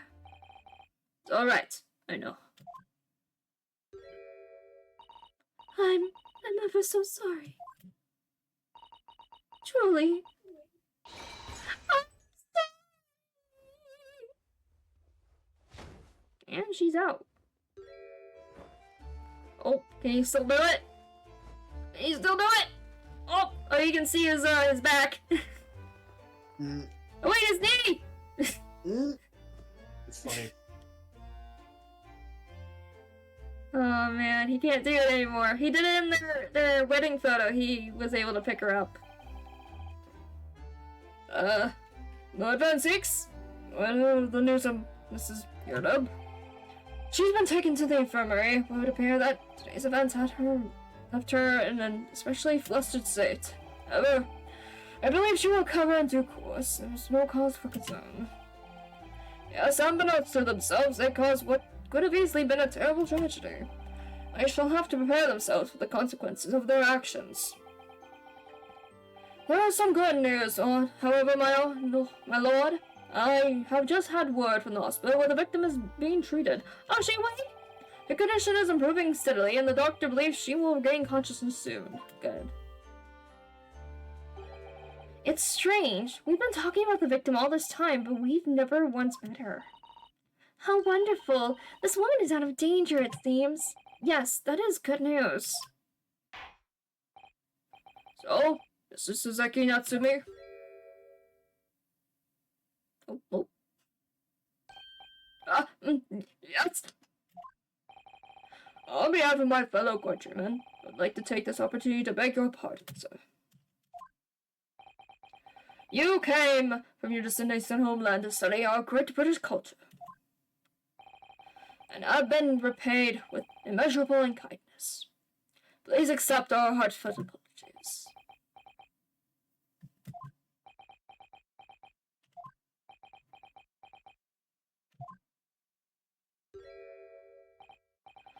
No, it is me who should be begging your pardon. Oh no, this is Natsumi. That evening, when the young woman just collapsed on the pavement before my eyes, I jumped to the wrong conclusion again in my confusion. What conclusion, sir? I was sure that the woman was dead. Yes, Constable Beat said the same thing, didn't he? He thought she had been killed too. I suppose she must have looked completely lifeless.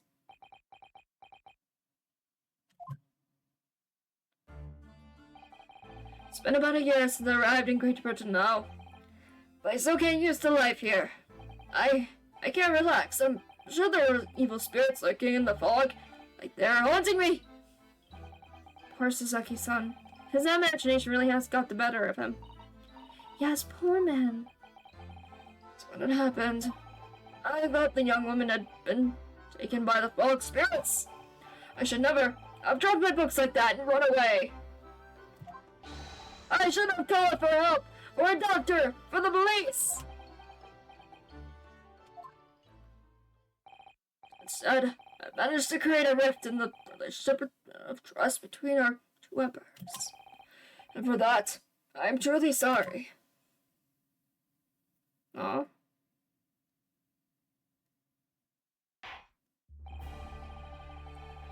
One could instead say that some sort of mischievous spirit has been at work here, I think. One that created a chain of unfortunate mishaps. We were befooled by this spirit and led to false conclusions. But thanks to Lord Van Seeks and our young lawyer here from the east, that chain has now been broken and the spirit exorcised. I heartily commend you both. Oh! Now then, ladies and gentlemen of the jury. Yes, my lord. In conclusion to this trial, I must ask one last time for your decisions regarding the defendant's culpability. Are you ready to present your findings to the courts? As the foreman of this jury, I can assure you we've reached a fair, just conclusion. I do declare the truth can be extremely cruel at times.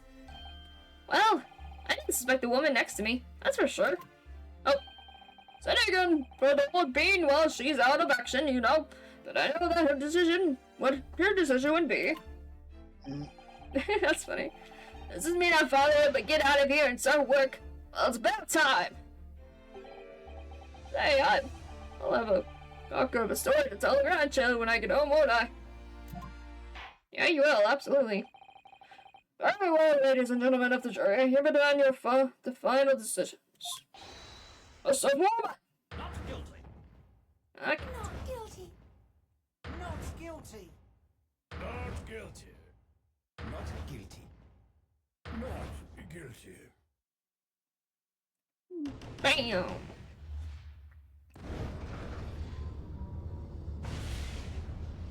Alright. Very well, Mr. Suzuki. Mr. Suzuki Natsume, I pronounce you not guilty!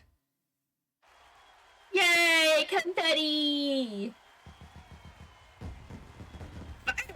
Fire! Wow!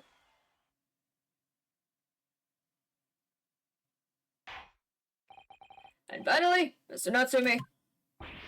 Oh! Yes, Lord, sir. You are now a free man once again. It is my hope that you will continue to further your education in British culture. And may you never again be brought before me. Oh, yes, sir. Of course! All my life, I will never set foot in a courtroom again. I'm transported to tears! Thank you, counsels. Court is adjourned.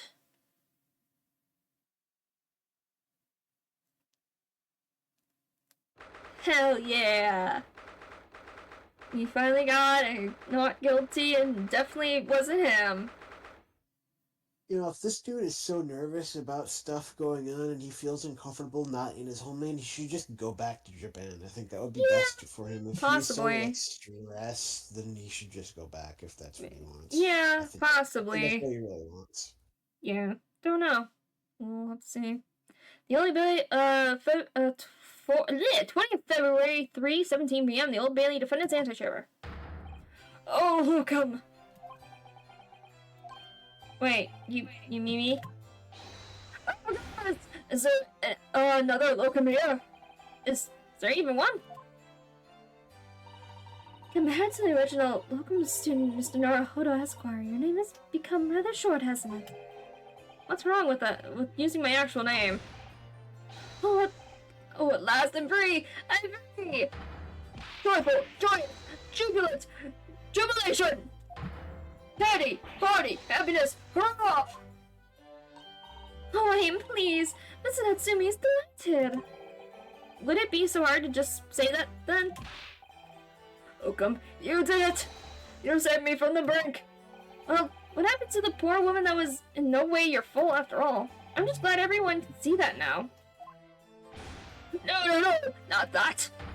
Lovely, loyal, Locum, lawyer! Yes? I mean, as I said before, I've never got used to life in Iron. Anytime I look over my shoulder, I see foreigners. I see towering brick buildings. And from my up windows, I see them looking down at me, laughing.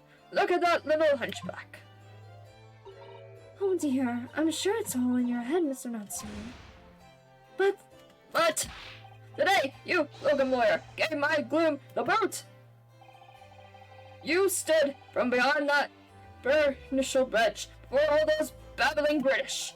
You battled to the bitter end, laying bare the baffling truth. When I beheld the blinding fireworks among the beams of the Bailey's roof, I bowed. Behold, the best barrister ever born! Well, that's very flattering, and we're very pleased for you. This has given me a wonderful antidote to recount to my old friends back to in Japan. Antidote? Is that what's become of all my hard work? There you are, my dear fellows. It's him. I apologize for keeping you waiting. I rose late this morning. Oh, Mr. Sholmes, what a pleasure to see you. I see him here not a moment too soon. A disaster has been averted, I'm glad to say. Oh. The trial shall begin presently, Mr. Naruhodo, and I wish you the very best of luck. Buddy. Buddy. It's already over? It's just finished. What? No, then my haste was in vain? It's you! Warlock Sholmes! Oh, have we met, sir? Have we met, sir? This is Mr. Natsumi, the man you had arrested, Mr. Sholmes. Oh, I see. I failed to recognize you at first. Our previous encounters have taken place in the gloom. Either of your bleak lodgings or that prison cell. I really couldn't place that curious face. In the light. Charming. This is all your fault, Warlock Sholmes! You're the reason I had to go through this terrible ordeal. I am going to give you a piece of my mind. My apologies, sir, but I assure you, I have faced you now. You're the fellow who abandoned that poor young lady and ran off, are you not? Had she been taken to the hospital more urgently, I remember she would have regained consciousness by now. Oh. But it was unavoidable, I'm sure. We are but all but human, after all. Anyone would have been shaken by such an experience.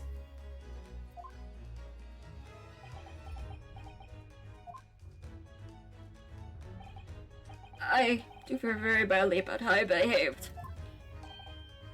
Well, never mind. Now then, what was it that you wanted to say to me, sir? Nothing. Priceless. Oh, I'm sorry, really, but that was quite priceless. Poor Saseki-san. Still, on the bright side, you've had an extremely entertaining experience without paying a penny. And it would seem you were not even found guilty. There is no bright side. Whatever do you mean, Mr. Natsumi? Even after this, I'm still cursed by the spirits and by Lord Burr! Lord Van Sakes. I haven't forgotten, you know, what facing that man in court means. Even if you're found not guilty, you're still doomed! It will be alright, Mr. Natsumi. If the Reaper appears trying to make trouble, I will protect you. Hey, oh gosh, here we go again. What a perfectly executed Susetto takedown. Much as I like being turned on my head, a bit of a warning might be nice next time, Miss Susetto. I don't think that's helping Mr. Natsumi feel any better. So, Mr. Natsumi, what do you intend to do now? You mentioned something about recounting your experiences to your friends back in Japan?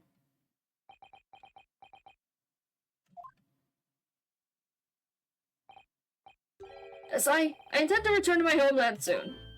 Oh. It's already been a year since I arrived here in Great Britain. I visited universities, libraries, bookshops. I've been honored with the tutelage of professors. I've learned so much about the wealth of literature and the city has shaped. And I've come to realize that it is my calling to sail home and tell my fellow countrymen about it. That's very touching, Mr. Natsumi. Oh, and perhaps less veiled terms. You wish to travel halfway around the world to escape the terror of the Reaper's curse. The more I learn of literature, the more this strange feeling claws at my insides. I feel compelled to return to my roots and attempt to pen a work of my own. Oh, I see. A work of literature by Saseki-san. It would be an interesting read. And what about Miss Susato? Oh, and yourself, Mr. Naruto. Sorry? What about us? Will you return to Japan alongside your mustachioed compatriots? When will we? A week has not yet passed since we arrived in London. And only now does it feel as though we finally found our feet. And you are accommodated in a hotel at present, are you not? That's right, but we need to find a lodging before it bankrupts us. I've calculated we can only afford another 10 nights before our entire budget is exhausted. Well then, you could take my lodgings. Oh, the windowless room? Windowlocks and windows. It's more than makes up for a floor, a ceiling, and walls! Wow. Great! Of course, I have to leave behind the accursed evil spirit. Oh Yes, my, it's an free evil of charge. spirit. Yeah, free of charge, evil spirit. Oh yes. It tries to suffocate you while you sleep. It's invaluable wake-up call! Well, think about it, if that's alright. Perhaps I can offer you a more welcome alternative. Would you consider taking lodgings with me? Really? Well, a vacancy has conveniently presented itself. The one's up in the attic, I might add. Are you sure it isn't just a storage loft? I spoke with the landlady this very morning on the matter of price, and Myers is cleaning the room as we speak. You must come at once. Presume you have no luggage to speak of?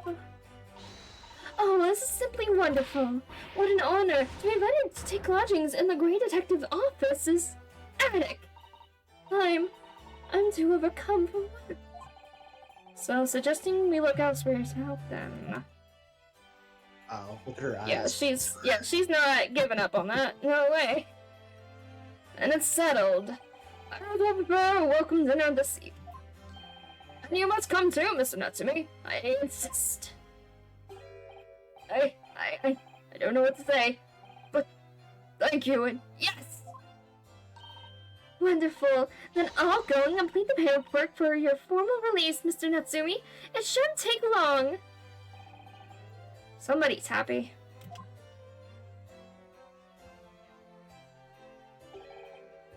Okay. I knew that you wouldn't let me down. I'm truly delighted to have met you here in London. Likewise, Mrs. Natsumi. It's been a privilege meeting you two. It's a shame that we're going to have to say goodbye so soon. Well, I've come to realize that I belong in Japan. But look, we'll meet again one day. Yes, I'm sure. And hopefully by then, I'll be a successful warrior. Hopefully by then, I'll be a successful author. Well, my dear fellow, our carriage appears to have arrived. Shall we go, Mr. Naruhodo? Yes, Mr. Sholmes. I have little doubt Mr. Natsumi will be released in time for dinner this evening. Oh.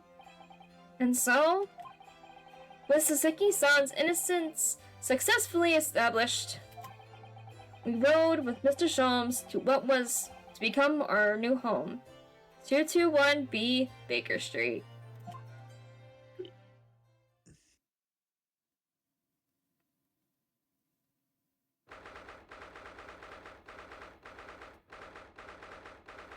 Oh, should we save here? Sure, that Call works. it a night. I'm sure it's gonna go into the next chapter, but it seems like a good spot to save. Options. Save. But oh, what a lovely, lovely ending! Yeah, it's nice. Except the whole, being strangled in your sleep by an evil spirit thing. That's... I'm wondering if that... I was actually thinking that... Because we saw a cat in his room, didn't we? Mm-hmm. What if the cat was just sleeping on his face? Or sitting on his face? Yeah, that's possible. Or yes, sleep apnea. Maybe. I feel like that's actually the quote evil spirit he speaks of is just a cat. Yeah, waking him up, wants food. Yep. Feed me! Feed me! And he, as soon as he wakes up, the cat, jumps off, and he doesn't realize it was the cat who was sitting on him. He's just like, what happened? Evil spirit! The That cat's feels- like, I heard if you want to ward off evil spirits, leaving out cat food is a great way. And the cat's just like, meow, feed me. Yes. That's really cool. I like that there's like a lot of actual historical characters. Like Mr. Natsumi is an actual author, which is cool. Yeah, that's pretty cool. Yeah, I really so expected the Dr. Jekyll, Mr. Hyde thing. I'm kind of disappointed. yeah. That's what I thought he was doing, like the whole I don't remember anything and evil spirits and stuff, and then he acts all very strangely. I thought he was gonna have a split personality or something, but I'm disappointed. Whatever. Yeah. Yeah, I looked it up last time of Mitsuru Natsumi. Because what's the name of this chapter? I don't remember what it was called. What's it called? Oh wait, let me go. What is? Ventures of the Clouded Kokoro. Which is like refers to like your heart sort of thing, I guess. Oh, Rose Heart, yes. Yeah. Metaphorical heart kind of thing. Not like your actual physical heart, I think. Anyway, I just happened to look him up because I was looking up other characters too. I think a bit, just like curious about it. And yeah, Mr. Naruhodo, or not Mr. Naruhodo, that's us. Mr. Natsumi is an actual real author, which is really cool. And Kokoro is one of the books he, because I think I looked up Kokoro and then I saw like something about a book and said the author, and I was like, wait a minute, what? So that's really cool. Very neat. Well, it's unfortunate we won't be seeing Mr. Natsumi. Unfortunately, he gonna be heading back to Japan. I don't know. Maybe they'll show up again later, Maybe. eventually. Maybe. There's still plenty of other interesting characters we got going on with Mr. Herlock and Iris Wilson, Dr. Wilson. I think that's so funny. I was thinking nice it was gonna be her, that she was gonna be Wilson, because I'm like, she is all dressed up in steampunk, just like Sholmes is, and I'm like, she's Wilson, isn't she? Oh, it's so funny. So funny. I'm sure she's going to play a very big role in the next case. Oh yeah, I'm sure she'll play roles every so often of having some crazy invention and stuff, it seems. That'll be lots of fun. All her crazy little inventions. Very fun, very fun. And of course, Mr. Sholmes butting his head into things. Now we're living with him, which is hilarious. Oh yeah, this can't end badly. Yeah. This is not gonna be a sometimes extremely hectic home environment. We're not just gonna see Herlock just on the ceiling like Spider-Man one day and we're like, what are you doing? Oh yeah. Yeah, and another day, the girl Watson, she's gonna like detonate her new experiment or something, and that's gonna wake us up. Watch. Yeah, there's gonna be a hole in the floor of the attic and we're just gonna fall through. Fun. It'll be exciting for sure. Oh man. I hope maybe we get to learn more about the Miss Olive Green. Hopefully she regains consciousness and we learn about a little about her, maybe. Who knows? I thought that last year was going to be like her, like daughter. She's gonna be like his daughter. Or Right? something, I 'cause that's thought what I she was was- thinking that they look like their daughter, but I guess not. But I don't know. It was so nice. It was so cool. Very cool. Very fun. I still want to know that one juror, the juror from the first trial with the knife. The guy with the knife. Or I'm sorry, yeah, from McGilded's trial, the guy with Yeah. the knife. He is suspicious. He is gonna come back. I'm waiting for that. I'm sure the girl is gonna show back too. The little pickpocket girl. She's gonna show back. Oh Gonna yeah, show up. for sure. Absolutely. Hopefully she's not messing with evidence the next time we see her. Yeah, maybe we should be the ones to pay her off next time. Yeah. We'll get a favorable result in our trial. Hopefully. Oh man. Man. All Alright. right. Well, it's late, so I'm gonna go. Yeah, it's late for me too. I'm tired. Yeah, we went down over. Yeah. All right. Oh. Peace. See you later. Ugh. Alright. So that is going to be it. This is going to be it for tonight. That was a lot of fun. Mr. Naruhodo is not guilty. We got fun confetti and fireworks. Yay! I don't think that happened with Mr. McGill because it was kind of bittersweet that he was found not guilty when it seemed like it was guilty. But anyway, that was a lot of fun. That was cool. I'm wondering what's gonna happen next. Probably something just out of the blue. Wonder sort of like if we'll get other like actual like historical characters. That would be cool.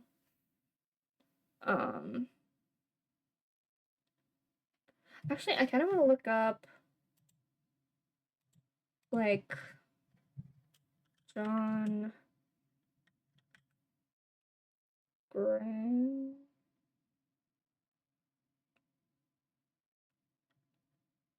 What was his name? No, I don't remember. Dang it, what was the character's name? Um,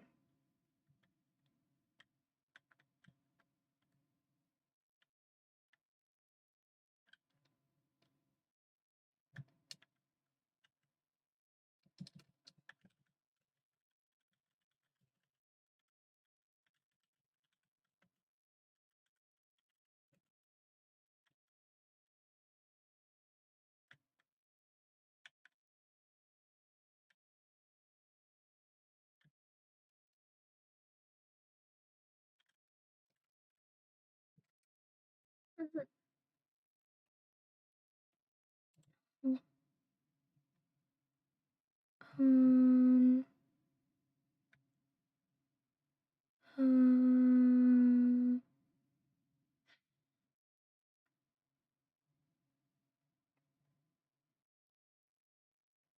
Garadeb. John Garadeb. Artist John.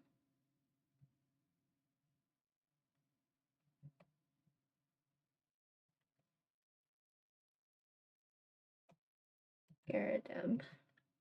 Garadeb? No, not with Ace Attorney, just like... Just want to look up the name Garadeb.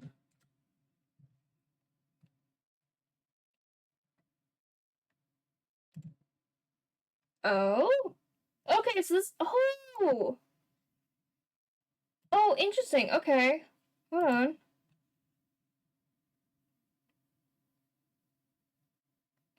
That's so annoying. Okay.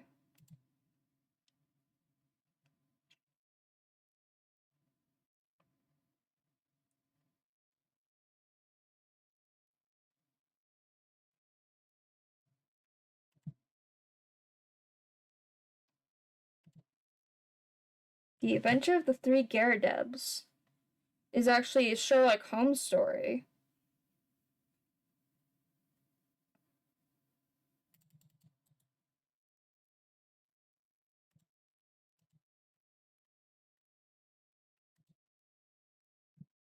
Sherlock Holmes and his trusted sidekick, Dr. Wilson, seek to uncover the mystery behind the myth that a deceased Garadeb has put 3 other male Garadebs in his wall. It is up to John Garadeb to find 2 other living namesake sharers. Oh, okay. Oh.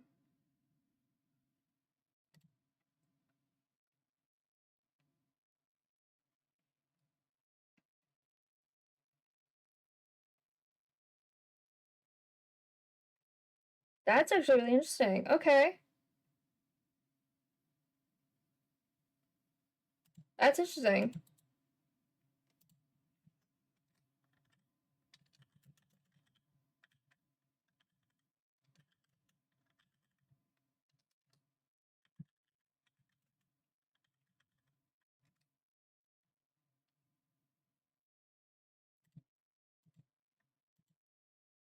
Interesting. That's actually really interesting. I was wondering about that. About those characters. Because Gardev seems like a very particular name, so I was curious about it. Anyway. Sorry my little quiet there of me just looking up stuff. I'm going to bed, or so I don't know what I'm gonna do. I'm gonna go to bed or work on some stuff. Something like that. But I'm gonna get off and see you guys next week.